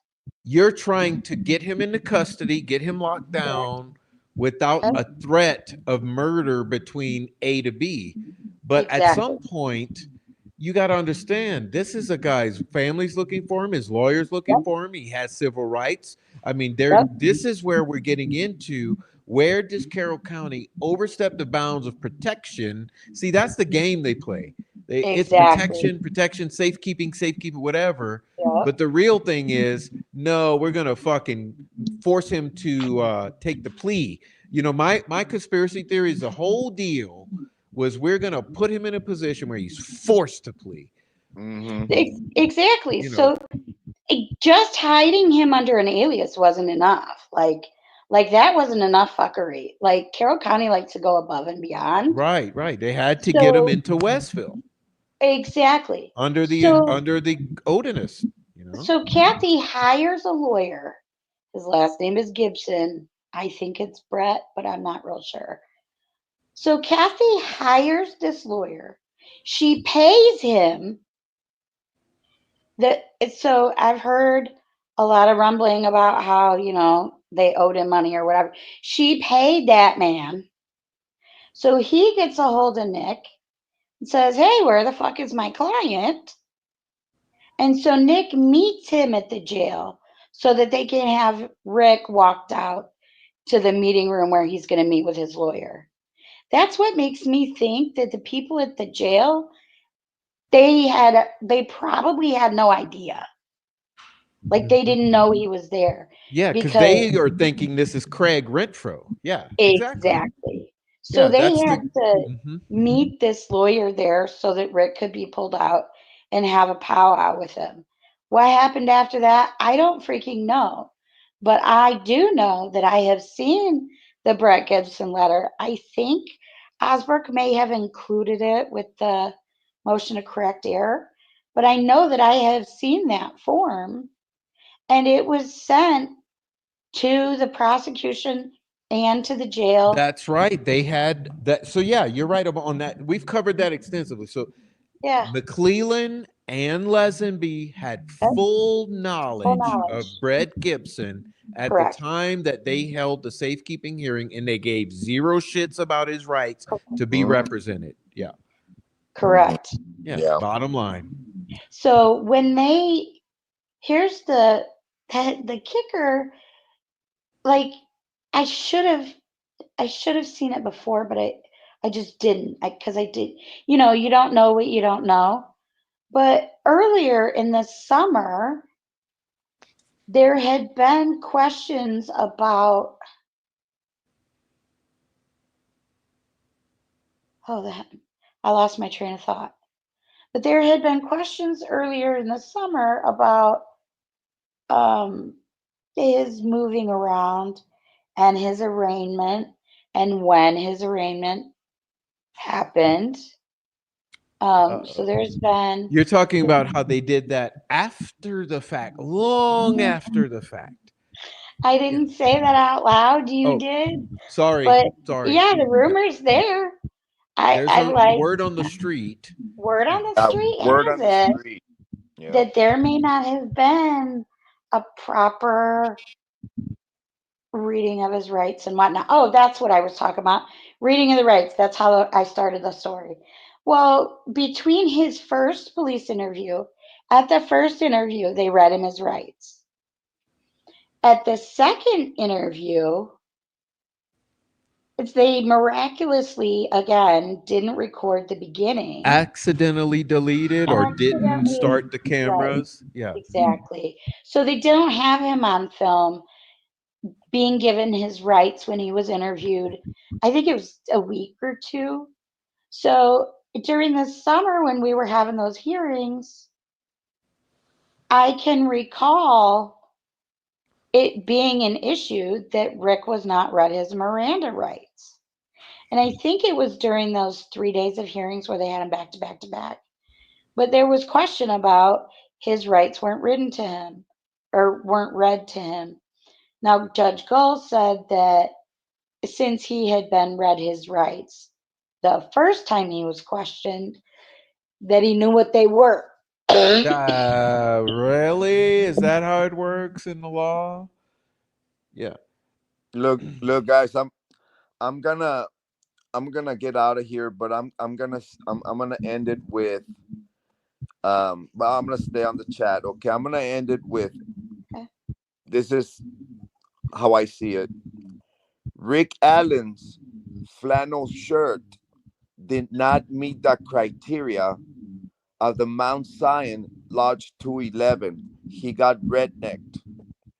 Oh, It which means it's the regnexicity The in redneck he full got effect. redneck. The Rick's flannel shirt did not meet their standards, and they railroaded his ass. They He's did whatever gone. the fuck they wanted to do. They didn't have to tell nobody nothing. They right? put him here, they put him there, and then they ended up boom they threw him in with the Lions, and Agreed. and then from there on, it just one after the other, one thing after another. Um, I live 3-4 counties away. It's like that around here. Yeah, it's I like that up call it here the good too. old boys of Carroll There you County, go. bro. Yeah. Mm-hmm. Hmm.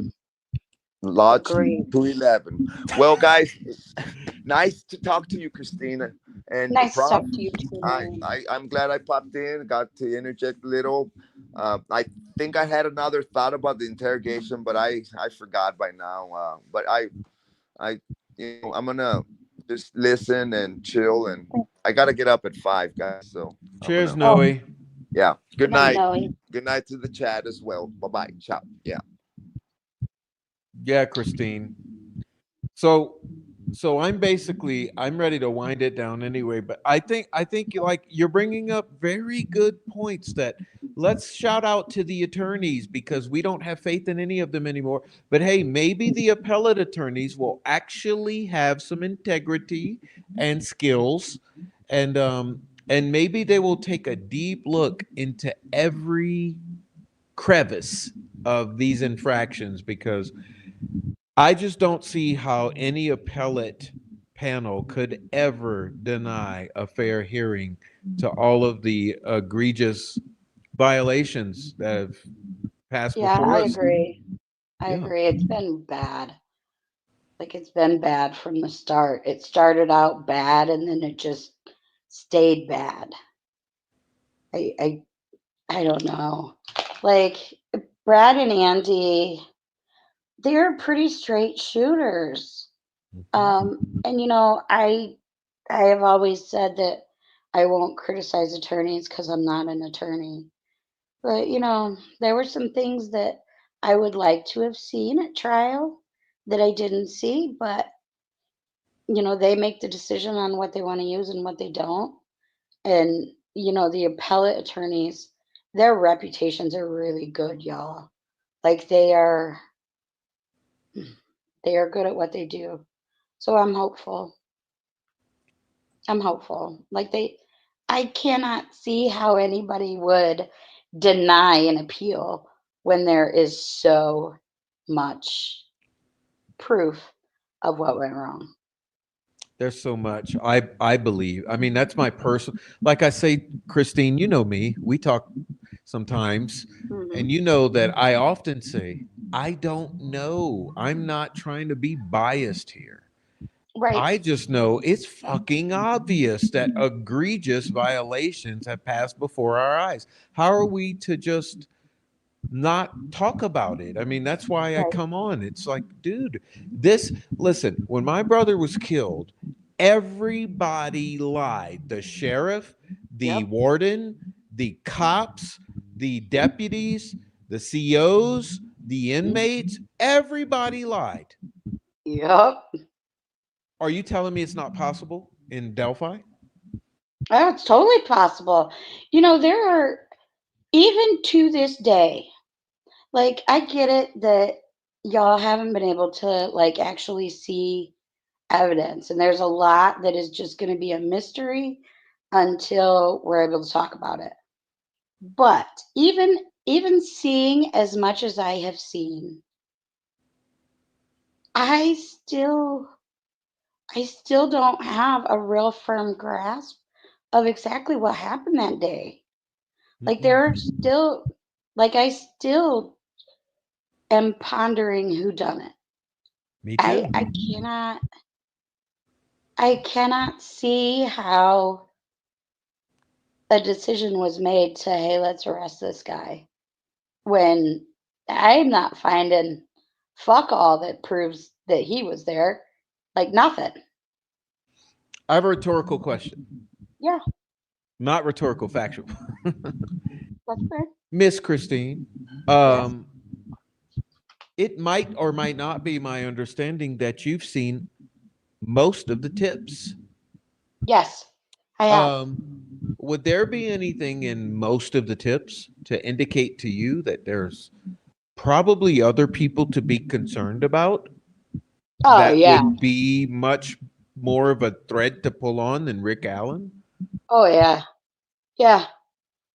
I The mean, I wonder FBI, if those threads were pulled. the FBI updates their suspect list on a daily basis, and they did for the entire duration that they were working this case. Um, I have seen I have seen lots of folks that were more arrestable than Rick. Like, so that I it just makes me so confused as to why would you overlook a meth cook to arrest the pharmacy guy from CVS? It's Like, hurtful, isn't it? It's hurtful. Like yeah, I it's feel it. offensive. Like I'm feeling it. It's literally hurtful. And Yeah. it's people wonder why we're traumatized, why Right? we're all angry and crazy. Yeah. It's like, and on top of that, you have all of the fuckery that people do to try to push their narrative points. Yeah. The So amount of lying has just been, like, in every case, in every homicide that we have ever worked on, there are people that lie, and they lie for a million different reasons. mhm. But the amount of mistruths in this case, it's insane. And so you don't know whether to look at the neo Nazis or the bikers or the pedophiles. Like, there's a lot of there's a lot of suspects running around for a town of 2,000 people. Like, it just. Yeah, and you know what I find odd? I'm glad you brought that up because I've always like, I always look for what connects. And I find Mhm. it odd. It's like, wow, They did this to Rick. Okay, they went through his all his devices. I mean, what was it? Dozens. They Dozens. went through his IP address, whatever Wi-Fi he probably had at home. Yep. They went through all his. Look, the thing about this guy, no matter what you want to believe from the fantasy world, like story you're told from the state, the bottom line is no CSAM, Nope.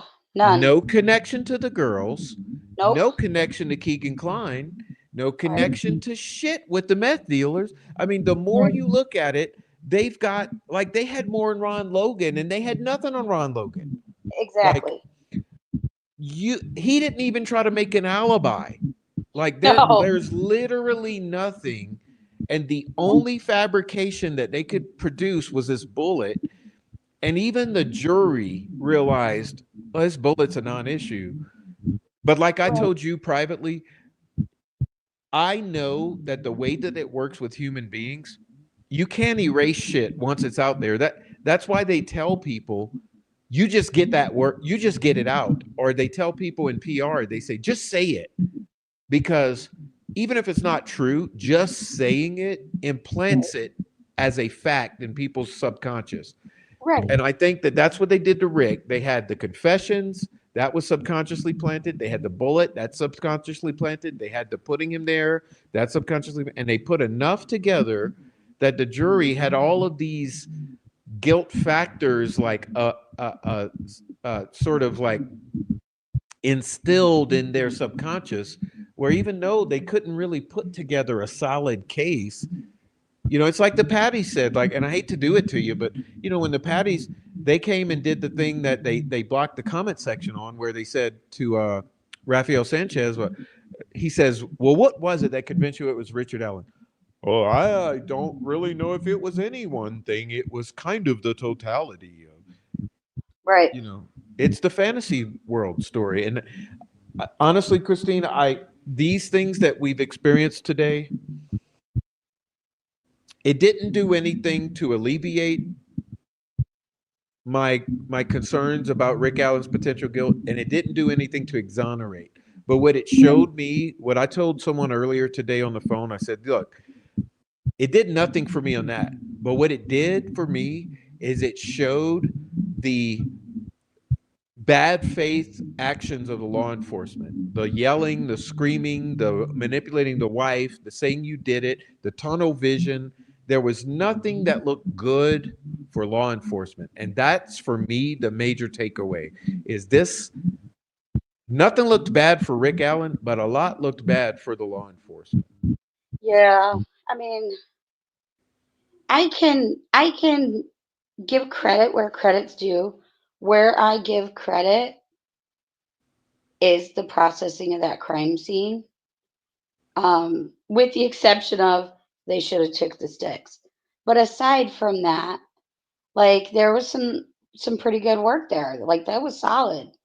There were hundreds and hundreds of photos of every spot at that crime scene. So like they did a good job there.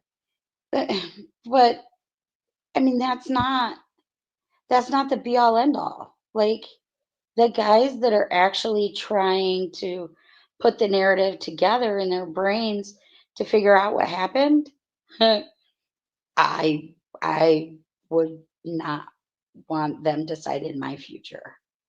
You know what I mean? Like there's just I don't have a lot of confidence there because No, and it's some funny work for was me just as you say shy. that. I wonder, does the sealing of the crime scene photos mean we're not going to get a single one, or does it mean only the ones in which the dead bodies are Yeah, framed?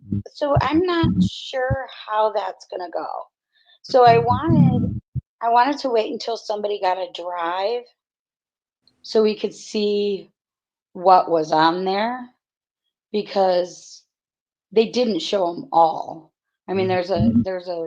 there's a rule that you're not I allowed see. to I just see. inundate the jury with graphic stuff, but um, I would like to see how much gets included there Can I or how stop much you? of Can I the stop you there? yeah. Okay. because I think it's a good thing to be able to pry you about since you're on here. Yeah. Uh, for those who don't have an understanding of what exists with this crime scene imagery, could you like very quickly describe the 360-degree photos and the Yeah. aerials and all that exists so that people can Yeah. maybe picture in their minds what's possible based on how well this was documented? So they did do a Faro scan, which I did not see. A Faro scan is a camera. It's like a video camera or a digital camera that they put on a tripod kind of in the middle of the scene, and it takes 360-degree photographs of like around and then up and down as well, so that you can literally see every spot in that crime scene. So that's one thing that they did. The other thing that they did is they started working that scene from the outside, and they kind of did like a Fibonacci swirl type thing where they went around the outside, took photos of everything that they could, including the girls, and that was from a distance. And then every time they went in a circle, they would get a little bit closer and a little bit closer and a little bit closer. So they did all of that, and there was hundreds of those. They took photographs of every speck of blood that they could find. The photo of the F tree that everybody has seen, the color on that looks a little off, but that's because it was taken in the dark. So it was taken in the dark with a flash. Same as the photo of the phone that Nick McClelland just filed publicly after it was sealed. Um, that was also taken in the dark with a flash. We have the photos of the girls in the daylight and then in the evening and then also in the dark. So as they made their little swirl, um, the photos got, closer and closer and closer to the girls. So like you could see their hands, you could see the bottoms of their feet, that kind of stuff. And then there was a ladder. They had a ladder in the middle of the scene, and they took, elevated photos of the scene and of the girls, from I think it was a 6-foot ladder. And then there's drone footage as well. So I did see photos from the air pointing straight down at the girls. That was actually the first photo that I ever saw, was a drone photo. Um, but there were photos of the divers, like when you see the picture floating around of the guys in the red suits in the water, those were divers, and they were looking because the clothes were found in the water. The girls were missing by water, so they were searching that creek, which they did for days. They also used metal detectors out at the crime scene. I saw somebody ask earlier in the chat if there was a photo of the bullet and if it was found that day. There is, um, but then there are issues after the photo. Like there's a photo and you can see the girls' feet and you can see like a spot where the leaves were cleared away and there was a bullet there. Um, and then like the issues with the bullet came up later, and they were issues that the lawyers had, that there was not, With they the didn't chain do of provenance of the custody of the photographic record and all that. correct. And But they I didn't guess what I do wanted you to convey was that it appears to me from what you've described that there's a very thorough and good photographic record of the yeah, crime scene as it yeah, was found. correct. And that may be of use in the future if it's not all deleted at some Exactly. point. Okay. Someone Yeah. says for Christine, what does she think Labredo saw that convinced him so quickly that Richard Allen was innocent and that it was a sacrifice and a murder, I would add. So, I mean, I I kind of already had an idea. So my first time looking at those images, your own implicit bias kind of, or your confirmation bias kind of kicks in a little bit. But like it was, to me, and in my own personal opinion, there was nowhere near enough blood at that scene. The girls were too clean. There were no injuries, other than the cuts at the throat. Mhm. Uh, and one of them, I think it was Abby, had like a little, like a cut lip. But other than that, the girls were injury free, except for the neck cuts that killed them. But the obvious disparity in how the girls were treated, like it was obvious. And then the sticks, dude, they made, there's some room that looks like an asterisk. That's what I call it, like the star on your cell phone next to the zero. It looked like that. That doesn't happen on accident. No, And this it is not. wasn't on the girls either. So Mhm. there's no, that was not them hiding the girls with sticks when it's over a pool of blood. Like it was obvious. Like you had to be trying to ignore it to not see it. And I Cromley think is telling me there's feedback. I think that's from Christine's mic. I'm not it could sure. it could be. I think Christine's mic is all really bad, but we're going to be ending Sorry. soon, Cromley. Just please bear with it momentarily. Let me Um, see what else. Thank you, Cromley. I love you, Cromley. yeah. All right. Thanks Let's for letting say me know because I wouldn't have known. So how did Kelsey have? Okay, so the hair. I can't. Like I've heard it say that the hair is wrapped around the finger, and I think that that was said in court. I think that's where that came from. But when I saw the photos of that hair, it was like she had a fist and it was kind of poking out between her middle finger and her ring finger, about a half inch or so. Um, and there was blood on her hands. So to me, it looked like it was probably happened around the same time. But Abby's hands were also tucked inside of her sweatshirt. Like her let me hands ask were you this, completely since you're covered. bringing that up. Yeah. Do you think that's something that could have like been on her hand for 2 or 3 hours? Eh, maybe, maybe. Like it's possible. Oh, The yeah.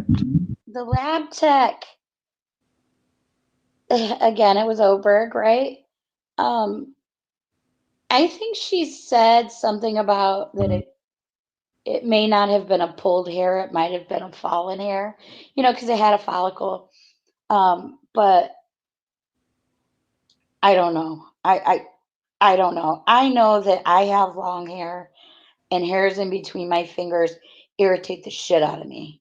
So if something gets caught between my fingers, especially like in the shower if I'm washing my hair, that's got to go. So I Yeah, well, that's can't what I'm really saying imagine because, a I woman have long with, hair, very long hair. oh, And that's when right. that happens to me, I get all wigged out. It's like, I can't Yeah, stand it. I Okay. can't stand it either. So it is odd. Like it is odd. There was a whole clump of hair by the bridge too that I don't know if that was ever tested. So there's I'm just also seeing that. if there's anything else here. I'm kind of ready to end because I'm tired. Oh, Burton is Yeah, saying there's feedback when I speak. Well, it's coming from Christine's mic. yeah, it is. I'll mute while you. But we're ending. You guys calm down with the goddamn sound. All right, let's see. Anything else? I'm trying to catch up. No, that's it. That's it. So, Christine, thank you so much. Look, I know you're not feeling well. Everyone's going to pray for you, And I didn't even expect you to chime in. Thanks for so much for showing up. Um, No problem. I don't miss a chance to join you when I can. Nurse that throat or whatever your sickness. I would say get some sleep. Definitely. The steroids have me up a little bit, but yeah, I will. I I am see. doing my best. That's why you're feeling good. Right. Um, I feel so much better today than yesterday. Yesterday was awful. mm. So Well, I'm God gonna. bless I'm and gonna. get well, and we'll talk soon when you recover for several days, and Okay. you'll feel better. And I I I will hope do that. I hope you do. Okay. All right. Thanks, Braf. Good night, everybody. God bless. All right, y'all. Well, hey, we're done. I just was so surprised by Noe and Christine. I thought, ladies from the chat, I will admonish you immediately. I put the link up for you to give your voice. This was called Community Reacts. And instead of community, I got Christine and Noe. So, gosh, won't you ever click that link? But I'm so blessed to have Christine and Noe because, listen, they're amazing. Okay. They're amazing. And they actually know things despite the attempts to discredit both of them. Listen, these ladies and gentlemen who I associate with, they have good hearts and good brains and minds. And anyway, what I was hoping for is that you in the chat would come on to the stream, but maybe at some future point. But I was so glad to have you all in the chat because trust me, it's not missed. You guys in the chat contribute immensely because sometimes you don't even realize it, but I see your comments and it triggers something in this little brain where I remember to say something that I meant to in the first place. And for anyone who happens to watch the live stream and get the guts or has the thought to click watch the live chat, it's interesting to watch the live chats replay. So I want to thank you all for contributing to this channel by participating in the live chat. Truly, as I told several people this week, my intention in doing this channel is to give a voice to a community. And I feel that that's what I've accomplished, or at least I've begun to accomplish it with this channel, is to give you all a place to be to feel comfortable and to express yourselves in the chat. And I know I come on and there's things you don't understand, and I say mean things, and I say snarky things, and I say sometimes honest things that are just transparent. But no matter what, I'm always glad that all of you feel comfortable enough to join the chat, despite my meanness and my snark and my unhinged transparency. So I would like to thank you all for being here. Special thanks to my amazing, beautiful mod, Amy, for always posting my support pathways and the links to people's channels. You know, I want to promote Rebecca Ann 1965 channel and also Adrian Enlighten the Dark's channel, and also Noe Amos's channel, and also Christine and Erica as genuinely good girls, and and all of the YouTube channels and websites that attempt to allow people to say what is frowned upon, because I truly believe that freedom of speech keeps violence to a minimum. Because when we're able to express our frustrations and dreams and hopes and ideals in speech, then we don't necessarily have to take them into real life destructive actions, which is why freedom of speech and the freedom to speak is absolutely essential. And it's why I am the way that I am, whether you like my speech or not. And anyway, I want to thank you all for being here, and especially Amy, like I said, with the support. And for all of you wanting to support, realize, please, that I have the support pathways like Cash App, Buy Me a Coffee, the memberships, the super chats, and the merchandise, and the photography, and blah, blah, blah, blah, blah. All the support pathways. We do appreciate that because it does keep me going and encouraged. And I do appreciate your support.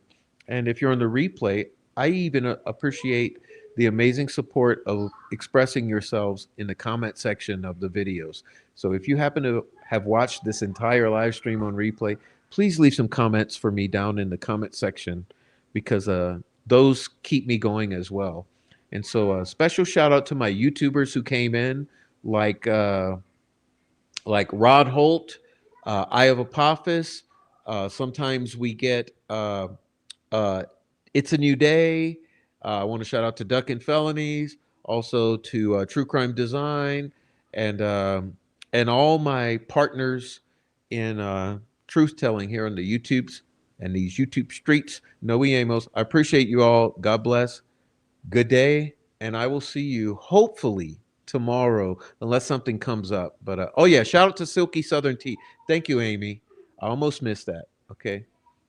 Yeah, you guys love each other. Okay. Hide your kids, hide your wife.